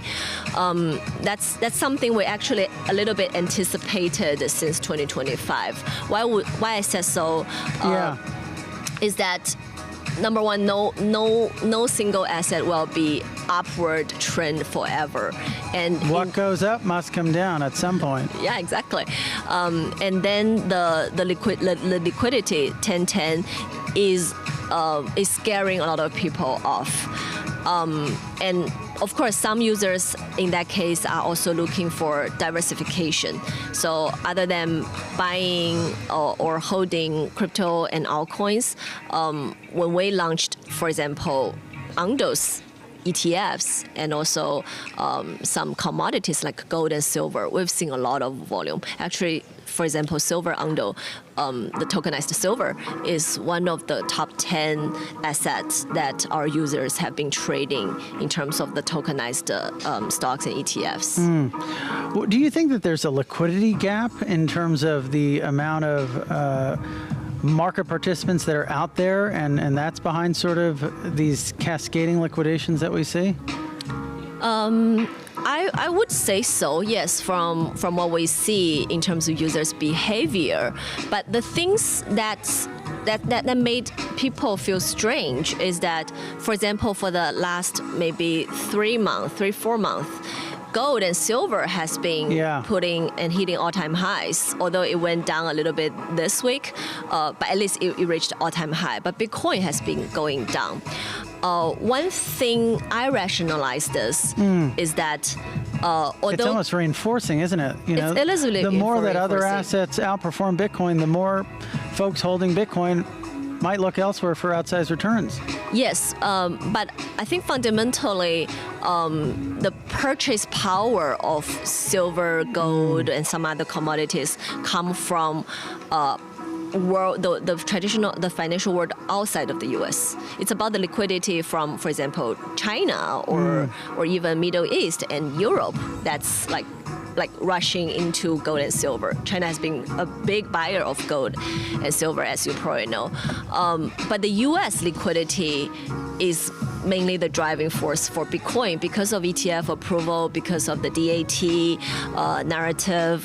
However, in 2025 at least, there are so many government shutdowns, there's so many different new tariffs and Greenland invasion, Greenland and Venezuela, something like that just make people feel very uncomfortable holding any maybe U.S. denominated asset classes for the long run, and that's why we haven't seen Bitcoin went up a lot. But if that if that's changing in 2026, which I do believe, Bitcoin should catch up with silver and gold in terms of reaching all-time highs. So I'm probably more optimistic about Bitcoin this year, especially later this year. Dan Moorhead said it will outperform gold over the next 10 years, so we shall see. You've been enjoying the conference. What have you been surprised by? Anything that has come up that you thought was unexpected? Not really. I would say I expected the traditional financial industry to be very interested in tokenization and RWA conversations. And we are involved in many partnerships like that. One of my key goals being here in New York is to build meaningful relationships with traditional financial industry and see what we can do together, because we have a very large user base. We have a big team of 2,200 people working for Bitget to be able to launch new products, etc. So that's a meaningful distributor that we could be for these, for example, RWA issuers. And again, I think that's just a trend that's not going to stop in this year. That's going to be taking place in upcoming many years. So I'm very optimistic about how TradFi and crypto are integrating, and I want to be a bridge. Bitget wants to be a bridge to achieve that. Okay, and we'll close out with what you think will be a catalyst that can reinvigorate the crypto market, because obviously we see all the building, all the scaling that's happening on the TradFi side. What else do we need to shake things up? Liquidity. Liquidity in general, M2 supply is continually going up. But when can this liquidity really flow into Bitcoin specifically? But when's that catch-up trade going to be underway? Yeah, but I do think it's going to be a pretty hard year for altcoins. All these ETF and DAT inflows, capital inflows are flowing into Bitcoin, but not necessarily to other altcoins. Maybe a little bit on some other blue chip tokens like Ethereum, Solana, or even Hype. But for very small long tail altcoin season, this may not even come true for the upcoming many years. Don't hold your breath for an altcoin season, says Gracie Chen. It's just like, yeah, right, it's just like very strange. I was so-called yelled a lot by our users, like, Gracie, you are one of the largest. Are you fudding? Yeah, like, people are saying you're fudding. Are you Stop fudding all my coins? bags. For me, I think I'm just pointing to the facts. To the reality of the situation. Stay grounded and embrace the volatility. Gracie, thanks so much for taking the time to join us. Thank you. Thanks for the exchange perspective. Very interesting. So trouble ahead for altcoin holders. Thanks so much for taking the time to join us. Sandy, call of Franklin Templeton. I was listening to your panel very keenly up here. I actually tweeted about it. I'm just going to adjust my headset. How's the event for you so far? It's been excellent. Second year in a row of excellent. And better than last year, I hear. Absolutely. So one thing that you mentioned on stage was this shift, right, to a financial system where everything that we have is housed, stored in a wallet. Walk us through how we get there and what changes at your firm are underway to get us there. Yeah, so think about what life looks like today, right? I have checking accounts at different banks. I have savings accounts at different banks. I have 401ks at a few different firms that I've left over the years. I have my healthcare spending account. Yeah. I have my brokerage accounts, right? I have my investment accounts. And, if I need to put together my financial picture, it's a mess. It takes me forever, right? Moving all of that into the wallet, putting that into tokenized wrappers, having my cash be tokenized so that it can be used in more ways, in more places, more flexibly, having my investments be tokenized, having my assets that I own be tokenized, right? It all sits in one container that is a literal container. It is not this virtual set of accounts. And by being in the same container and being in wrappers that can communicate and interoperate with each other, now suddenly my assets start to work together. And that is really, the vision. And then the pathway starts with we need to get wallets into the ecosystem, right? So we at Franklin Templeton have been running a tokenized money market fund since April of 2021. So we're coming on 5 full years, 24/7 on chain. Thank you. And we have built a retail app that sits on top of that for U.S. citizens, where they can literally manage their own money market funds. They can invest for as little as $20. They can transfer peer-to-peer to anyone in their network. So what I tell people is think of it as Venmo with interest, right? Every time I make a payment, I'm sending you interest along with the payment. And this has helped us to begin to penetrate wallets out to some of our retail investors. We're also building into the ecosystem itself. We've deployed our technology across 11 different blockchains, 10 public chains, and we are now moving beyond that to bring that wallet infrastructure into our own firm. So we're talking to our different investment funds about opening wallets for their cash management, and now this is spreading to every part. We're already doing our own treasury management in a wallet-based manner within Franklin Templeton. So these are all new areas, but it all starts with getting wallets out there. Wallets are the foundation of all of this transformation. That's right. Walk us through their penetration throughout the firm. If you were to maybe put some guesstimate, some number on it, how much of the firm is touching this nascent foundational layer? So I would say it was really only about 10% of the firm at the outset of this year, but by the end of calendar year 26, I'm fully expecting that to maybe as much as triple. Wow. And about a third of what we're doing at the firm will be touching our own internal wallets in some way. So that's a very exciting progression that we're seeing even internally. And what's great about it is because we're doing this transformation within our own firm, we're also able to experiment. So we're bringing more and more agentive AI into working with smart contracts within wallets. And so the wallet itself becomes an ever smarter utility that we can begin to channel different services and different products through. Sandy, what you're saying really echoes what was discussed on the banking and payments panel, which is that 2025 was the year of building and 2026 is the year of scaling out. That's right. And I think so that's true. What do you think, what could be some impediments to that scaling process? Well, I think that, you've got to think about the scaling in different tiers, right? So the tier that is within the on-chain ecosystem, a lot of that's going to come down to where people are focused. You were just talking in your last segment about how the markets have been challenging, right? It may slow down a little, right? It may slow down a little as people focus on kind of rebuilding some of their core capabilities, refocusing on their core audiences. But then when you get to the next tier, which are the people who are both digitally native and in the traditional financial ecosystem, firms like Franklin Templeton, we're accelerating by bringing more of our off-chain world into all of this great infrastructure that we've been developing and operating on. And then I think you get to the third tier, which are the actual traditional financial firms where they're just beginning their exploration. And it's those middle two, that swing group that's both digitally native and TradFi, and then the TradFi group, where I think once these things begin, they take on a little momentum of their own. The crypto space has been so far ahead that maybe it slows down a little and gives people a chance to catch up, but I think that, crypto has always been, for me, a source of amazing innovation and exploration, and I don't ever see that changing.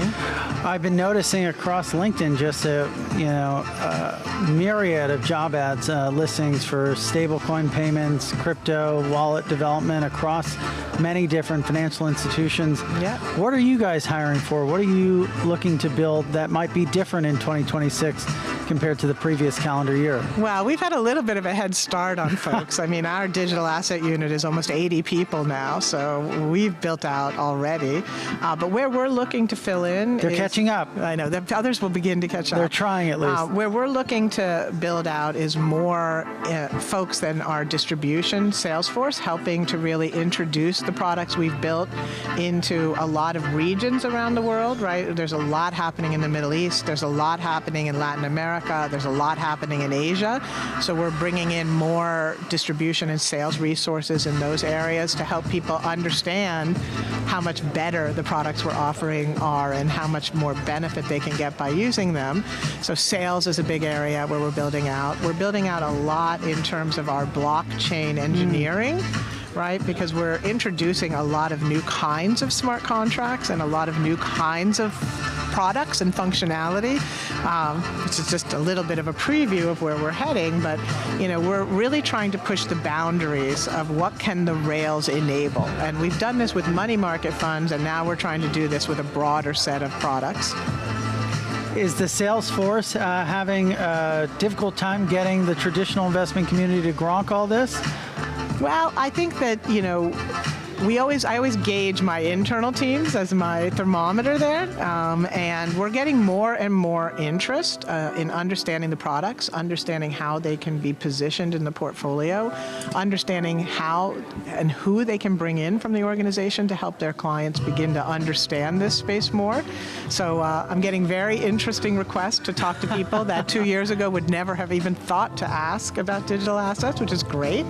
But I think it's also that, people are starting to get very excited about the new distribution opportunities that this is opening up and the new investment models that are opening up. You're busier than ever. Thanks so much for taking the time. Thank you so much for having me.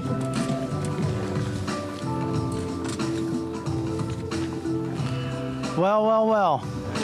If I knew you were coming, I'd have baked a cake. Matt, how are you? Good to see you too. So give us a temperature check. How's the event? Seems pretty good. I think it's a very interesting blend of more DeFi native, on-chain focused people, and then a lot of thought leaders from around the industry, from around TradFi. So my focus is very much on the DeFi side, and I am so thrilled that we got to announce Perfs today because it's been behind the scenes a ton of hard work trying to spec out the market, understand how it works, how to best integrate it with Spot. And I think it's got a real chance at strong product market fit. Really? So what was sort of the work that went into building that out? So, from the start, we really had to analyze where do we build this, right? Are we going to build our own? Are we going to partner? Are we going to build on HIP-3, Hyperliquid? Do we just try to go the centralized exchange route? And ultimately, what we found was that none of the existing products could really give us the ability to customize the collateral assets the way we need to. So, every perps exchange out there has USDC as collateral, right? But it's crucial for the capital efficiency of it that we're able to post tokenized assets as collateral. And even for the exchanges where you could technically do that, they just didn't have the level of sophistication to integrate with the deeply liquid spot markets. So I think kind of it left us in this state of we gotta build it, right? Luckily, we were able to find some really great builders to join our team along the way. We've got some people internally working on it. You've got me, who just likes to yap about it. But it's going to be an incredible platform. I think with a lot of equities perps today, the market structure is just not there. They're toy markets, right? You don't feel safe. First, you don't feel safe from liquidation because you don't know what the mark price is going to do. Then you don't feel safe on the winning side of a trade because you feel you might get ADL'd. And so these are very much experimental markets today. But I think once you increase the liquidity to sort of match the underlying TradFi market, which is what we really do, they're going to become much larger pieces of the aggregate financial infrastructure. So how exactly does it fix the ADL problem? So with ADL, really what it represents is that the exchange can't find someone to take the other side of a winner. So like if you're a pool hustler, think about it this way. You're playing pool, you're really good at pool, and I come in, I'm not very good at pool. I play against you, I lose my money, I don't want to play anymore, right? Or maybe I don't have any money left. You got to find someone else. That seems like the state of the market right now. Oh my God, yeah. Boy, I don't think any of us are hustlers right now. You need to find someone to come to the table to play you again. And ADL is really just the exchange saying, look, man, you won too hard. Yeah. Like, we are tired of winning. Like, you cannot keep winning here. There's no one left to like get out of the donate casino. Your money. Yeah, exactly. But like in TradFi, that doesn't happen, right? Because there's always a liquid market for equities. There's always a liquid market for gold and silver and whatever. And so in theory, you should be able to like hedge it out. You should be able to take the other side. You should be able to show up to it's like having another pool shark on your team, right? It's like I show up to the table with you. I say, look, here's the cash, but you got to play my buddy who's also very good, right? It's like that. And so you won't have these issues with ADL, with liquidity, with slippage, if you're able to transfer the liquidity from TradFi into the perps markets. And the only way to do that is like with a super liquid spot market. So I'm very excited about it. We can see how excited people are already for gold and silver and copper. These markets are doing a ton of volume. And once they actually get like really deep liquidity, I think there's nowhere to go but up from here. Amazing. Well, we shall see if we can continue, if we can start to go up rather. Thanks so much for taking the time. Thank you. Appreciate you. And we'll be starting up soon here at the Ondo Summit at Jazz at Lincoln Center. It's been very fun to sit here with you and to interview these special folks about the state of the market. Hopefully you'll continue to stick around and see what's in store.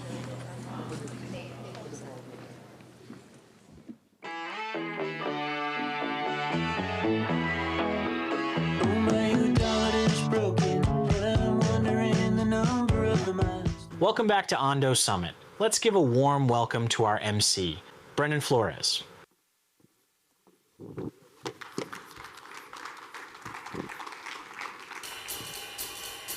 All right, welcome back, everyone. I hope everyone watching the live stream enjoyed the discussions and everyone here had a chance to refuel and get in some good conversations. Let's jump right back in with our next session, Red, White, and Blockchain, Policy and Regulation. This past year has been a defining one for digital asset policy in the US, and 2026 is shaping up to be no different.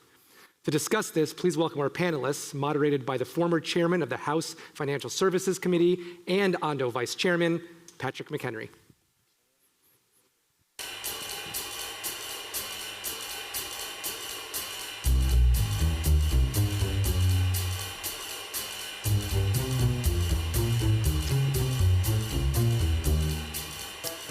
Well, good afternoon.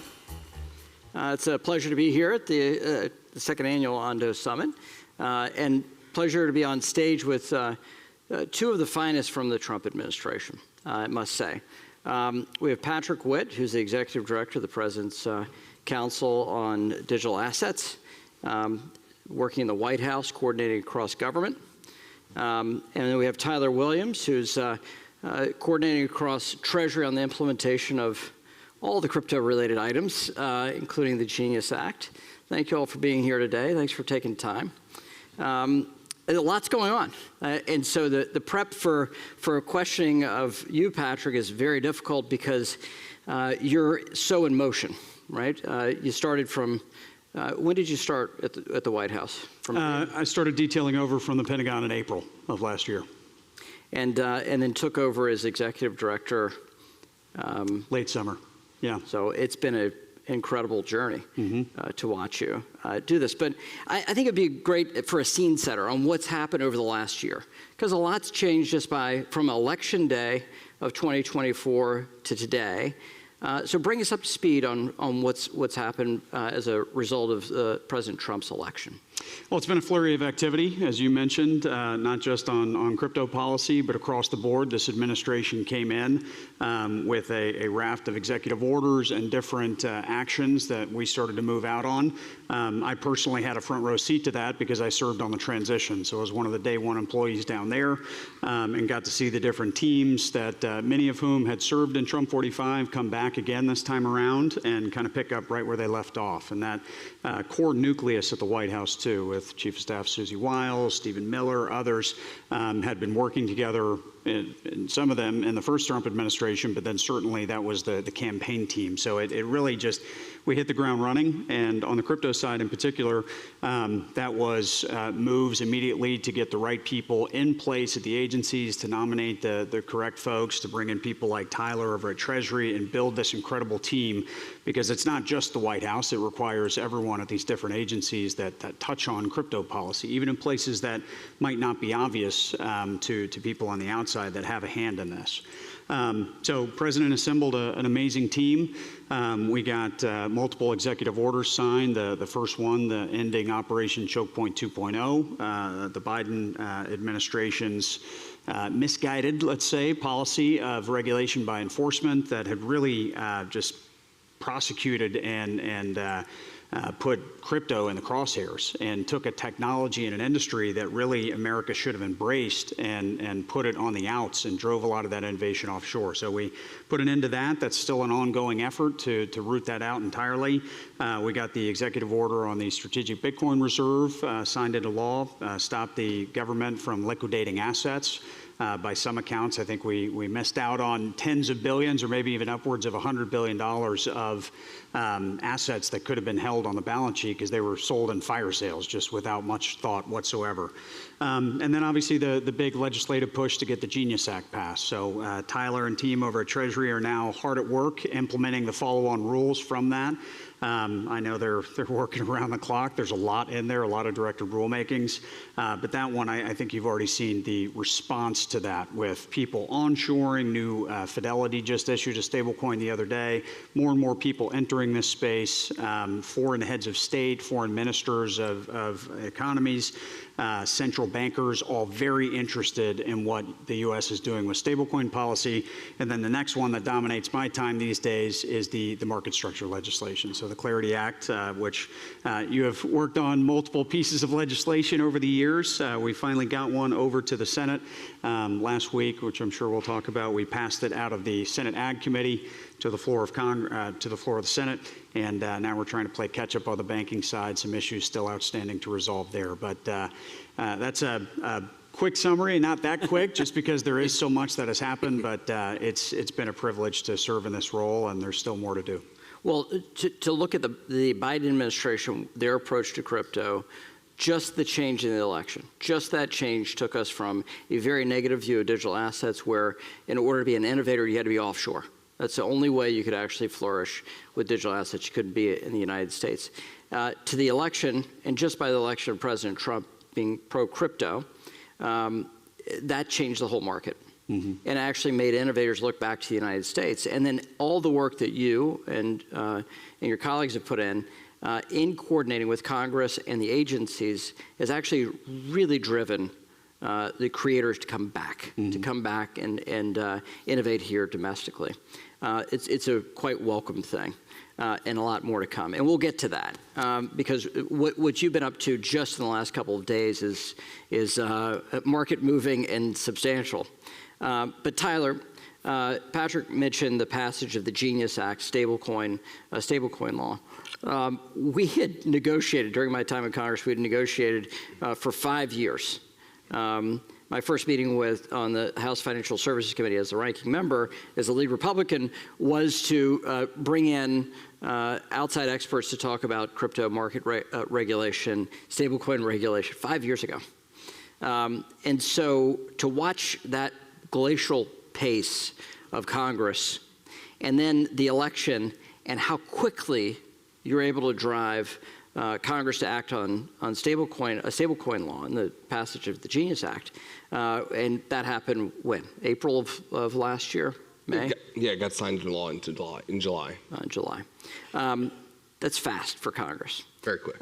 Now you have all the work of implementing a law, a new piece of legislation, and the work that you're doing within Treasury and to coordinate with these agencies on the regulatory implementation. Walk us through that work. Yeah, maybe I'll do that. I'll do the second stage. I want to just add one thing that I think is really helpful to how the administration set it up in terms of the executive director role, Patrick's role at the White House. It serves as a nucleus for all of the people across the government to work with each other. So we went through this process from the early day of the administration with the first executive order that asked the whole of the government to produce a comprehensive report on crypto policy regulation, like put all of your thoughts on paper of what's broken and what we need to fix. And we did that, and it keeps that group together. Like, we meet on a regular basis, we talk to each other, and you know this adage, like, you know, personnel is policy in Washington, and like, we all work together, we all like each other, I think, at the time. So like, just wanted to add that. So we published this, and I think David Sachs calls it the crypto Bible. Like, it's literally on the website. So how big was that report? Describe that for folks watching and where they could get it. We did thousands of meetings across like the Treasury Department, White House, SEC, CFTC, DOJ, all of the other participants in the core working group. And from that, we spent months writing this report. And I think there's over 111 recommendations in there across agencies and departments, what Congress should do, what the regulators should do, how they should think about market structure legislation, how they should think about market structure certainty in the absence of legislation. So we sort of covered the watershed. And I think it's 168 pages, 400 plus footnotes, if I'm counting. And where can they get that? Where can the public get this? It's on the White House website, crypto.gov. So go there, read it. If you want to meet with us about it, come talk to us. So you compiled what all the agencies could do across government in that coordination. That's right. So what is happening right now with the Genius Act? Well, on the Genius implementation, and I want to be a little careful not to talk about like specific timelines and things like that, but the bill and the act requires that Treasury coordinate with the bank regulators, whether it's the Fed, FDIC, OCC, and CUA for the credit unions. They all have supervisory and regulatory authority over stablecoin issuance. It contemplates sort of a dual framework like we have in the state and federal banking system, where you can be a state licensed entity, but you can also go to the OCC and get a license from the OCC to charter your stablecoin issuer.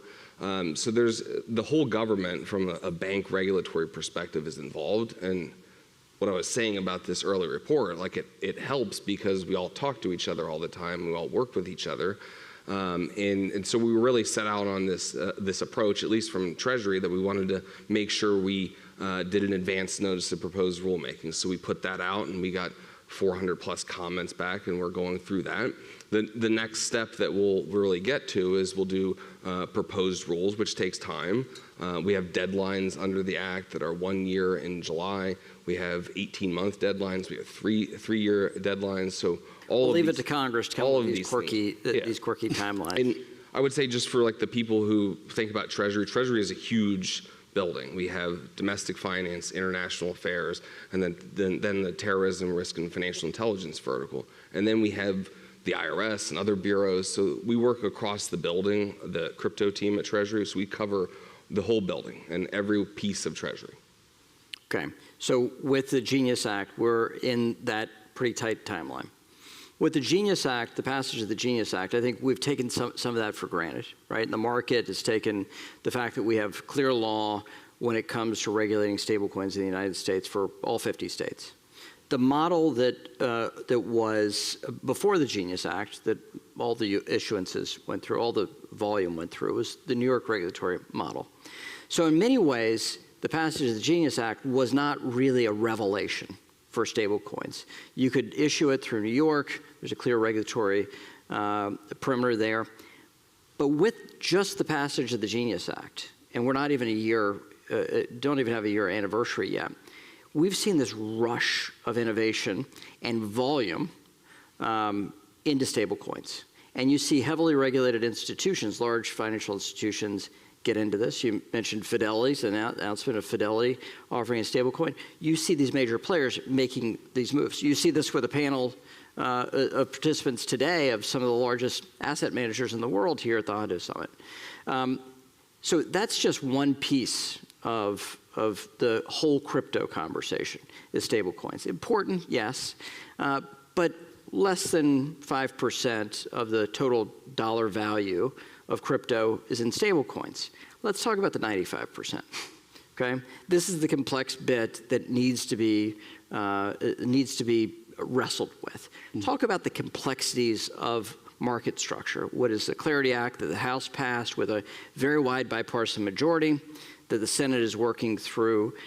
Give us the state of play there and a bit of the top line struggles.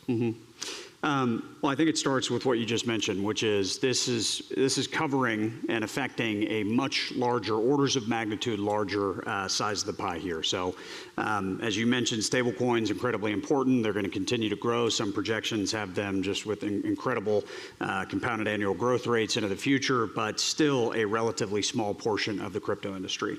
So most of the tokens out there that are trading, most of the companies that are engaging in this space are intermediaries, exchanges, broker-dealers, custodians, you name it. This is the bill that sets the rules of the road for them. How are the tokens going to be treated? Ultimately, who has jurisdictional authority over them between the SEC and the CFTC? It grants spot authority over digital commodities to the CFTC, currently a large gap. That's not a partisan issue. Both sides of the aisle recognize that that's a major issue right now, that there's all this economic activity and market manipulation potentially and bad actors that are just ultimately outside of the regulatory scope. So some of those are kind of basic table stakes. In addition to that, it goes into a definition of what is this thing we call decentralized finance? What is truly decentralized? Which regulators can opine on that and help flesh out some of that? Because within DeFi, there are multiple different business models. And what are the obligations for those different protocols? At the same time, which of these do we want to make sure are not being captured in the regulatory umbrella here that are ultimately just developers writing code, software, in the same way that someone publishing a website doesn't, it's similar types of ideas. Web3, truly, this is kind of the extension of that, just mainly into the financial space. So it has developer protections in it. It has certain activities that we are saying explicitly are not subject to Securities Exchange Act, 3334 Act, Commodities Exchange Act on the CFTC side. So there's a bunch in there. And then this other piece, which we can get into in a moment, which unfortunately we thought we had kind of put to bed in the Genius Act, but the issue of stablecoins coming up again in the context not of stablecoin issuers themselves, how they can pay or not pay rewards and yield, but in this case through the digital asset intermediaries, the exchanges, the broker-dealers, those third parties in between. That is now another point of contention that we're working through with the interested stakeholders. So about that, you saw the delay in the Senate Banking Committee markup of Clarity because they couldn't work out a compromise on what some Democratic supporters and some Republican supporters had, which is a concern about stablecoins offering yield. The Genius Act has some permissibility for rewards. This has become, in banking terms, this major issue where they're talking about deposit flight from banks and a concern about bank failures as a result of this. I think that's hypothetical. There's no data that bears that out, but that is the terms of debate that the banks have had. I think it's noteworthy that you brought both the banking industry together and major crypto players in the stablecoin regime together for a meeting at the White House yesterday. Mm-hmm. I think that shows the importance to the president, to the White House, of getting a market structure bill. That's how I read it from the outside, from the cheap seats here. But you organized the meeting. You invited everyone that you invited attended. And I think it would be useful for us to hear your description of what happened and how we should think about that prioritization. From my cheap seats, I think it's a welcome sign that you brought these warring factions together and say and made a major statement to them. Yeah, well, it absolutely is an indication of the importance that we put on this legislation. The president spoke, I guess, a couple weeks ago over in Davos about the market structure legislation. Again, just the other day in the Oval Office, he wants to see this get done. He wants another bill on his desk ready to sign. We'd love to have another big signing ceremony like we did with Genius. And we view this as kind of the last, at least, legislative piece that we have to get right. This is kind of the crown jewel that's missing right now. But we wanted folks to come together. There have been conversations on both sides of this debate, the banks amongst themselves and the crypto companies amongst themselves. And ultimately, there wasn't that dialogue happening across the chasm here. So it's a first step. It was intentionally not CEO level. This was more policy leads, lawyers, technical experts in the room. Come forward, swords down, make it as professional as we can. This is not about feelings. Let's keep it facts-based. And let's have a constructive dialogue about where we are, what are the red lines, where are the areas that there's actually some agreement here, and there are, and then where do we have the sharpest disagreement. And let's close the gap on those and potentially even think creatively about different ways that we could potentially pull things in that aren't necessarily germane just to stable coins, but there's other regulatory priorities of both sides of this debate that are also priorities. And so to the extent that we can't necessarily solve it exactly word for word on a page, potentially adding some carrots and sticks, if you will, to close that gap. So it was a good dialogue, the first of several conversations. But as we communicated to the individuals that participated, and I do thank them for coming and participating, it was a good debate, or not debate, it was a dialogue, and it stayed well, it could be a debate at points, right? At points. But no, as I communicated to them, time is not on our side here, and to the banks in the room, the Genius Act is law. And that is the current status quo. So if the arguments made on the bank side are to be believed that this is the sky is falling, this is the end of the world, this is your opportunity to potentially make a material improvement over the status quo.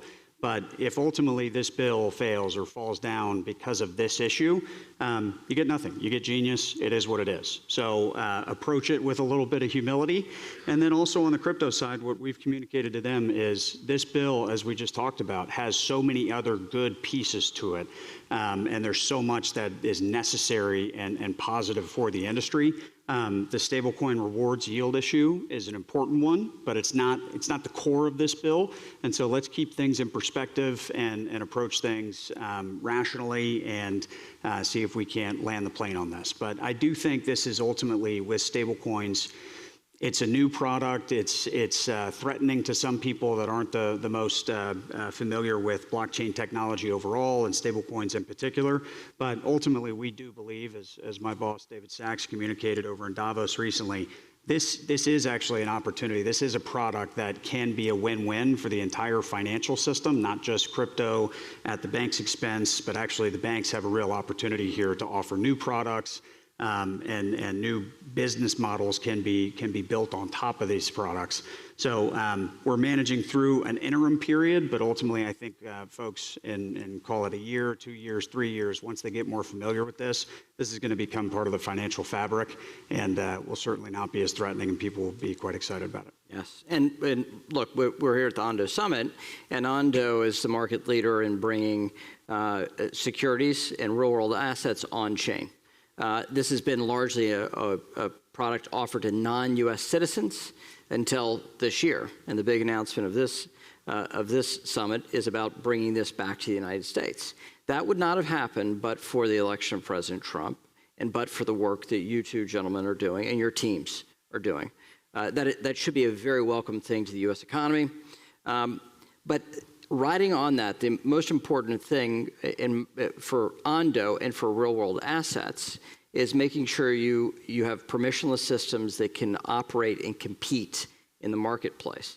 Permissionless systems are really the core of what makes crypto a long-term value proposition. How do you view permissionless systems? How do you view that concept, and where does that fall in the regulatory ambit? It's hugely important. As you mentioned, the real innovation with crypto are these decentralized systems, permissionless, open blockchains. That's not to say crypto doesn't have applications in the traditional sense through fintech and taking existing centralized business models and making them more efficient, lower cost, lower friction. But we want to make sure that we're preserving what is really unique and special about crypto. So within the bill, as I mentioned, there are developer protections for those developing non-custodial software in a decentralized fashion. So we've taken a strong stance in preserving those in there. Mindful of, and it is not just on the Democratic side, but also on the Republican side, nobody wants to pass something that ultimately provides a license to engage in a bunch of illicit activity or that could be used to further adversarial ends. So we're striking that balance. And then on the exemptions from the different regulatory acts here, we're engaging with SIFMA, with the traditional players on the commodity side, CME, ICE, and others, to make sure that we're threading the needle between where something goes from just publishing software, and we don't want to criminalize code or subject that to overly burdensome regulations, while also making clear that when you do cross over into that commercial sphere and it becomes something that you have control over or custody of assets, you are going to have some responsibility. So trying to bring as much clarity to it as possible, but knowing that we have many members that are still getting up to speed on what this technology means. Yeah. And Tyler, you mentioned the coordination between agencies and how vital that is. Treasury usually stands in the midst of these financial regulators and trying to get them to talk to one another. That is always a difficult thing. With the competing interests of credit unions versus banks, and we see this with state banks versus federal versus national banks. It seems like all that is even more heightened right now, given what's happening in the market. We saw the CFTC and SEC, traditionally adversarial agencies for territory, have joint announcements and a goal of coordination.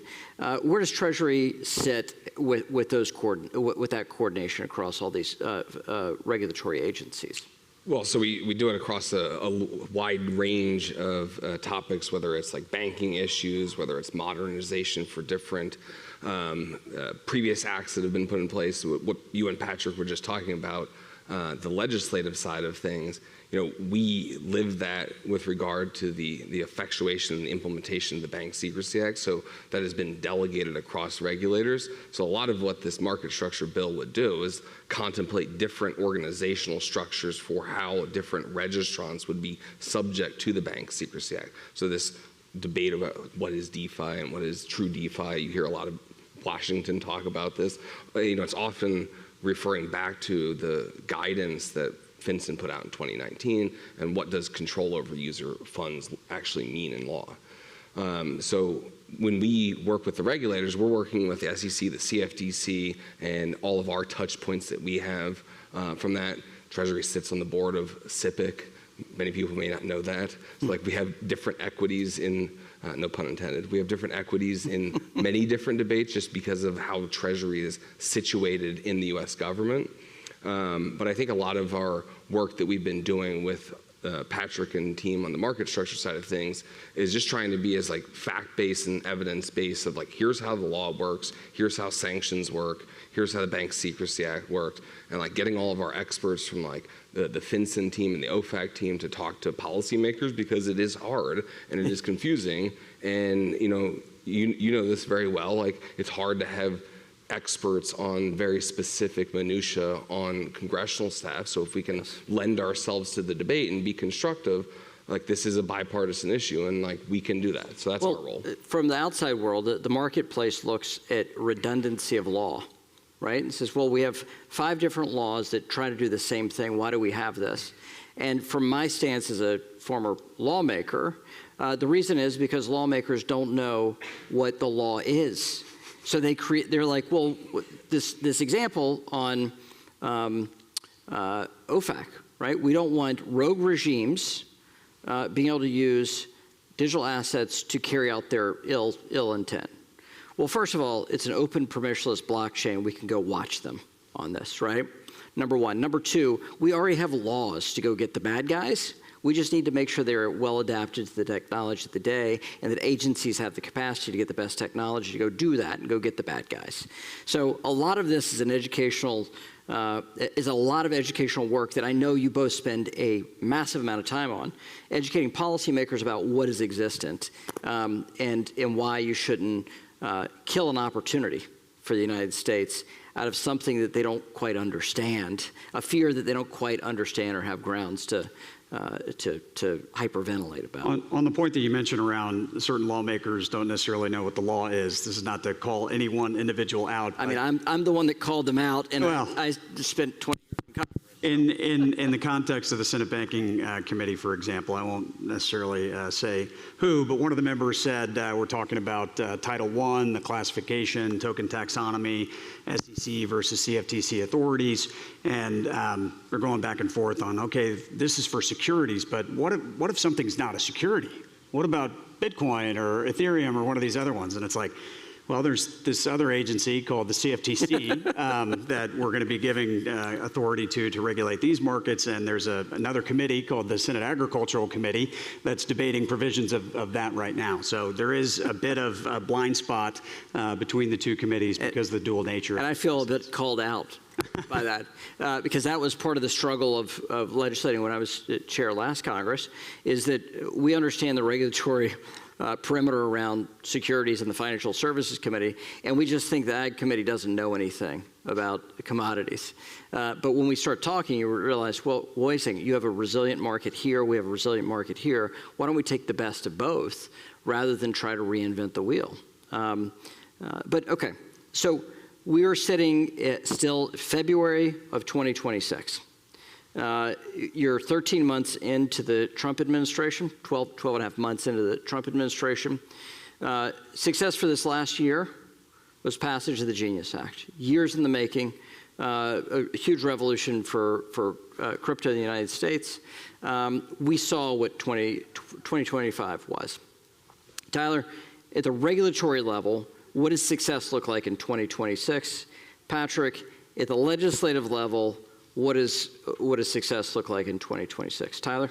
I think success would look like we have rules in place, we have given the public the information to consume and give us feedback on, so we'll have a constructive engagement with the public on the regulatory implementation. You'll see that not only from us, but from the other regulators, and then I think take the contents of everything that we put in the report and make forward progress on all of the recommendations that we made in there where we don't need Congress to act on. Okay, and that is at breakneck speed for government, is what you're suggesting.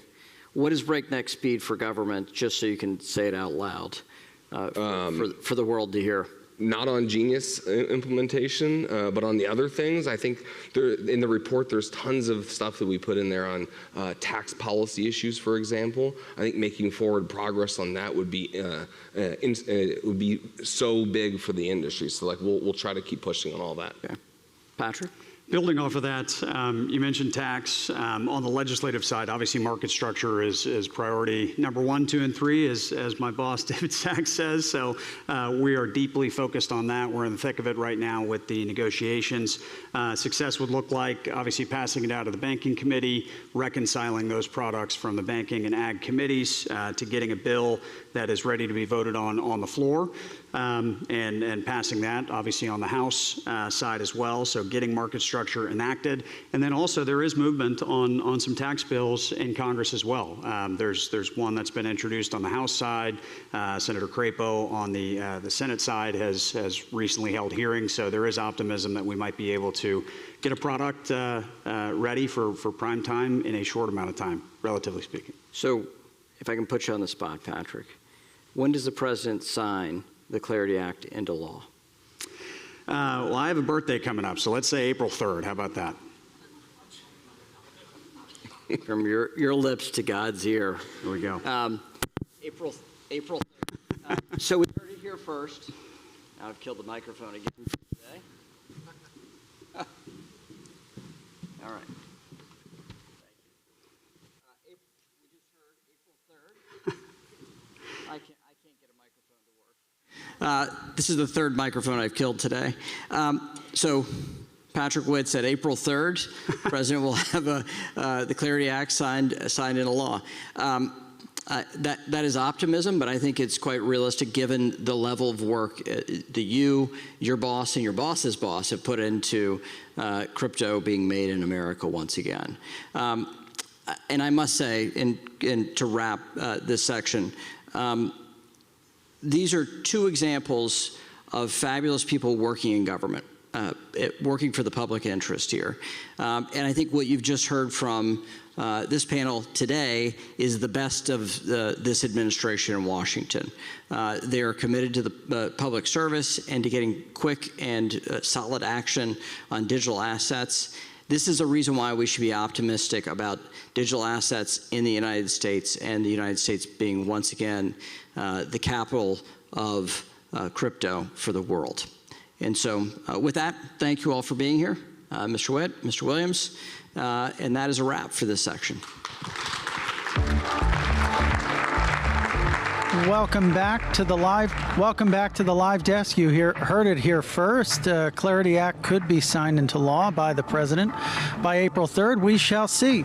Patrick Witt sent a message loud and clear to the banks that the sky is not falling and that they should approach stable coins and crypto with humility. Thanks for tuning in to the live desk and for joining us at the Ondo Summit. Hope you'll enjoy the next session, which will get a view at the exchange perspective from crypto to stocks. Hope you enjoy, and we'll see you again soon at the live desk. Probably jumped too many spaces, but you can't be replaced. You're a superstar, and I can feel you in my arms. Move to the song, the beat is pounding out my heart. Funky and I can say what we'll become. All right, that was fantastic. Thank you. I'm going to move right along. Our next panel is entitled Exchange 2.0, From Crypto to Stocks. And we'll discuss how tokenization and on-chain equities are redefining modern crypto exchanges and blurring the lines between digital assets and traditional financial markets. Please welcome to the stage our panelists, along with our moderator, Ondo's own Managing Director of Global Business Development, Min Lin.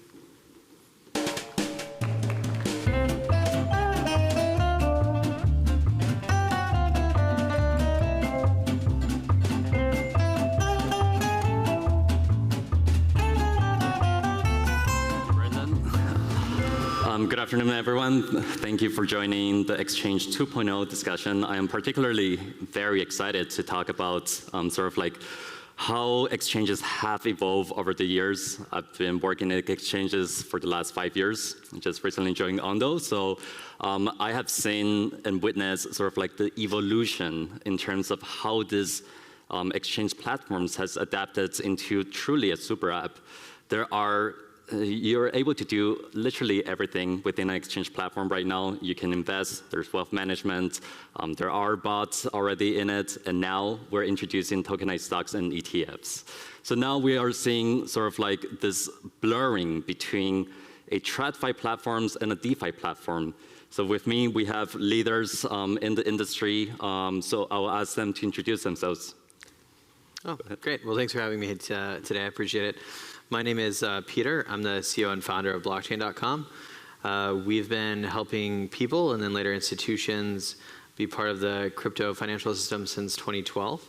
So I've been at it for quite a while now, as I'm reminded sometimes.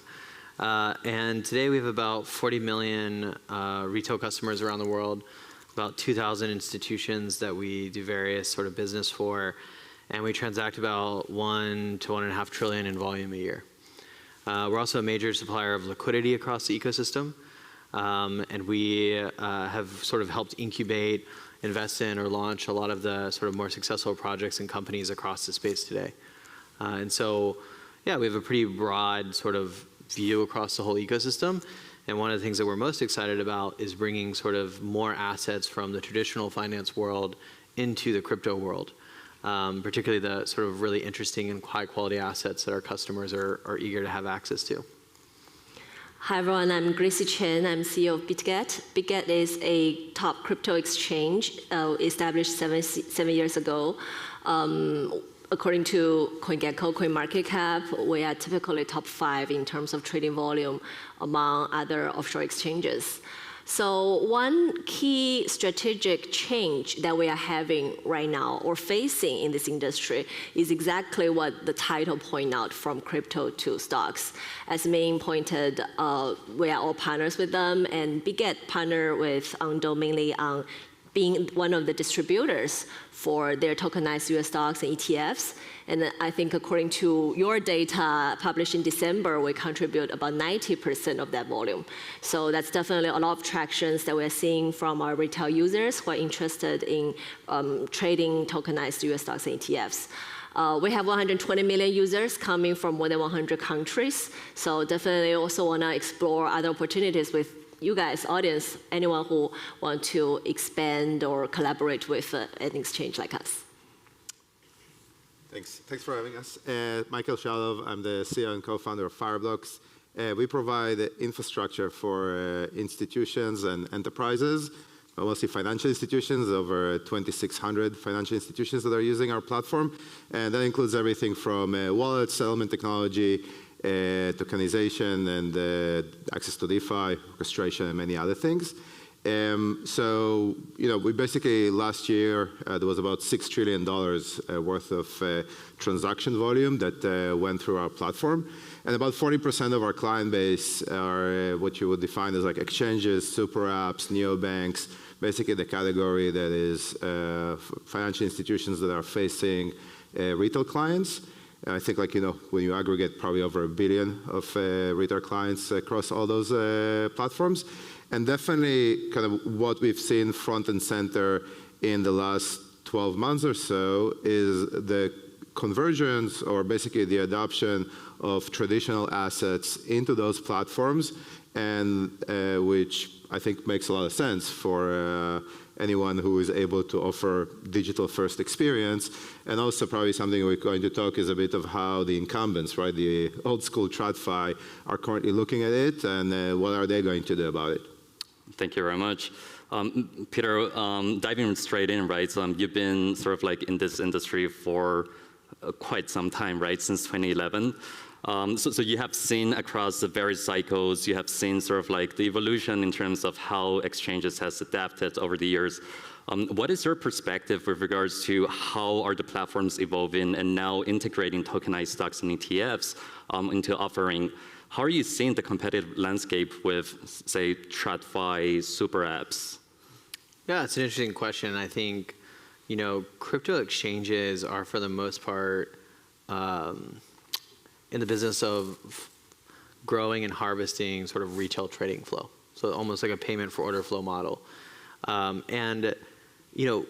With that said, like most of the real liquidity in sort of the top 5 digital assets is predominantly, in 1 or 2 derivative markets. And increasingly for Bitcoin, it's in the CME. So what we see is, sort of with tokenized equities, the liquidity obviously for those assets is in the traditional financial markets. And to some extent, you see these assets issued on chain, and then they're going to be distributed to retail through the sort of exchanges, brokerages like ourselves, et cetera. But the real liquidity for those assets will remain sort of where it's always been. And so one of the things that we think will be an interesting transition to watch is sort of the transition of liquidity of crypto assets moving away from a lot of the sort of cloud-based, more retail-oriented exchange platforms back into the sort of on-prem traditional finance trading venues. Which whenever I say that, the crypto people kind of in the room get a little upset. But we're already seeing that transition happen live. In the case of Bitcoin and Ethereum, price discovery is almost exclusively on the CME at this point. And I think we'll continue to see that across any assets that are very successful. I think for assets like, that are smaller, like a new project or a new ICO, of course the liquidity for those will predominantly be in crypto native exchanges. And I think that will predominantly happen on DEXs actually. But I think for assets that really get to scale, you'll basically see them almost emulate what we see in tokenized stocks. And so I tell people that, like, as a platform offering tokenized stocks, getting good at setting up that infrastructure, hedging across TradFi and crypto native venues is super important, because I think that that's probably how price action develops across the entire market.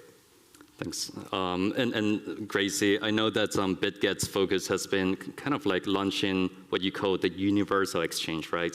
Can you talk a little bit about that sort of like initiative at Bitget? And then how have you sort of like prioritized TradFi integrations within the platform? Sure. So in the crypto world, there are two terms, CEX and DEX, centralized exchanges, decentralized exchanges, a little bit like bipolar, and people just think it's either CEX or DEX.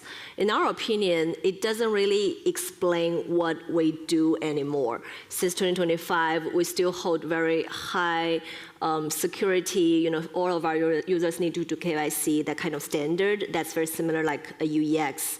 But at the same time, we offer lots of on-chain kind of tokens, including, of course, Ondo tokenized stocks and ETFs. But at the same time, actually millions of on-chain DEX kind of trading assets, as far as they are launched on top 5 public chains that we integrated, including Ethereum, BSC, and Solana, etc., they are tradable. Like our users can just put their contract address of this token and start to trade it using the USDT and USDC, etc., the infrastructure on exchanges. So we feel either DEX or CEX can explain what we do now. And we came up with this term, UEX, Universal Exchange. It's not just a marketing term. That's something I want to highlight, although it sounds very much just like you guys created a new term. It is a trend. What I mean by that is if you look at the exchanges, we are all sort of offering more TradFi assets. It's not just Bitget, but Bitget is leading this conversation. Coinbase call it everything exchange. They're also exploring offering stocks and crypto as well as some other RWA products. Binance Wallet also listed on those stocks. But that is a trend that lots of offshore exchanges are heading to. We just tend to call it Universal Exchange to explain what we do exactly. So Universal Exchange means universally asset coverage, at the same time using, for example, AI as a tool to help our users gather information, place some trades, and also still hold very high standard for security and protection. We have actually the second largest protection fund in our industry, which is 700 million. AUM sort of fund, so that as an insurance kind of establishment there, just in case any of our users were hacked or lost money due to unstable system. That has been very, very important, like holding the trust and credibility, as well as being able to offer a good amount of products to our users have been the key focus for us. But we just feel universal exchange is a good term to summarize what we do now. And I think it is a trend for the whole industry. And Michael, like Fireblock serves, 2,600 institutions you mentioned. So that spreads amongst neobanks, wallets, exchanges, and so forth, right? How have you seen that demand in terms of tokenized stocks and ETFs amongst those platforms? Yeah, so I actually like the UX because we call it the everything exchange, but it's the same thing. It's a better term, by the way. So we'll start using it because we have a blog about it. Love it, thank you. Yeah, but look, I mean, it is a trend, right? The trend right now is that I think anyone who has any form of financial app that is targeting retail users is trying to expand to a horizontal offering that includes everything, right? I think that probably like, Coinbase definitely like kind of were the one to maybe set the marketing tone, but I think that there are actually quite a lot of different providers that are, to a certain degree, front-running them. From our standpoint, first of all, our goal was to actually set up the infrastructure for them to be able to do it. We recently acquired a company called Dynamic that is doing on-chain wallets for exchanges and retail apps and fintechs. That is actually a critical component to do this successfully. So you can have basically a segregated account that is kind of non-custodial account that also uses the regulatory experience with a custodial account, and of course the access across all the different blockchains. I think maybe like, the biggest brand that maybe front running a lot of it right now, and we've seen is Robinhood. So they clearly came to all this from the very traditional space of competing with the interactive brokers and E-Trade and so on. And I think when they were solely in the United States, it was very clear that stock trading is done through their brokerage in the very traditional way, but they also had a very robust infrastructure to power crypto. When they decided to expand to Europe through the acquisition of Bitstamp and also probably soon into Canada, they figure out that actually doing it through a tokenized formulation gives them the ability to go into this basic acquire license, but then immediately deploy the technology and immediately deploy the capabilities. So if you're actually now downloading a Robinhood app in Europe, the experience from user experience looks the same, trading Apple stock, but you actually see this kind of chain icon on the left corner, top left corner of their screen, and if you click on it, you can actually see the on-chain transaction for the settlement. So I think that this is the direction of travel pretty much for everyone. I think that there will be probably a bit of a mix on, based on the demographic of the users that you're servicing, what type of tokenized assets outside of stablecoins, which I think like stablecoins is like ubiquitous, right? But like what other assets people will start offering successfully on their platforms. And Michael, you touch upon sort of like infrastructure, right? So like stablecoins has obviously scaled because the infrastructure has been there, right?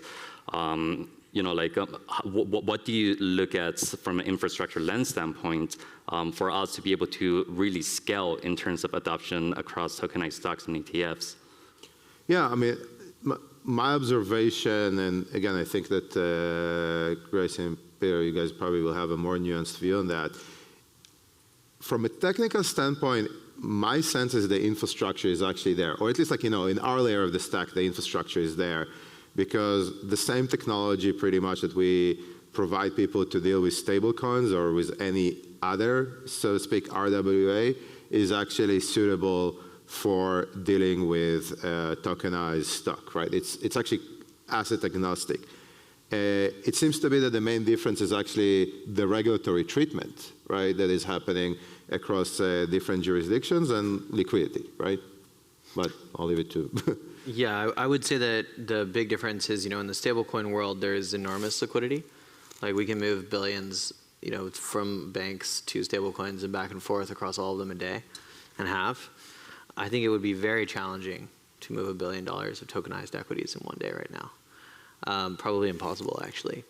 And so I think a big, I don't know if it's technical so much, because I would agree with you that it's sort of all the same technical infrastructure. But from a sort of market operations and market liquidity perspective, there's definitely a pretty long build out to do before, the liquidity for tokenized equities matches, stablecoin liquidity or even sort of liquidity in the stock market itself. So I think, there will be a relatively, medium-term build-out of that.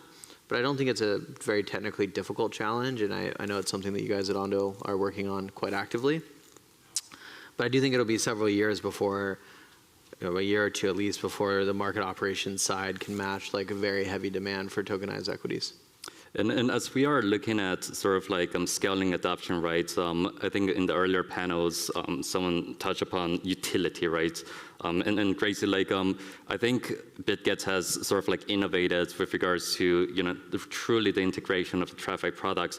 How are you sort of like thinking around bringing utility of those tokenized stocks and ETFs onto the platform for users? Yeah, so Bitget is pretty big in perpetual and futures trading, and there were users who, or partners who asked us if we can enable using tokenized US stocks, for example, as a collateral to do perp trading. I find that a bit challenging because the users have a difficulty to understand why they should do it.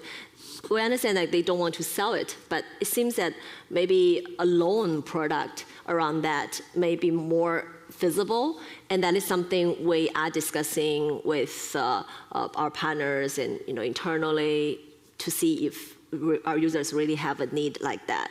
Another landscape around this is also around regulation. In my opinion, regulators are like your parents, annoying but necessary.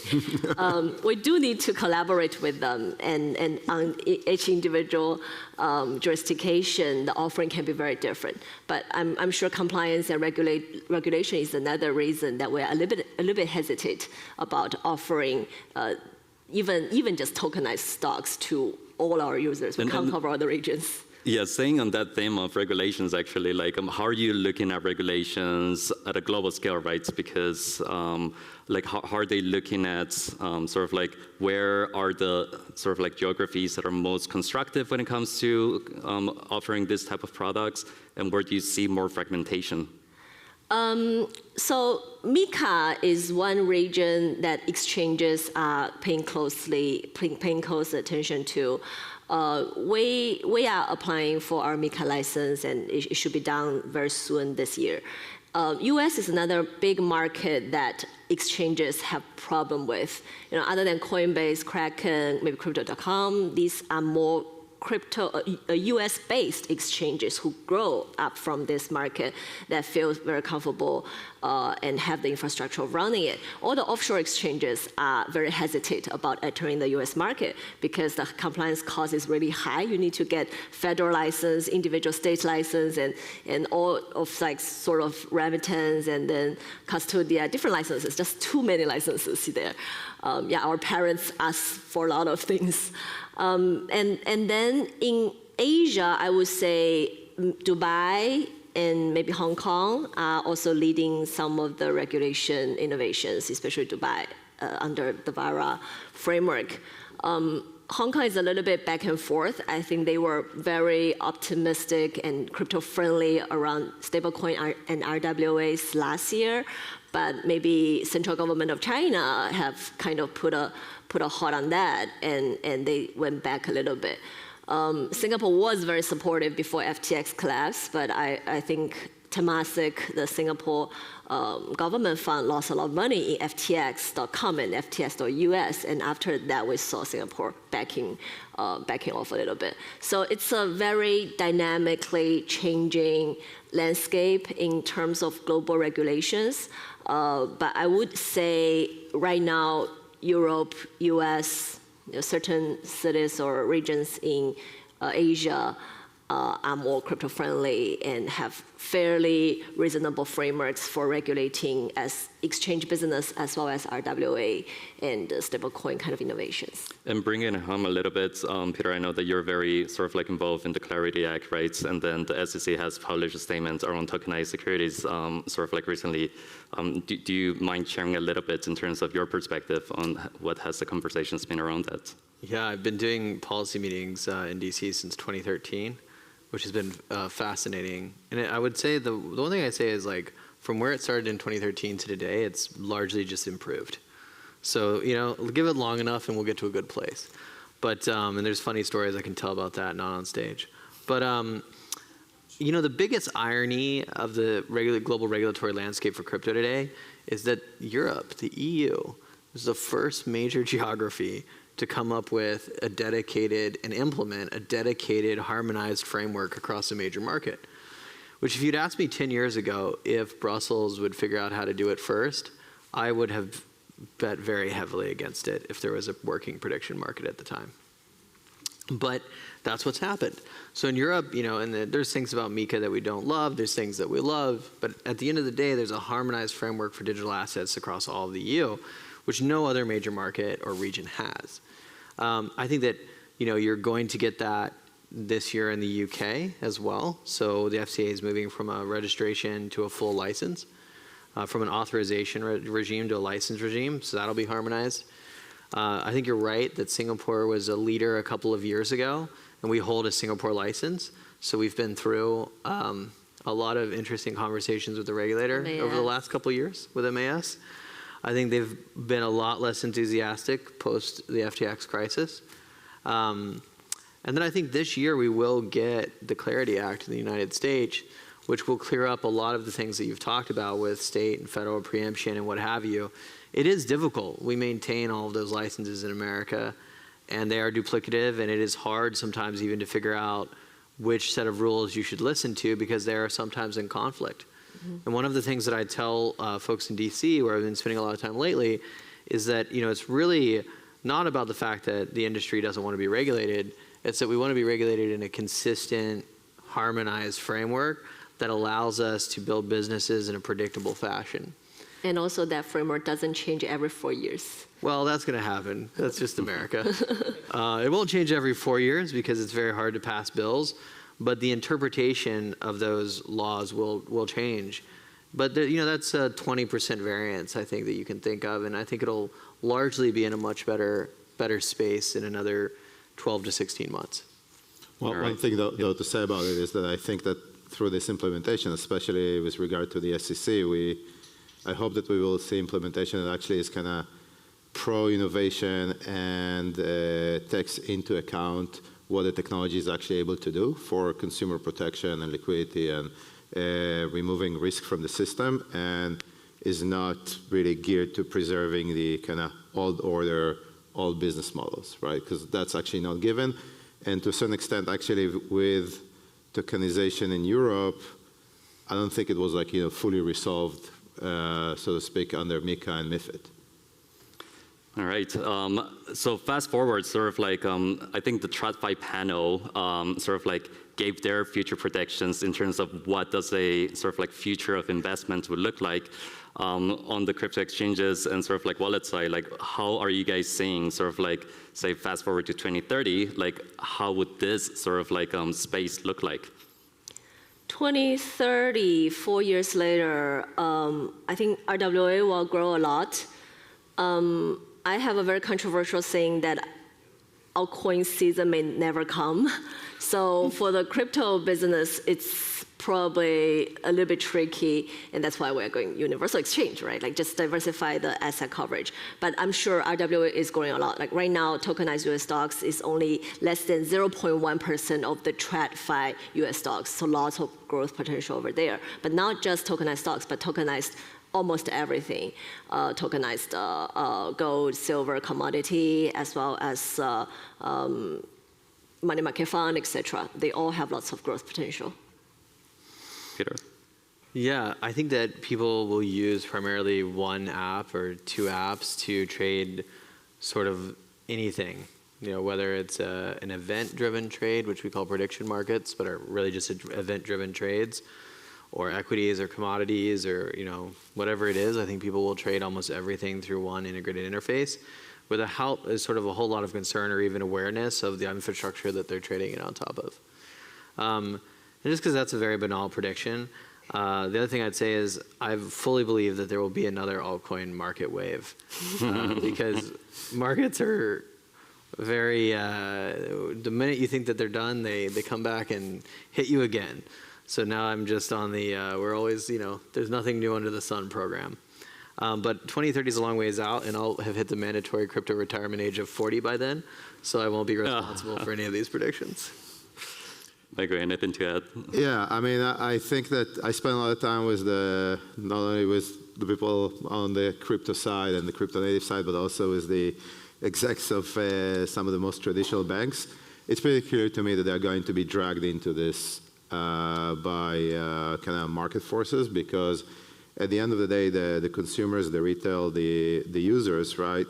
They won't stick to experiences that are outdated and clunky. They will all move into experiences that are the most advanced experiences that they can sign up for, and therefore I think that this will impact those institutions as well. I think there will need to be a lot of alignment, a lot of investment, a lot of education over there, but I think it's also inevitable that the biggest institutions in New York City will have to offer that as part of their entire kind of offering. Well, thank you very much. That's all the time that we have, and that's a wrap. Thank you very much, everyone. Thank you. Thank you. Thank you.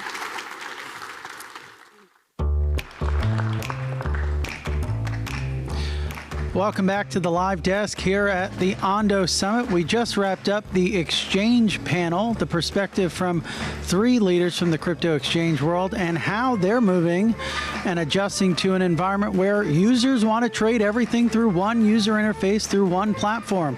And of course, the growing interest in crypto equities.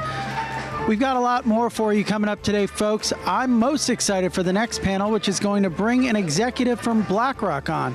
If you've been tuning in the entire day, you would remember that I've been talking about the extent to which Wall Street is hiring for crypto, and BlackRock's a great example of that. Thanks for tuning in.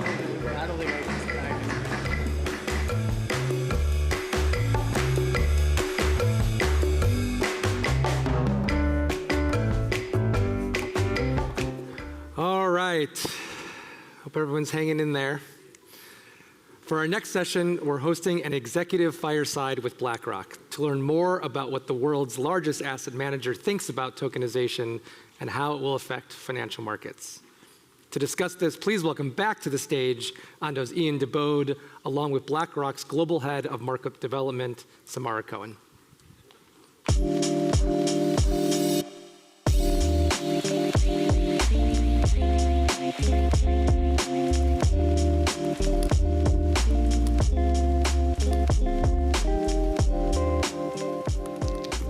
Samara, thank you so much for joining us here today. We had you here last year as well at the Ondo Summit. Obviously, a lot can happen in 12 months. BlackRock's always been very forward-leading into the space.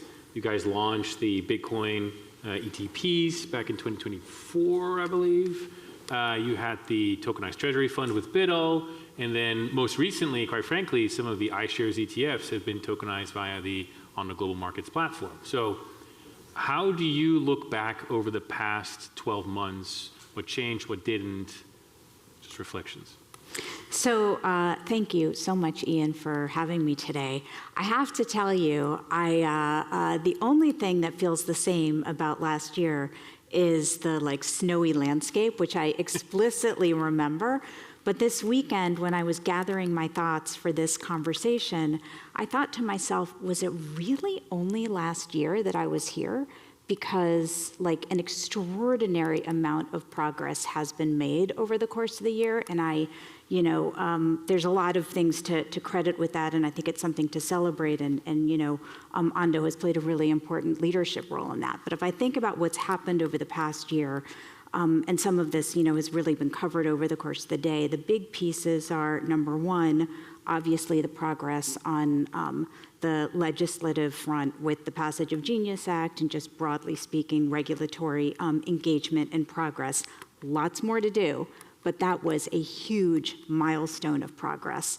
Number two has really been the industry engagement and collaboration with all different types of market participants. I think, frankly, in the US, Genius was a bit of a wake-up call, this is happening, and if you haven't been involved, it's time to get involved. And I think that's been productive.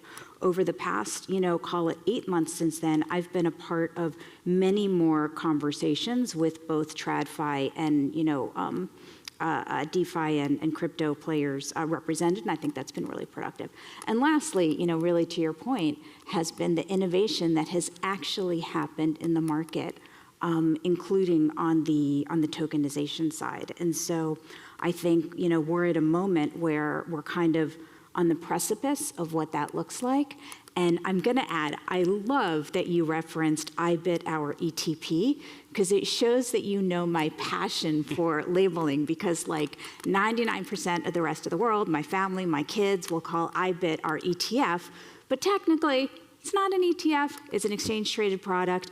And in all seriousness, in a world where it is terrific how much innovation and choice is available to investors, I think the burden on us as an industry, with help and partnership from the regulators, but I actually view this as more of an industry prerogative, is to really be clear on our labeling and what we're talking about. And so I think, fast forwarding to, there's lots of developments for us to talk about, but last week, the piece that the SEC put out, guidelines for tokenized securities, was it tokenized securities or tokenized equities? It was helpful, especially like it wasn't thousands of pages. It was 6 pages in reasonable font, 28 footnotes. I'm not a lawyer.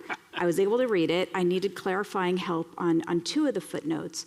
But I think that as an industry, we can still come up with something a little bit more consumer friendly, especially when it comes to things like ETFs, because I think what you have done, and there are different models in what has unfolded on chain over the past year in terms of providing, call it, tokenized price representations to investors. And there, I would say you guys have really set what, in my view is kind of the gold standard in that, there are models that are permissioned. Yours is permissionless. There are models that are actual tokenized securities. There are some that are derivatives. Yours is securities. And there are some that have more robust mechanisms than others for alignment in the secondary market. And I think progressing taxonomy with respect to what's trading on chain, and then, how we think about natively tokenized products when they're introduced is going to be what I hope we're talking about if you have me back next year. I love that a lot. No, I mean, I can only echo what you mentioned. There's a lot of talk about tokenization in the US. Clearly, there's a lot of different models.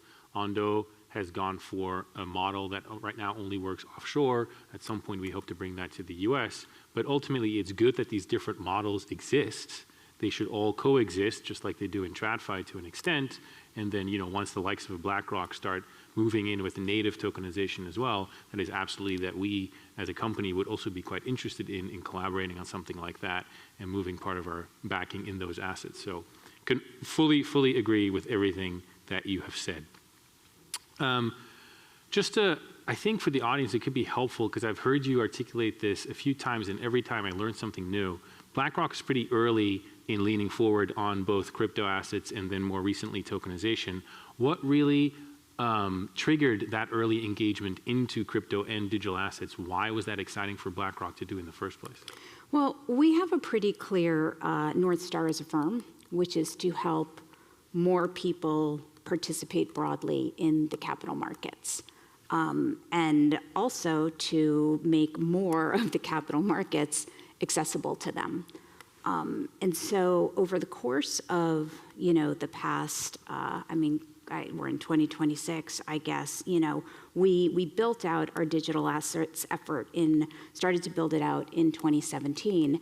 And very typical kind of TradFi story, I would say broadly across the investors and business people inside the firm. It was very much what are the exciting applications of blockchain technology and much less of a Bitcoin or crypto investment story.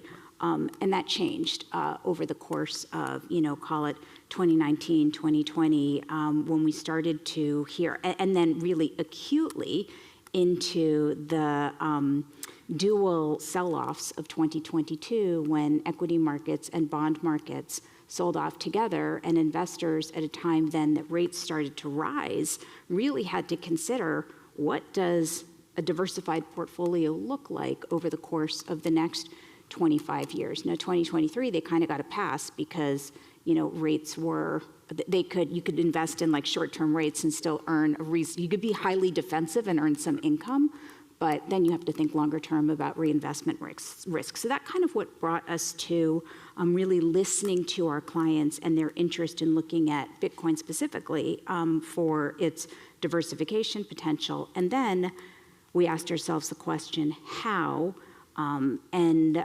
really developed a strong view that the ETP as a wrapper would be a really helpful way for our clients to construct portfolios that had allocations to Bitcoin. So it started with the investment thesis and then went to the wrapper. Yeah, no, I like that framing of the wrapper and a way to make an asset more accessible. I feel like you guys pioneered that really with Bitcoin, wrapping a crypto asset into a traditional instrument and making that available to a broader audience. I feel like right now we're almost doing the opposite at Ondo, where we wrap traditional assets into a wrapper that can then be issued offshore in a different format, so it looks a little bit more like a stable coin and can be accessed permissionlessly. You've talked a little bit about some of the parallels that are happening between tokenization as a technology and the concept of an ETF. Would you mind just articulating that a little bit more in terms of what exactly that parallel looks like for you and any type of advice that you have for us as we try to continue down the path of tokenization? Yeah, so look, I look out in this audience and I know a fair number of you, so I'm not talking entirely to a digital native audience, which again says something about the convening power of Ondo, but like, spoiler alert, we have been doing this with the ETP wrapper for 25 years, and in particular, the ETP wrapper and ETFs have been a really critically disruptive technology in the fixed income market, taking bonds, which were incredibly hard to buy, and putting them on exchange so that they were more accessible, were more easily used in diversified investment strategies. Importantly, not only delivered to investors, but created a virtuous cycle in the bond market itself, because the more investors wanted to get their fixed income exposures in ETFs, the more the market ecosystem, liquidity providers, trading platforms had to meet that demand. And because we were talking about like thousands of bond line items that go into an ETF, it meant that they had to develop algorithmic pricing capabilities, portfolio trading capabilities, and this actually ended up bringing a lot more transparency and liquidity into the bond market. So I think this is really instructive at this moment, and I think you're exactly right. Just as we were excited to bring crypto exposures to equity bond investors who didn't have any crypto exposures, we're incredibly excited to help crypto investors diversify their portfolios into global equity and bond markets. So we share that aspiration. I think the, guiding principle for us, especially, I love the mantra that you have around bringing TradFi liquidity on chain, is making sure that we don't, in the process of doing that, fragment liquidity or undermine transparency. And that's one of the reasons why, you said all of these models, can coexist. I kind of think, can they? I mean, some of them maybe. Right. Like I said, I think you guys have put out a gold standard type of, tokenized price representation, but I don't know that all of the models, deliver at the same level and have the same mechanisms for investors. And, some of this will be, much of this will be determined by the market, and I think we will certainly go through a period of multiple models operating simultaneously. But even during that transitional period, I think we have to work really hard, as partners and as an industry to preserve on-chain investor experiences so that we, and like Gracie said this beautifully in the earlier panel, we kind of continue to earn trust and build trust so that the technology can actually scale. No, 100%. And yeah, I mean, you make a good point. I think ultimately the market will decide which form of tokenization actually works, right? So that's why I'm excited that we've seen very good adoption. And I appreciate the kind words around our tokenization model, because it is, if you want to tokenize assets and really make them globally accessible, you have to tap into that TradFi liquidity, really build the bridge, because to your point, ETFs have created so much liquidity in the underlying, it'd be a shame to fragment all of that. I want to talk a little bit about, we talked a little bit about the ETF parallel, and now we're entering a stage where individual stocks are being brought on-chain, ETFs are being brought on-chain, and because of that fact, they in a sense also become programmable, right? They can engage with smart contracts, they can engage with DeFi, but what does that actually ultimately all mean for the future of asset management to have these programmable assets, programmable stocks, programmable ETFs living alongside crypto all on the same rails? What does that actually mean for asset management going forward? I think, the big picture is it's going to make it easier to construct the broadest portfolios possible. I mean, one of the reasons that we, and by the way, I think I've told you this story, when the whole idea of a Bitcoin ETP was first pitched to me, I thought, I don't get it. Like, isn't the whole point of Bitcoin that it's so accessible? Like, doesn't the ETP wrapper like potentially like deprecate the promise of Bitcoin? But one of the things we learned was that investors really wanted a that without a standard wrapper within one ecosystem, it was very hard for them to manage their whole portfolio, to adjust risk, and even to understand what risk they had in what environments. So I think this kind of concept of the integrated exchanges and universal exchanges, to me, I hear just the opportunity to build and customize broader and more specific portfolios for investors. Yeah, no, I think obviously it's something that you guys have done for years already, to have these model portfolios that really represent diversified exposure for an investor, ultimately, depending on their risk appetite. It's interesting because I think the broader retail audience globally, particularly the ones that are crypto investors natively, they have not really had a lot of experience with just a diversified portfolio more broadly, right? And it doesn't seem that fun. No, it doesn't seem that fun, but it's hugely important for your overall financial returns, particularly over a long period of time. So it's very exciting to hear that you guys are kind of looking around the corner and trying to figure out how do all these assets live together, and how can we essentially have diversified exposure for an on-chain user base. I guess to that point, I mean, we laugh about it, but I think user experience, like as we all know from our lives, and those of us who have kids who are online, it really matters a lot. So when I think about like what it's going to take to make my kids actually like care and be interested and engaged in their financial health, I think as a technology, it's very promising on that front too. So I actually am quite bullish. I think that we see investors who may come to the market because they're excited to trade, but hopefully stay in the market because it encourages them to invest in a durable way. 100% agreed. So we're coming very close on time, but I want to just give you the opportunity for the next, call it 12 to 24 months, let's say you're sitting here next year again, hopefully 2 years from now, what will need to have happened, in your opinion, for tokenization to really succeed and start coming into the mainstream? So first of all, again, I think one of the things that has helped you guys be as successful as you have is you've had real clarity of vision, and you've been very specific about creating this integrated ecosystem and bringing, equities first on chain, when a lot of people were kind of saying less liquid assets are the place to start. And I think that's something you got right. I think to get it to a sustainable place that can really scale over the next 12 to 24 months, we need to see mechanisms that provide better and more robust means of maintaining that sort of market integrity, price integrity, liquidity. And I do think ultimately, and this is going to take ecosystem work and regulatory work, but introducing issuer-led tokenizations that provide some interaction in the primary market with the fund and the underlying securities could be that incremental mechanism with these models to create a reference asset to support that market integrity. So I hope we see that. No, I fully agree. It's kind of almost what you guys did with BIDL and have that be an anchor or backing asset for other tokenized treasury funds. I'm very much looking forward to the day where we can start doing that with some of your ETF. You and me both.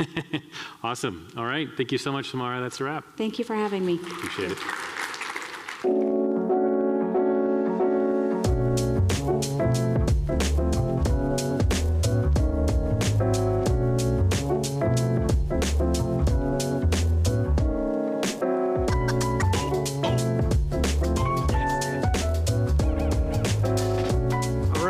For those of you watching the live stream, we'll be able to watch another set of interviews from our live stream desk, while those of you in the audience here will take a break for some networking. The next session will start at 3:45 p.m. Thanks.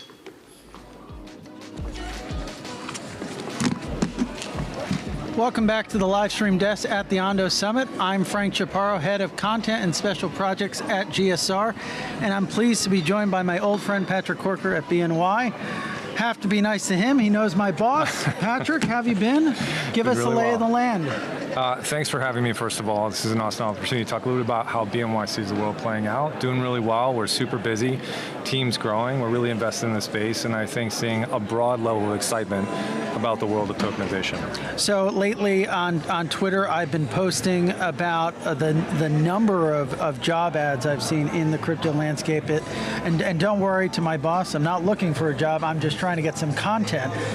It is insane the extent to which banks and firms like yours are scaling up and building out. That's true. And look, we're seeing more join the fray all the time. So my good friend Amy Oldenburg, who just took over the reins at Morgan Stanley, she's got an incredible remit over there and is going to be hiring up. We're continuing to hire, and I think writ large, you know, it sort of shines on this idea that the skill set, people who understand digital assets and traditional finance and being able to apply that to this world we see unfolding, it's a unique skill set. It's in high demand, and that's a great thing. And you've been in crypto for a long time. Walk us through what's changed. Why is this moment, you know, we've heard across the sessions, pivotal. It's an inflection point. To what extent is that true?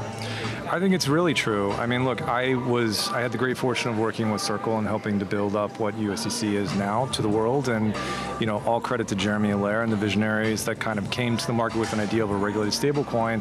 When we started, the idea was sort of lost on the community of institutional finance. It's like, why do we need a digital dollar on a blockchain? Mm-hmm. I think fast forward to now, that's completely changed. The idea of digital cash writ large, whether it's stable coins or deposit tokens, is broadly accepted. And now it's about how do we put those two things together and create a future where there's interoperability. We talked a little bit about that on my panel earlier. Mm-hmm. And then also create a world where people can plug in and participate in a common standard, which is how traditional finance works today. So I think it's really about that. It's like, we agree this is the future. Now, how do we push this forward and scale? And you're pushing each other forward to an extent. That's exactly right. Yep. You guys sit really, I mean, BNY, if you think about it, sits at the center or is one of the core pillars of our financial market infrastructure. What are the current challenges or impediments to getting to a future where everything moves on chain?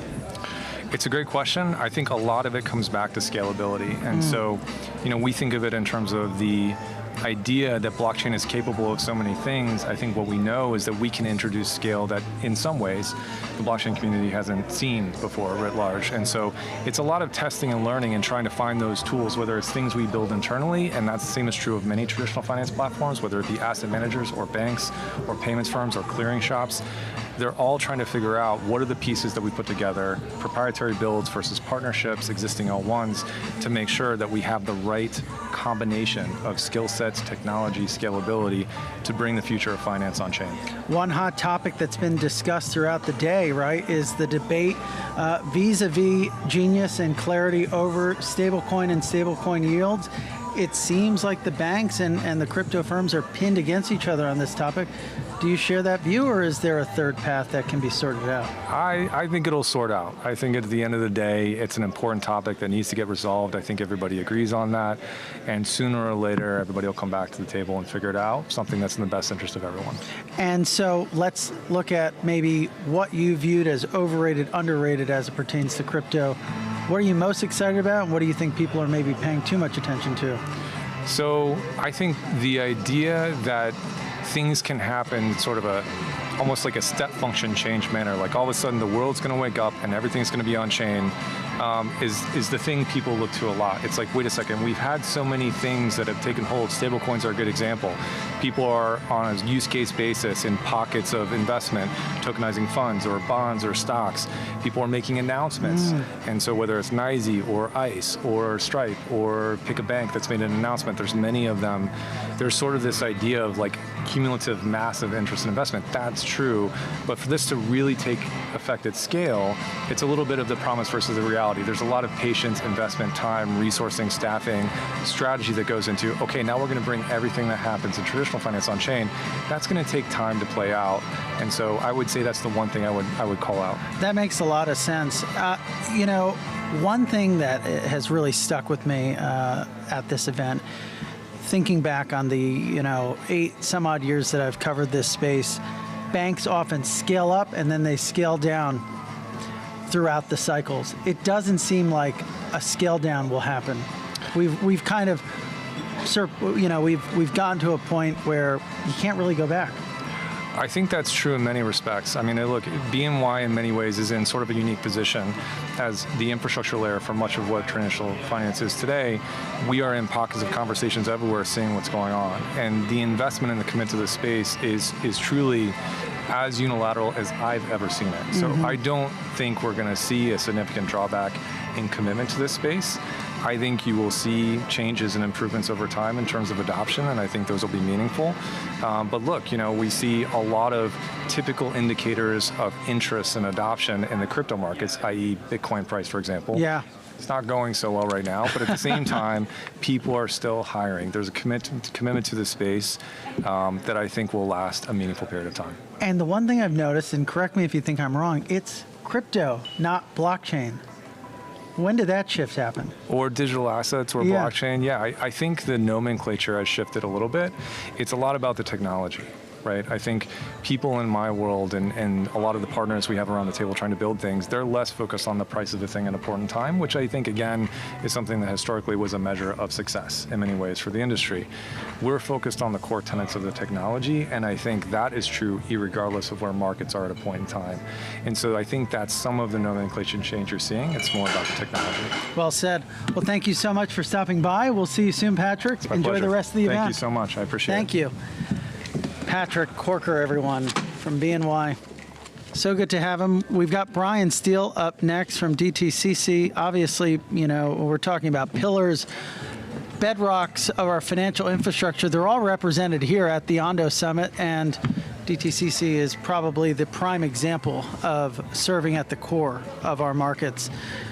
Brian, thanks so much for taking the time. How are you enjoying the event? Thank you so much. No, it's great to be here, and thanks for having me. No, of course. I mean, if you think about the transition from analog to digital to now tokenization, what has the last year looked like in terms of getting to this third level? Yeah, I think for us, it's been a bit of a journey. We've been, working with digital assets technology for well over 10 years. We certainly in the last year, we acquired a company called Securrency that's been an incredible part of our organization. It's brought sort of technology prowess and human capital to our organization that has really helped us form what is our digital strategy and our ability to enable our clients' digital assets journey. And that's an incredibly important part of our strategy. We're not doing anything in a vacuum. It's really for our clients and our clients' clients, our journey that we're on.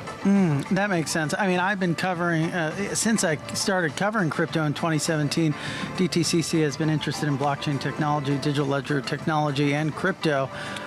Recently, how has client behavior maybe resulted in you guys acting differently or doing anything different? Sure. Yeah, we've really accelerated efforts in the last year. We have, in sort of mid-December, we received, no action relief from the SEC for us to, with regulatory certainty, deploy our tokenization service to our clients. And our journey is one of enabling the tokenization of the assets that are custodied at DTC. DTC today is the CSD, the custodian for the overwhelming majority of the U.S. equities and U.S. corporate bond and U.S. municipal bond market with over $100 trillion in assets. And so, our clients have really accelerated their own digital asset strategy in their journey and really finding demand in certain pockets of leveraging tokenization to find real commercial value.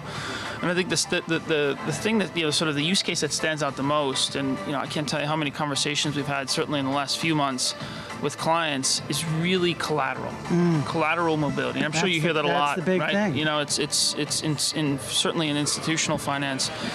Collateral today is largely it's trapped within an ecosystem, right? It's trapped within sort of a different a certain player in the ecosystem, a certain custodian, et cetera. It's sort of trapped within operating hours of that particular entity that's holding it, or it's the geographic region, et cetera. There's a number of different barriers that are sort of preventing the asset from moving seamlessly to fulfill the collateral needs, and so really thinking about how we liberate the asset in the form of tokenization. It's just sort of the kind of the way I think about it. and then allowing it to be able to fulfill obligations around the world. Allowing a cash equity or a tokenized U.S. Treasury to fulfill an obligation that you have at a Japanese clearinghouse. That world is coming very, very quickly. Much less obviously to more effectively or more commercially to collateralize activity that's happening in DeFi. Right? Yeah, Certainly many of our clients find that activity today, much less without any other collateral, sort of obligator to extend to tokenization, finding the value just today in the DeFi market for collateralization of that activity through real-world assets being tokenized. Well, you're hitting on something that I think is very important, something that will be a huge topic of conversation in 2026. When will banks be able to take on crypto as collateral? I mean, we're seeing it in some small instances with stable coins and tokenized treasuries. Sure. But what about crypto? Yeah, it's a good question. I think that's really incumbent upon each of the institutions from a risk profile perspective for them to drive towards what they think is an appropriate sort of custody model for them to take on crypto assets, for allowing their clients to be able to custody the asset, and treating it as any other traditional asset. I think we're certainly focused on not as much crypto, but certainly real world assets around securities that we hold as an organization, and allowing those to be used for our clients, where they see fit. Which I think, beyond collateral, we talk to many clients about how they think about, in particular, in conjunction with many of the exchanges and other market providers that play a key role today. What are the new trading and settlement modalities that are unlocked as a function of tokenization, or a function of we aim to connect with n number of multiple L1 and L2 networks, right, in such a manner to connect DeFi and TradFi in somewhat of a seamless manner with the use of the assets that we tokenize, but to do so in a regulatory compliant way, to do so with the same investor protections that one would expect in doing business with DTCC. But I think we're sort of just at the edge, really, as it relates to things like as it relates to innovation, because now, with levels of regulatory certainty, you could start to see traditional players really coming to the table and thinking about how this technology and how getting involved in the ecosystem will really transform their business. That makes a lot of sense. So thinking to 2026, what does success look like as it pertains to this marriage of DeFi and traditional finance? Yeah, it's a great question. So I think for us, really, success looks like a couple things. One of which is, we've made a commitment, as I've said here, to delivering our tokenization service, and that's something that we'll deliver sort of I'll call it the early part of the second half of this year. That's going to start with a defined set of securities in a way that's very kind of measured and thoughtful, and that will allow our clients to be able to leverage that service in a way that they think is useful for their business. And frankly, I think we will stage them thereafter into a broader set of securities, a broader set of services that we'll continue to develop. Amazing. Brian Steele, thanks so much for taking the time. Thanks DTCC, so much. Company to watch. Thank you. Hi, everybody's watching. Me. Take care. Thank you. Amazing. Well, next up on the docket, Summer Mersinger at the Blockchain Association. We haven't had the chance to meet before, I don't think, at least. No, pleasure meeting you. But congrats on the new role. Thanks. Relatively speaking. Yeah. There's been a lot of talk of regulation, obviously, with clarity or genius in the rearview mirror, or vice versa. Yeah. And we had Patrick Witt join us earlier today, and he said April 3rd could be a potentiality for the ink from the president's desk drying. Is that ambitious for Genius? I hope he's right. That would be amazing. Make your job a little bit easier. Yeah, it would certainly make my job easier, and would provide a lot of certainty to a number of our members who really want to expand in the U.S. and are just kind of waiting on the sidelines until we get market structure in place. So, Summer, bring us into the Beltway, so to speak. Obviously, I was reading the Wall Street Journal over the weekend, right? And they painted Brian Armstrong as Wall Street's enemy number one as it pertains to this stable coin yield question.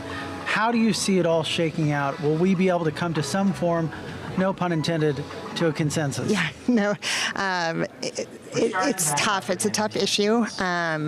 Certainly, I think the two sides are pretty far apart, but you mentioned Patrick. He brought together the two sides yesterday for a meeting at the White House. It was a very productive first conversation. Certainly, we didn't work out a deal, but I don't think anyone expected that. I think at the end of the day, for the traditional finance, for the banks, if this doesn't get solved and we don't get market structure, nothing changes for them. And so I think they've got a vested interest in getting market structure done because they want a change to this piece of the Genius Act. And I think for crypto, we've been in the room in good faith negotiating from day one on this. Certainly, we've tried, we've offered a lot of thoughts and suggestions, and so it is good to see the banks now coming to the table. One thing that the banks have sort of suggested is that the stablecoin yield element can be a risk to the deposit business, specifically for small banks, regional banks. Is there any sort of way we can carve out something that protects them, so to speak, without hindering the growth of stablecoin providers? Yeah, I think the narrative there is kind of a false narrative. We've seen rapid growth in stablecoin, just over the last 5 years, and there has not been a corresponding deposit flight. So I think, looking at it from that perspective, there's no evidence that there will be a deposit flight. But I do think, recognizing that these are concerns that people have, and especially some of the small banks, is there a way to look at this as far as like holding a stablecoin versus using a stablecoin? And I think that's where some of the focus has been, is on like time and duration of the holding of the stablecoin. But yeah, as far as the deposit flight, I think it's, kind of one of those tactics that they use to get people riled up. Get people riled up.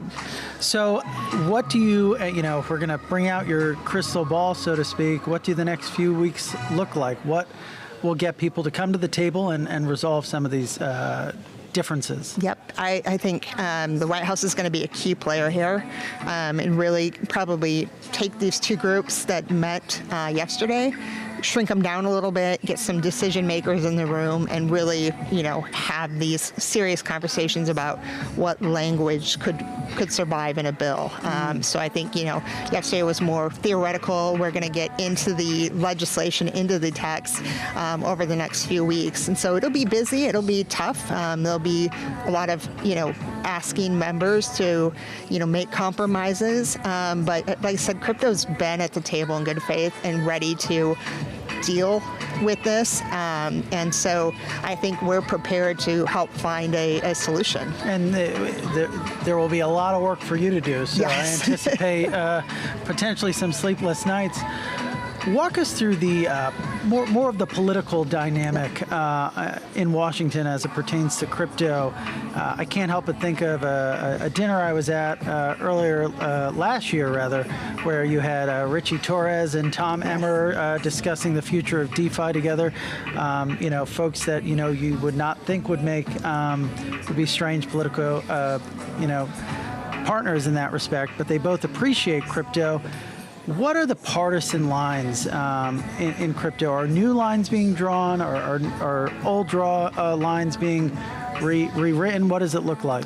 That's what I love about this issue, is it's truly bipartisan, and we saw that in the House with, the passage of the Clarity Act. Yeah. We saw that with Genius as well. You need 60 votes to get anything done in the Senate, and they were able to get that with Genius. So it is a bipartisan issue where you see some kind of differences. Again, it's not on politics. It's usually on issues. Mm-hmm. So, you see some of the folks who have, who think a lot about, national security. They may be joining up together to talk about illicit finance. And you see, even like on this yield issue, Senator Tillis from North Carolina and Senator Alsobrooks from Maryland working together. So it is it's actually bringing the two sides together to work together on certain things. So I think it's positive. I think it's what Washington needs right now is, bipartisan work on, something that they could accomplish that will really impact the economy. And so my hope is that they continue working in that spirit and we get this done and to the president's desk. One thing that I've heard come up over the course of the day is the extent to which any of this is sticky, right? Law can't necessarily change, or it's hard to change because of how Congress moves so slowly, at least relative to the private sector. But the interpretations can change, right?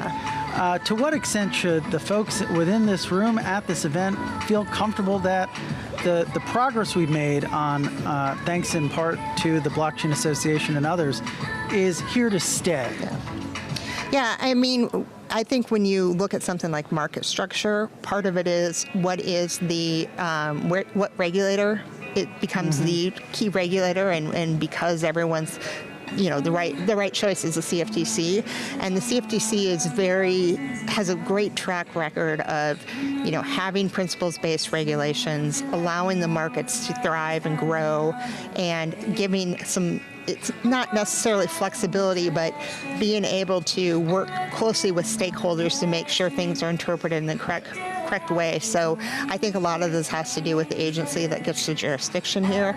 I think the other piece of this is if we do have a new administration that somehow maybe interprets the law differently, you have to remember that if it goes to court, there's no more agency deference under the Chevron doctrine. So I think there's a different standard as well for overturning or for using the rules to write law to change what Congress did. So I don't think it'll be an easy task for any future administration to undo legislation if we can get it done.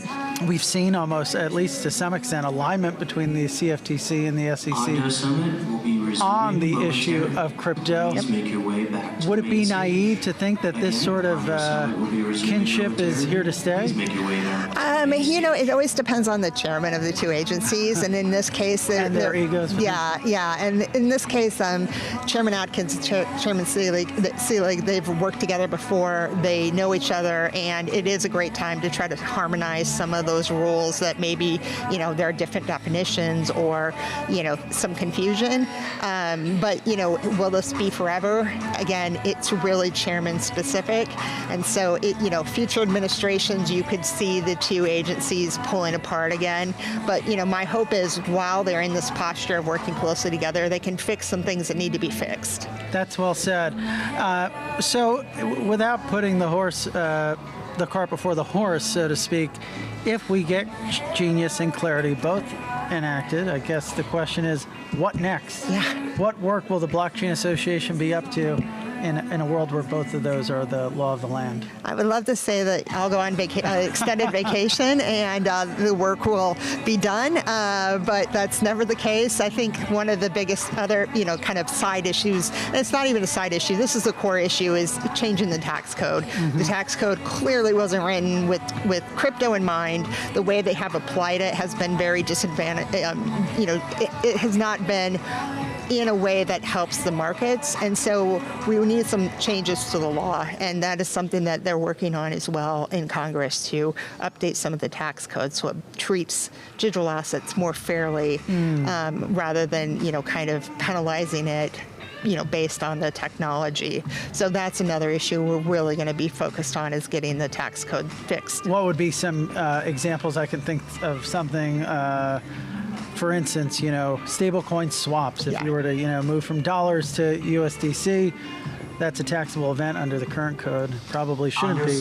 What are you looking or advocating to change? Yeah, absolutely. The taxable events, we're looking to create a de minimis exemption so that not every time you use, every time you have a transaction, it's taxed. The idea that maybe someday you can go buy coffee with your Bitcoin and that not be a taxable event. That is something we're looking to change. There's some treatments around staking and mining and the way that's taxed that we need to change. One of my favorite examples, just because it goes to show how absurd this can be, is if you donate crypto right now, they require a full appraisal for the value of the crypto in order to deduct it. Really? The market, it's not good enough to look at what the market is. You have to have a professional appraisal. And so they're likening, I didn't know donating. that. Yeah, it's I'm learning really, this for the first time. It's really interesting. So they're, it's almost like donating crypto would be like me I have to donating go to my art or something. Yeah. That's insane. Yeah, so that's, one of those where I think, it's absurd and people recognize that it's absurd, and so it's time to fix it and make it so that it's fair for crypto. You can probably see the sweat from my brow about thinking about April 15th coming up on the horizon. Summer, thanks so much for taking the time to join us. Yeah, no, Hopefully thank we'll you see for you having soon. me on. Absolutely. Take care. Thank you. And good luck in D.C. Thank you. Well, ladies and gentlemen, thanks so much for joining us for this session of interviews. Hopefully you're enjoying the conference at home. We'll be back soon. Enjoy the rest of the summit. Welcome back to Ondo Summit. Let's give a warm welcome to our MC, Brendan Flores.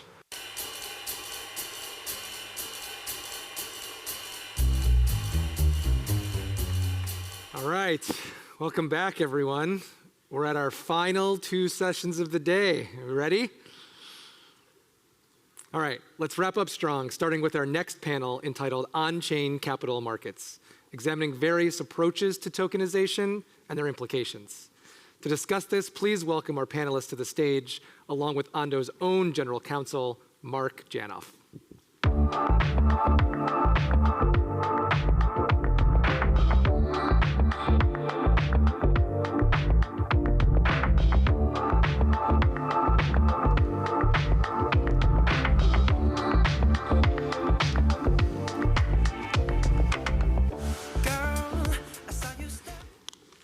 Alrighty, well, looks like we saved the best for second to last here. Almost. Well, hello everyone, and thanks again for joining us today and hearing from all of our distinguished speakers and panelists. It's really been an honor to have all of you here with us. So our session today is focused on on-chain capital markets. So we're going to talk a little bit about the why, the how, the where, and the what of tokenized publicly traded securities. And maybe we'll even get to the when, so you all can place your Kalshi and Poly market bets. But I'm excited to dive in with our panelists today. Nadine Chakar, the Managing Director and Global Head of DTCC Digital Assets, and Yoshi Yokokawa, Co-Founder and CEO of Alpaca.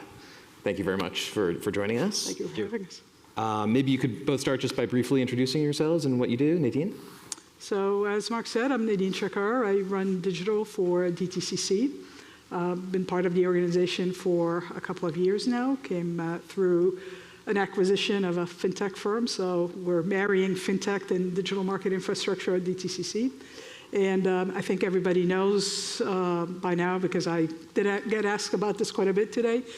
In December, we got a no action letter from the SEC that allows us now to proceed to start tokenizing our inventory and start really to push forward on digital market infrastructure. So that's what we do at DTCC. Terrific. Yoshi? Hi, I'm Yoshi. I'm the co-founder and CEO of Alpaca. Alpaca is a FINRA, SEC, and DTCC member self-clearing broker-dealer in the US and multiple other jurisdictions. And we are also the clearing and custody infrastructure API companies supporting a lot of tokenizations, supporting modern fintech applications in the world. Excellent. Well, thank you both very much. So I mentioned we'd start with the why here.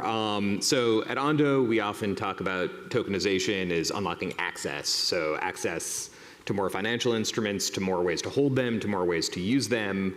I'm really interested in understanding how this aligns with other market participants' views of kind of the purpose of tokenization. So Yoshi, maybe we'll start with you. Alpaca has a wide range of customers from other broker-dealers, robo-advisors, hedge funds, crypto exchanges, token issuers, retail investors, and beyond. How does the value of tokenization to those customers vary across that customer base? I think I think about kind of two directions and two time durations when I think about tokenization. One is that where the world actually moving and how the financial system is moving towards. Because everyone wants less risk, less systemic risk, and the better experience with the faster money movement. So in order to achieve that, bringing whole the system on chain, which is like tokenization is a part of that, is necessity. So like that's the one thing that we always think about, like, we have to go there. But at the same time, like, there's immediate steps that we have to take. That's about product market fit, more of like immediate short term what we should be doing. And that's coming from like, actual people demands. And like how I see is definitely like, accessibility, because there are a lot of countries that have, their assets on chain instead of having their money in their local currencies, or like, because of some of the credibility of the local banks, have their assets on chain. So like they have to be able to access those financial assets that's already liquid in the world, which is like US stocks, to be able to be accessed by the on-chain system. I think that's the demands that what we are seeing in the tokenized stocks. Terrific. So in addition to access, kind of the efficiency play as well. Yeah, I think like when I think about it, like more of the macro lens, like if you step back a little bit, like we have to kind of understand why this is happening anyway. Of course, there's a technology innovation, but like we have to think about why that innovation happens, because this is for the better world and better thing for the people. It's like, safer, investments, like, safer system, so that we don't see any more Lehman shock, right? Because it's a lot of capital crunch in the immediate, credit crunch. That's going to be reduced if the settlement happens atomically instead of money sits there because of the funding problem. So I think I think about that lens first as well, in addition to what's happening right now in terms of the product market fit of what the market needs. Terrific. So yeah, speaking of innovation, Nadine, you mentioned the no action letter that DTC received. Can you talk a little bit more about what you're hoping to learn from that? I don't know if you call it a tokenization pilot. It's kind of a little bit time delimited. What you're hoping to learn from that and how that factors into what DTC is trying to achieve globally. Sure. I mean, just to build on Yoshi's comments, like innovation is also driven not just by client demand, but also the ability of looking at risk management, looking at efficiencies. And you get all that with the digital infrastructure that we're looking forward to working with all our participants and their clients to get us there. The no action letter is only time bound in terms of we did not ask for any exemptions to any securities law. That's really important to note. What we've asked for is a little bit of leeway, because as a highly regulated entity, we have to govern our businesses with rule books and other risk management. So we've asked for a little bit of room to grow into it. So that is what we're starting to, if you will, build the infrastructure to do so. We have about $100 trillion in assets, 1.4 million CUSIPs within our custody, and that is where we're hoping over a period of time to get there. With the no action letter, in order to better risk manage, we've committed to tokenizing the Russell 1000. ETFs that are tied to major indices, treasuries, and other fixed income instruments. And what we're looking to do is, the tokenization process by itself is super easy, right? We can do that all right now. But there's an ecosystem that you build around it that takes a little bit of time and thought. And you also need to add, you need to give these tokens a level of value, right? And what is that for us?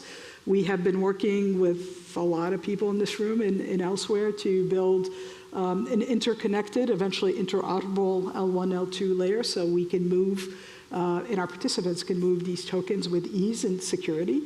So that is one element of what we're doing. We are also trying to build use cases around collateral. So we're looking to roll out, hopefully by the second half of this year, a collateral infrastructure, which we call our collateral app chain. So an app chain just dedicated to collateral. To be clear, we are not doing collateral management, but we're allowing our participants and their clients to have the ability of leveraging tokenized assets as collateral, and you can move that collateral literally at the speed of the network. So if you think about it, if you're from Kyoto, right? So if you're trying to finance security during Japanese trading hours, we're asleep here in the US and you want to use a US security to do so, if it's in your wallet, you can move it, you can use it. And this is just the beginning of what we believe over a period of time, that we will rebuild the infrastructure and the rails of the US capital markets. Excellent, thank you. Turning a little bit from the why to the what, so I spoke a little bit earlier about various tokenization models that have kind of been in the public debate. You've heard a lot of tokenizers, issuers, market participants discuss the relative merits of those models. The SEC came out with their statement recently, giving their own taxonomy regarding what these models are. Nadine, how would you describe the various models and kind of just in brief the pros and cons of each? The SEC did a phenomenal job explaining it, and it's, I would urge all of you to read it. It's a couple of pages, so it's not very onerous. And, you know, I think about it in 3 buckets. You have what's called the direct methodology to tokenization. So you're pretty much tokenizing at the issuer level, and you're a direct owner of that security.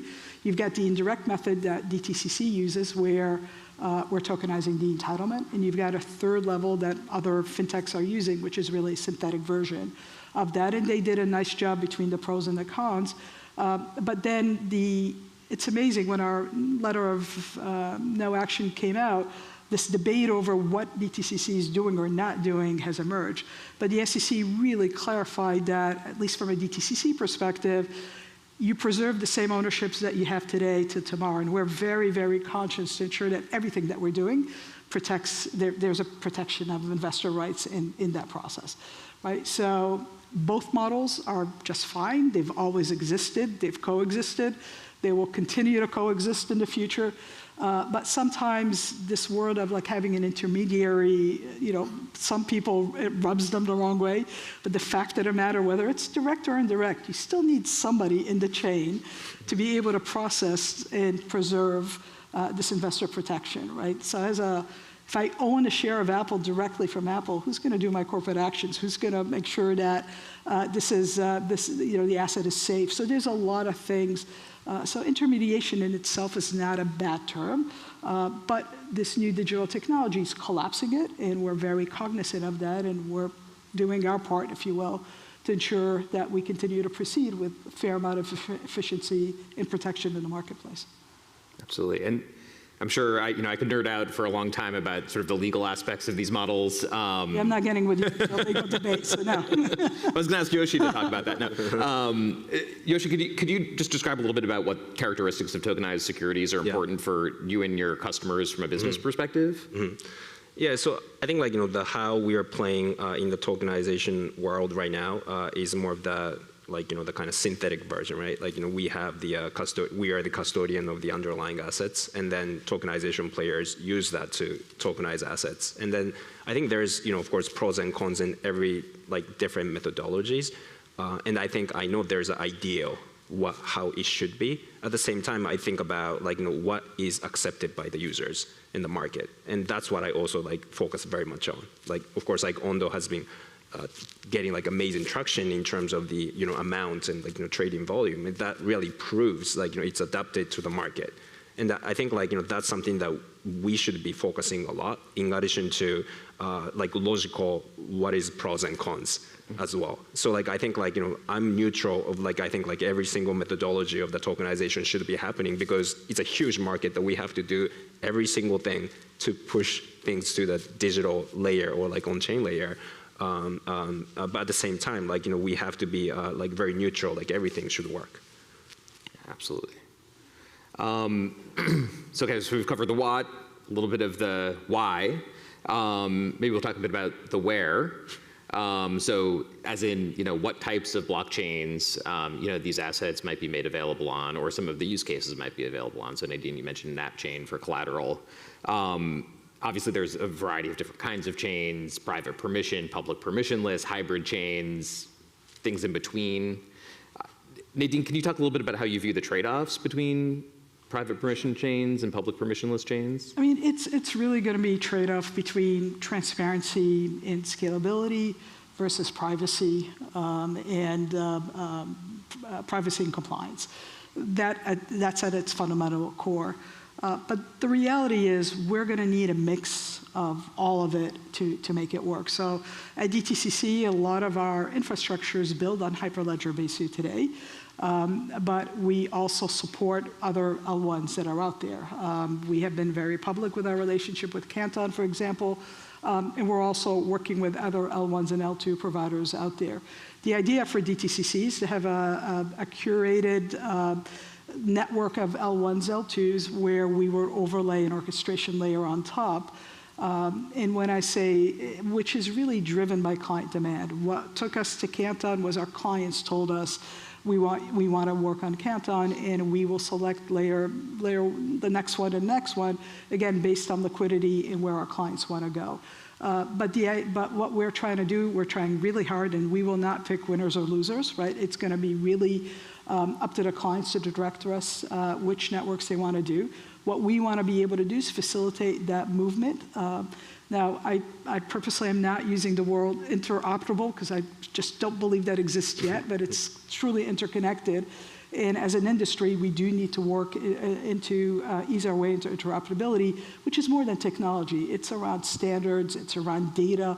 There's a lot of other non-technical requirements that need to go in to get us in a true world of interoperability. But we leverage private, we leverage public, we will continue to do so. I don't personally believe there'll be a one chain that will win it all. It'll be an amalgamation of chains.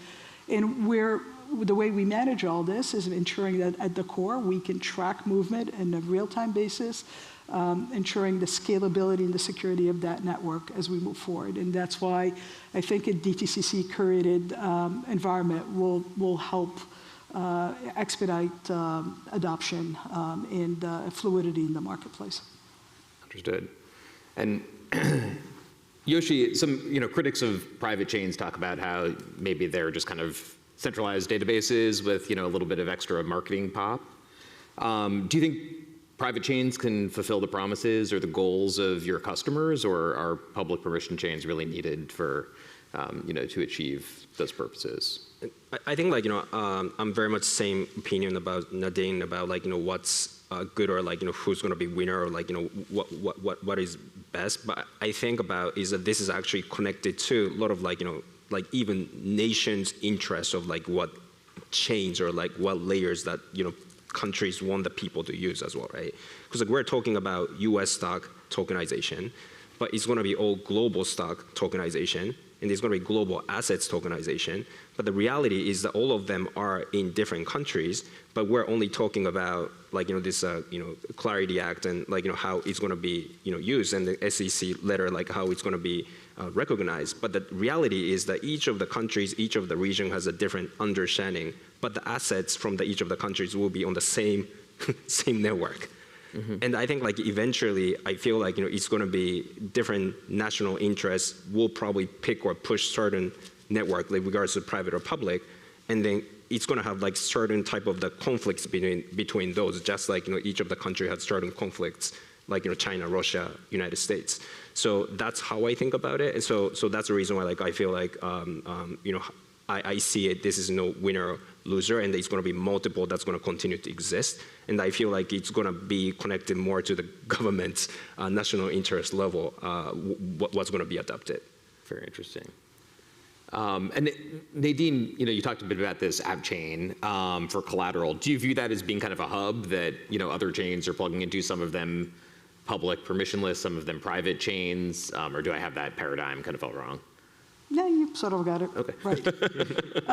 The idea is for us to, now why is it an app chain? It's a private app chain just because of the immense computing power that you would need. There's also a lot of private data in there that investors wouldn't want exposed to the world, right? If you and I are exchanging collateral, I'm not sure we'd want the whole world to know. So the app chain provides that level of privacy, flexibility, and speed that one requires. But the idea is definitely to have other, whether it's other L1s to connect in there, there's also other platforms, collateral platforms that are out there, other ICSDs, CSDs, CCPs. I can pretty much take any 3 letters of the alphabet and come up with a good combination. But eventually, at least our vision is that as a depository today, we welcome the world to, so we host the world, if you will, when it comes to U.S. equities, and we want to do that when it comes to collateral. So we're totally open. We've got requirements when it comes to security and scalability.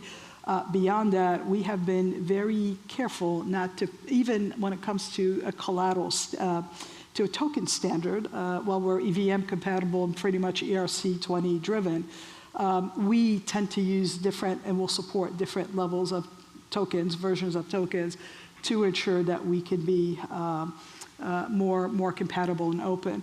Now, what's the main difference, if you will, what we've done with our app chain and our tokenization engines is we've encapsulated data. So take your security reference files, take your asset files, and we've been able to put those in the token.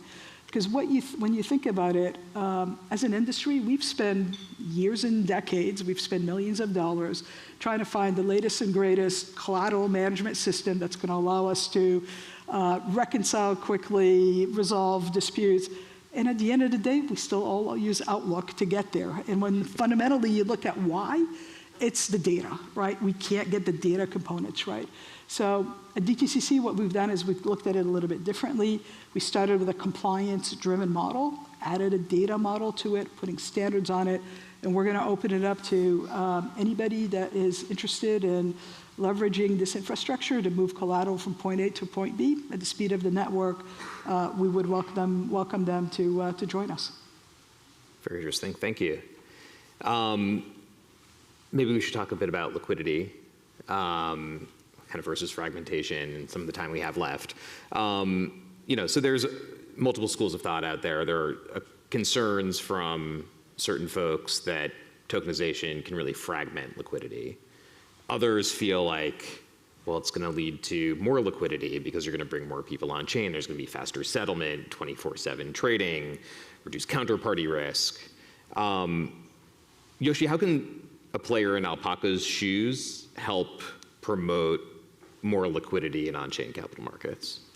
I think for us, because we play primarily on the synthetic field, at least as of today, and of course, like you're in discussion with the DTCs as well, our job is to make sure that underlying collaterals are very much secured, and then making sure that it's very credible, so that it creates more trust that it's going to be there, right? It's not like algo tokens or algo something that's going to just have nothing. So I think making sure that that really exists and it's actually redeemable. And the fiat TradFi stuff can come back if it's tokens gone. So I think the making sure that the showing the trust is one very key important component.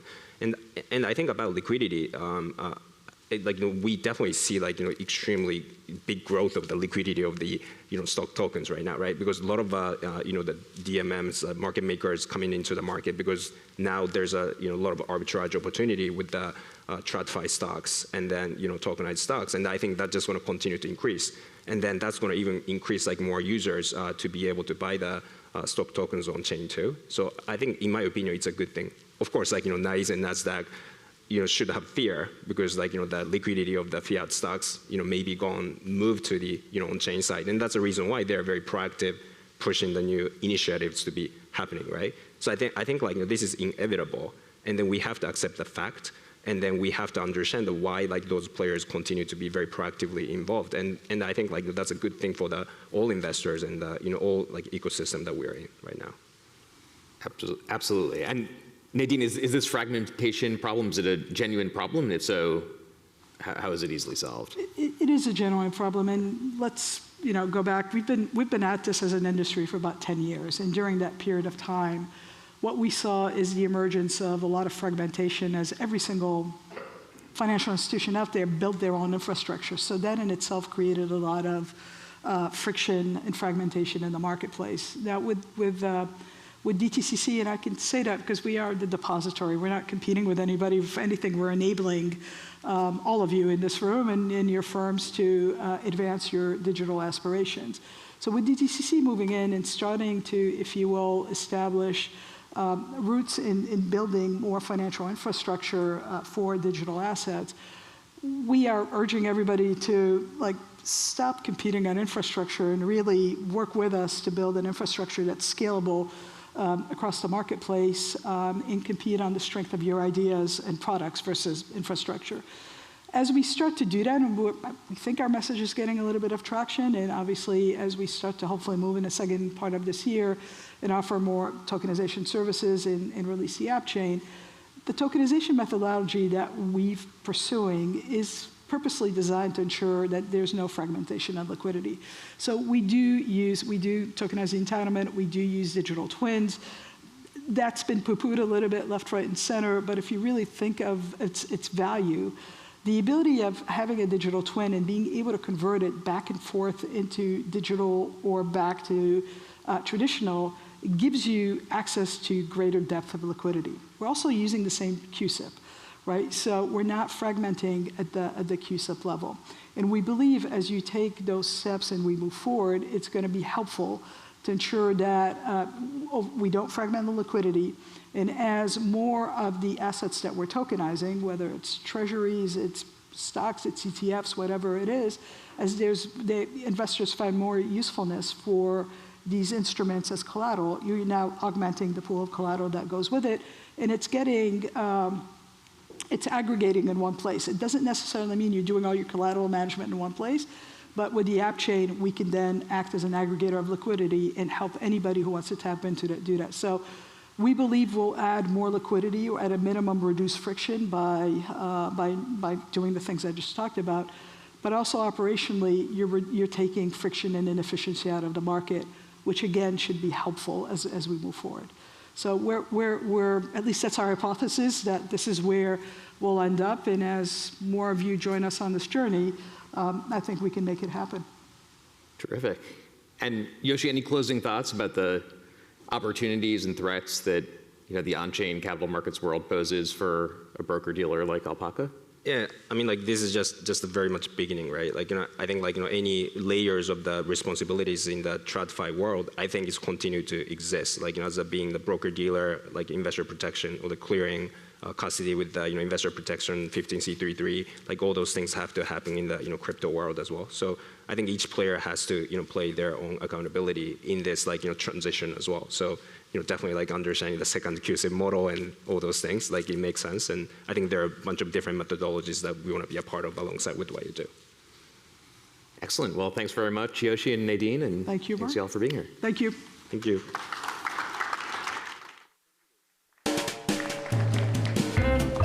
Welcome back to the live desk. I'm Frank Chaparro of GSR. What an interesting juxtaposition of the old and new financial services world with DTCC and Alpaca.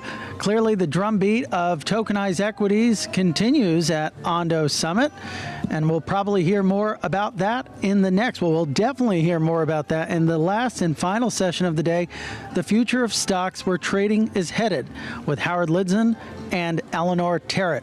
Really appreciate you being a part of the experience. Hope you enjoy the final session.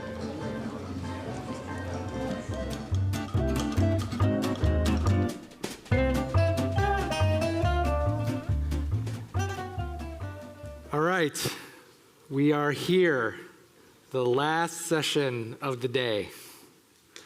Let's end by looking forward with our session, The Future of Stocks, Where Trading is Headed Next. To help bring us home, please welcome to the stage Howard Lidzen, CEO of Stocktwits, and our special guest moderator and host of Crypto in America, Eleanor Terrett.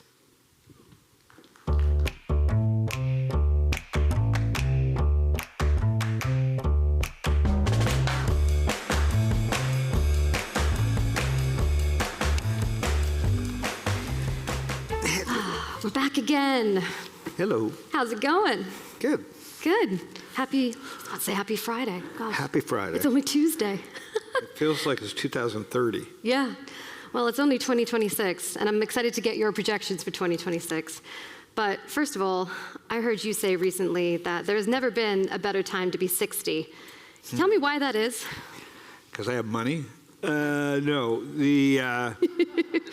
I don't. Everybody's so mad, so I figure if they're going to blow each other up, at least I had 60 years. Yeah. And but I own and operate 2 millennials, so I'm worried about them. Mm-hmm. I'm a millennial. Yes. Yeah. Well, I just turned 33 yesterday, so. Oh. What does that mean for birthday. me? I mean, you pray. All right, well, let's get into the degenerate economy, because this is the phenomenon that you have been talking about for many years now. And for those not familiar, do you mind just giving a little bit of an overview of the degenerate economy? You have it's so hard to say 3 times fast, Degenerate Economy Index. Let's talk a little bit about actually what it is before we get into some outlooks for 2026. Yeah, so when I grew up investing, they had sin economy. So it's not anything, it's just a word. Sin back then was how nice America was. It was booze and cigarettes, and here we are in 2026, and we've got casinos have turned into sports betting, which have turned into prediction markets. 5 years ago, they wanted to put Vlad and Baiju in jail for confetti, and now you can, trade single stock futures and parlay it with a basketball game. So I think the degenerate economy is just humans will go to the lowest common denominator pretty fast if you let them. And not judgmental. Degenerate economy, I think, is just a funny term. My two millennials are degenerates. One vapes. I'm not happy about it. One invests in Robinhood and doesn't bet. And they got the cell phone. They've got the cloud. They have the App Store. They have DoorDash, Uber. What are you going to do? Like, that's their Elvis Presley. They live on this machine. And we're all gonna eventually deal with it, right? But right now, it's you can get what you want. You're like a Roman emperor, and so that's where I talk about the degenerate economy. And like any economy, there's the good, the bad, the ugly, and we're seeing it all. But you're not going to unwind it. The New York Stock Exchange, CBOE, CME, NASDAQ, Robinhood, great companies. Would you say it's the modern day version of investing for millennials and Gen Zs? Talking about some really interesting stocks there. Right? Yeah, the degenerate economy index is not like GME and AMC. Right. That was true degen. That was just people. The world had been designed for, unfortunately, that moment of COVID, and everybody happened to be staring at the same two buttons at the same time: buy or sell GME. Robinhood, checks in the mail. People at home, people just optically designed to push buy or sell, and now we're in a lean back moment of the markets. Like that was the top, let's say, of the mobile. Let's click buy or sell. Now we're in this market. Unfortunately, with deglobalization, trends have changed, but also with the globalization comes the fact that you can't just stare at 4 stocks or FANG. That was a moment, that was an incredible run, and those companies are incredible, but the world's now looking at Bitcoin, gold, silver, graphite, like nuclear energy. AI tools are being built on Claudebot, running on Alpaca. I'm an investor in Alpaca, so, I see what's going on. And because of Stocktwits, we have 1 million people, daily talking about the markets. They move from NVIDIA and Tesla to silver.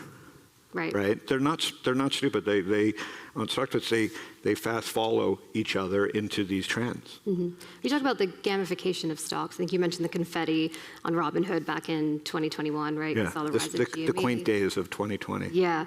But now we're seeing the rise of prediction markets. What are you expecting to see as we go into 2026? I know Kalshi and Polymarket, they're inking deals with major companies left and right. Yeah, like us, Stocktwits. We super bullish on prediction markets, and I didn't see it coming. When I saw Robinhood the first time and Vlad and Baiju showed me the product, I was like, it was so obvious to me as an E-Trade investor and Yahoo Finance person that came into the markets on the retail side.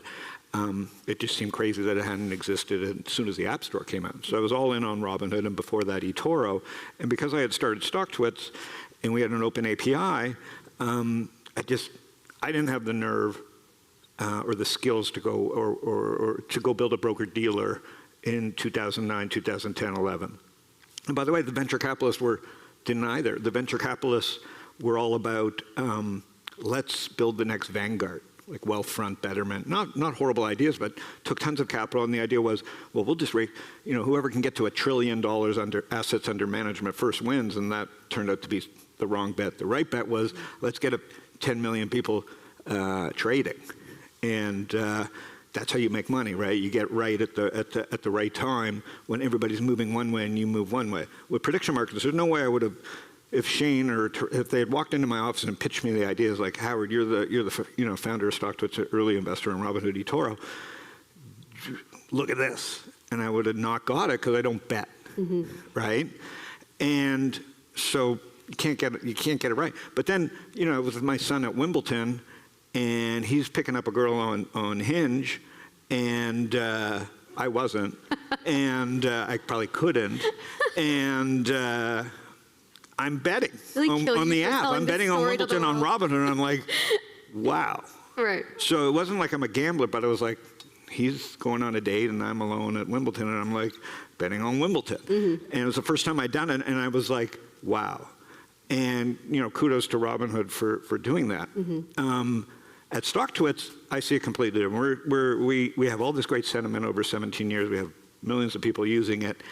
And prediction markets, to me, are the world's dealing with how little they distrust everybody. You know, we went to sleep in 2016 on the night of the election, New York Times. Anybody like me who didn't know much about politics, we were looking at the New York Times meter, which is what a prediction market is today, and it said, you went to bed saying 95% chance Hillary was going to win. Politics aside, that's how I went to bed. I woke up, and Donald Trump was president, and I had orange makeup on my body. I don't know if they're related, but so who are you going to trust? Forgetting about what everybody says about media, they were our prediction market.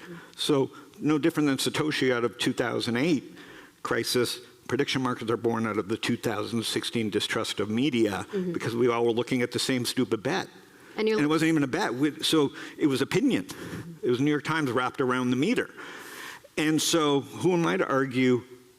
I think kids should be at the front page of Call She and Stocktwits and Polymarket, looking at what's trending and looking what people are betting on, not the opinion of Zuckerberg, Elon Musk, TikTok, Larry Ellison, like the people putting their fingers on the weight and getting you aggravated and giving you opinion. People need to realize they've been screwed. You're seeing a lot of these big companies copying the model now. You're seeing Coinbase getting into prediction markets, Robinhood, Gemini, a lot of these legacy companies saying, oh, that's actually a great idea, a great business model. Yeah, I don't know that yet. Stocktwits looks at it very differently. We're exclusive partners with Polymarket. I'll give you my example of how I see it. It was, as I wrote about on my newsletter for years, it's much easier for Robinhood to be, because I understood Alpaca, it's much easier for Robinhood to become Coinbase and Coinbase to become Robinhood. And now we're seeing it. And now everybody's... Why do you say that? Well, because in the United States, stocks is a thing, right? And in the United States, Coinbase was much smaller. And Coinbase could have integrated Alpaca 4 years ago and offered U.S.-listed stocks. Everything app now, right? That's I think Robinhood and DoorDash are the closest to being everything apps. I think America, Fred Wilson says that, he's a mentor of mine. Tencent, WeChat, those Chinese and Asians, the constellation, there's one app for everything. It's just culture, I don't know. In the United States, it's very constellational, right? Americans like my son will go Lyft, Uber, DoorDash. He's whoever pleases him at the moment, the Roman emperor. And so I don't think it's because they don't trust anything. They're just so used to this magic wand and power. So it's a cultural thing. And now Americans are trying to stuff everything back into an app. I don't think that'll work. Okay. But everybody tries. It's the unbundling, bundling. As for prediction markets, they're media. Quick example. I could care less who's going to win the SpaceX IPO. What does it matter to me? But then I look at a prediction market one day, and it says Morgan Stanley has a 91% chance of winning the IPO. I don't know why I saw it. But that struck me as like, holy shit. I don't know if that's real or not, but it's a Polymarket bet you can make. So think about the media implications and the unintended consequences, or how it changes behavior. So Morgan Stanley CEO probably walks down to the trading room and says, congrats guys, I don't know who did this, but like we've got a 91% chance of winning the IPO. Do not say anything bad about Elon Musk, or I will kill you. On the other side of the coin is Goldman Sachs, and their CEO walks into the team and goes, how the fuck did you lose the SpaceX IPO? You better get Elon hooked up. And so... I met him the other day. Did you? It's pretty cool, yeah. And are you having his baby? Just kidding. Isn't that the only reason he meets you? No, I'm not sorry. Elon. I didn't mean that. I met the Goldman Sachs He can do CEO. it without intercourse. So, is that why they merged XAI and SpaceX? Sorry. So that was more a knock on him. So it changes behavior. Right. And we don't even know if that number that I saw was real. But so imagine on Stocktwits, we're partners with Polymer. Imagine on Stocktwits, we have all these people arguing about things that maybe aren't related to anybody else. So on Stocktwits right now, the most two hated stocks are CoreWeave and Palantir. You can argue if that matters or not. In a year, we'll be able to let our audience argue and make their own bet and say, in the next 30 days, will CoreWeave or Palantir be down more? No one else can make that bet except a couple 100,000 people on Stocktwits. Who does that help? New York Stock Exchange, Poly Market. Our audience gets to do bragging right bets. You know, they're killing time. We call it speculation has become entertainment. We can judge it. That's where we're at. I've heard you say prediction markets are more like media than like. I think, obviously, New York Stock Exchange doesn't think so, and that's great. I'm not going to be a degenerate bettor, but they can't tell you they're media companies because the valuations would be a tenth of what they are right now. Right. So I think it makes sense for them to be doing what they do to preserve their valuation, which is we're a financial business. No one wants to be a media company. I think it's never been a better time to be a media company. Only, depending on your valuation and how you do it. Look at Barry Weiss just sold for a couple $100 million building a business on Substack. And we distrust media. And along comes Polymark and Kalshi. No one wants to admit that that's what it's like, but that's new media. Got to get your take on Bitcoin because we are at a crypto conference and it's tanking today. I think it's pretty fair to say it's down at 75,000. What do you chalk up the, I guess, lackluster price action and also maybe investors moving out of cryptocurrency into other areas of investment? Do you see any correlation, any pattern behind that, any continuation as we go into 2026? Is Bitcoin going to be super volatile this year? What's your sort of outlook? It's still in your DGen index. Bitcoin remains there. It's still, and it will always remain there because it's the thing. Okay. Right? Like the thing. What's the thing? I don't know. It's the thing that seems to survive. It's the scarcity of it, and I think Bitcoin just proves that the macro people are the people that believed in debasement and still do believe in debasement. That was their vehicle to express debasement and dissatisfaction. And as Wall Street does, if you like something, they will give you a lot of it. And so what they built was thousands of on-ramps for you to make a bet on debasement. So the supply of access dwarfs right now the demand. And it's always supply demand. And if it's fundamental, you got to be. That's money management. I don't have any true fundamental understanding of where Bitcoin will be priced, but debasement continues to be a thing. In fact, it's accelerating, right, with deglobalization. So you have degeneracy at the same time as you have deglobalization. The deglobalization bet is much bigger bet.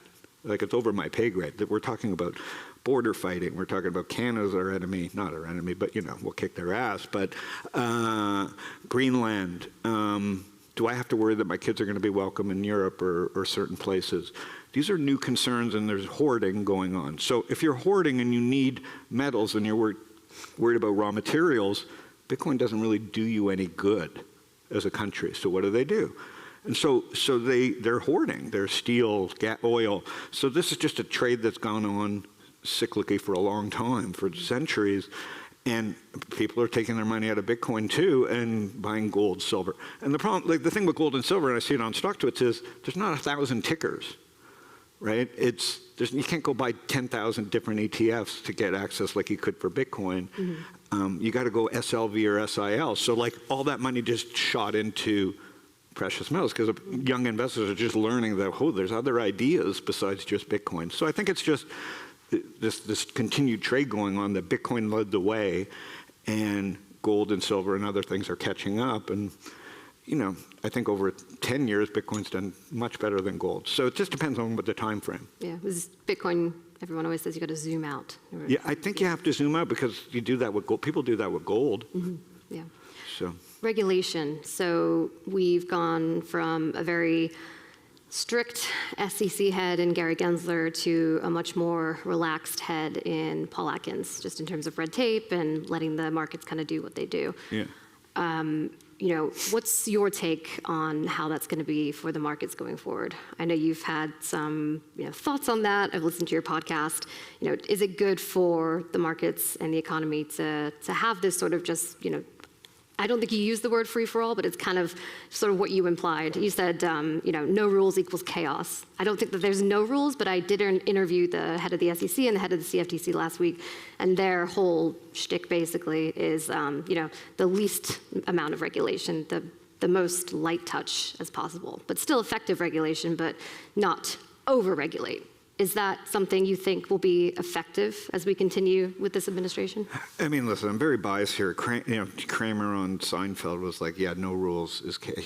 He storms into the room, no rules, chaos. It's funny, but it's true. I don't think Gensler was for, I don't know what the hell the guy stood for. And I'd say that as like, I'm pretty right-wing myself, but not just, I don't recognize either party, but I'm pretty right-wing. The eye for an eye type thing and rule of law. Rule of law number one. Like without rule of law, these people will be crazy. So you went from Gensler was like so arbitrary, right? And like you couldn't communicate to an over-communicative free-for-all.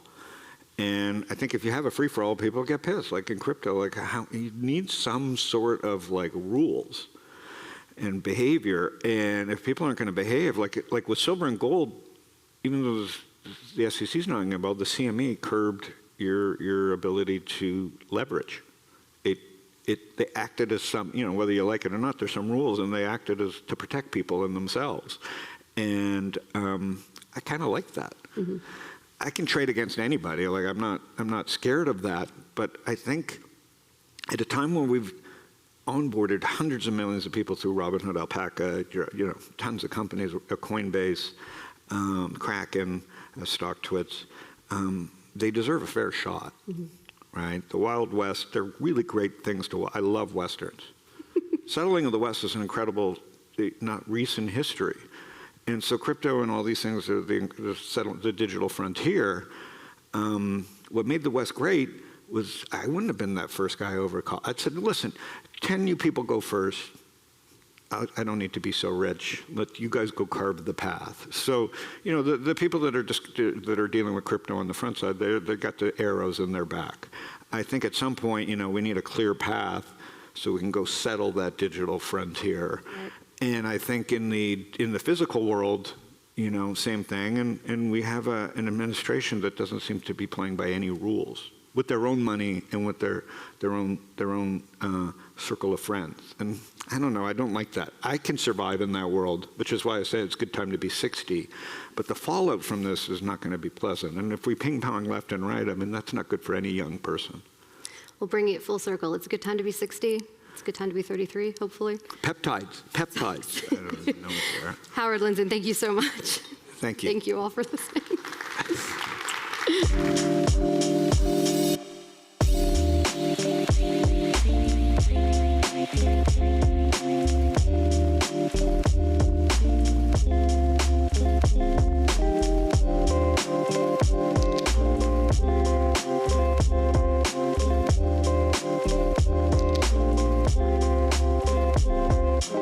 All right, you've made it this far. Thank you so much for staying here. I see some people cheering in the crowd. We've heard all about what people have in store for 2026. It has been our privilege as well to share what we have in store for 2026. We've heard from asset managers what to expect for the future of tokenization. We've heard from banking executives. We've heard from senior policymakers. We've heard from crypto exchanges. Quite frankly, it's been an incredible day, not only to share what we have in store for 2026, but also what to expect for the tokenization space as a whole. So I have one final announcement for those of you in the room, and that is that the bar is now open. So thank you very much. Maybe the most important announcement of the day. For those of you who are still watching the live stream, thank you very much. It's been our pleasure to host you virtually as well. We really appreciate you tuning in, and I will see those of you here in the room very soon at the bar. Thank you very much. Well, ladies and gentlemen, the vibes are up, the market is down, and the conference has come to an end, and the bar is open. So thanks for attending at home the Ondo Summit, live here with me, Frank Chaparro. Hope to see you next year. Enjoy the rest of your week.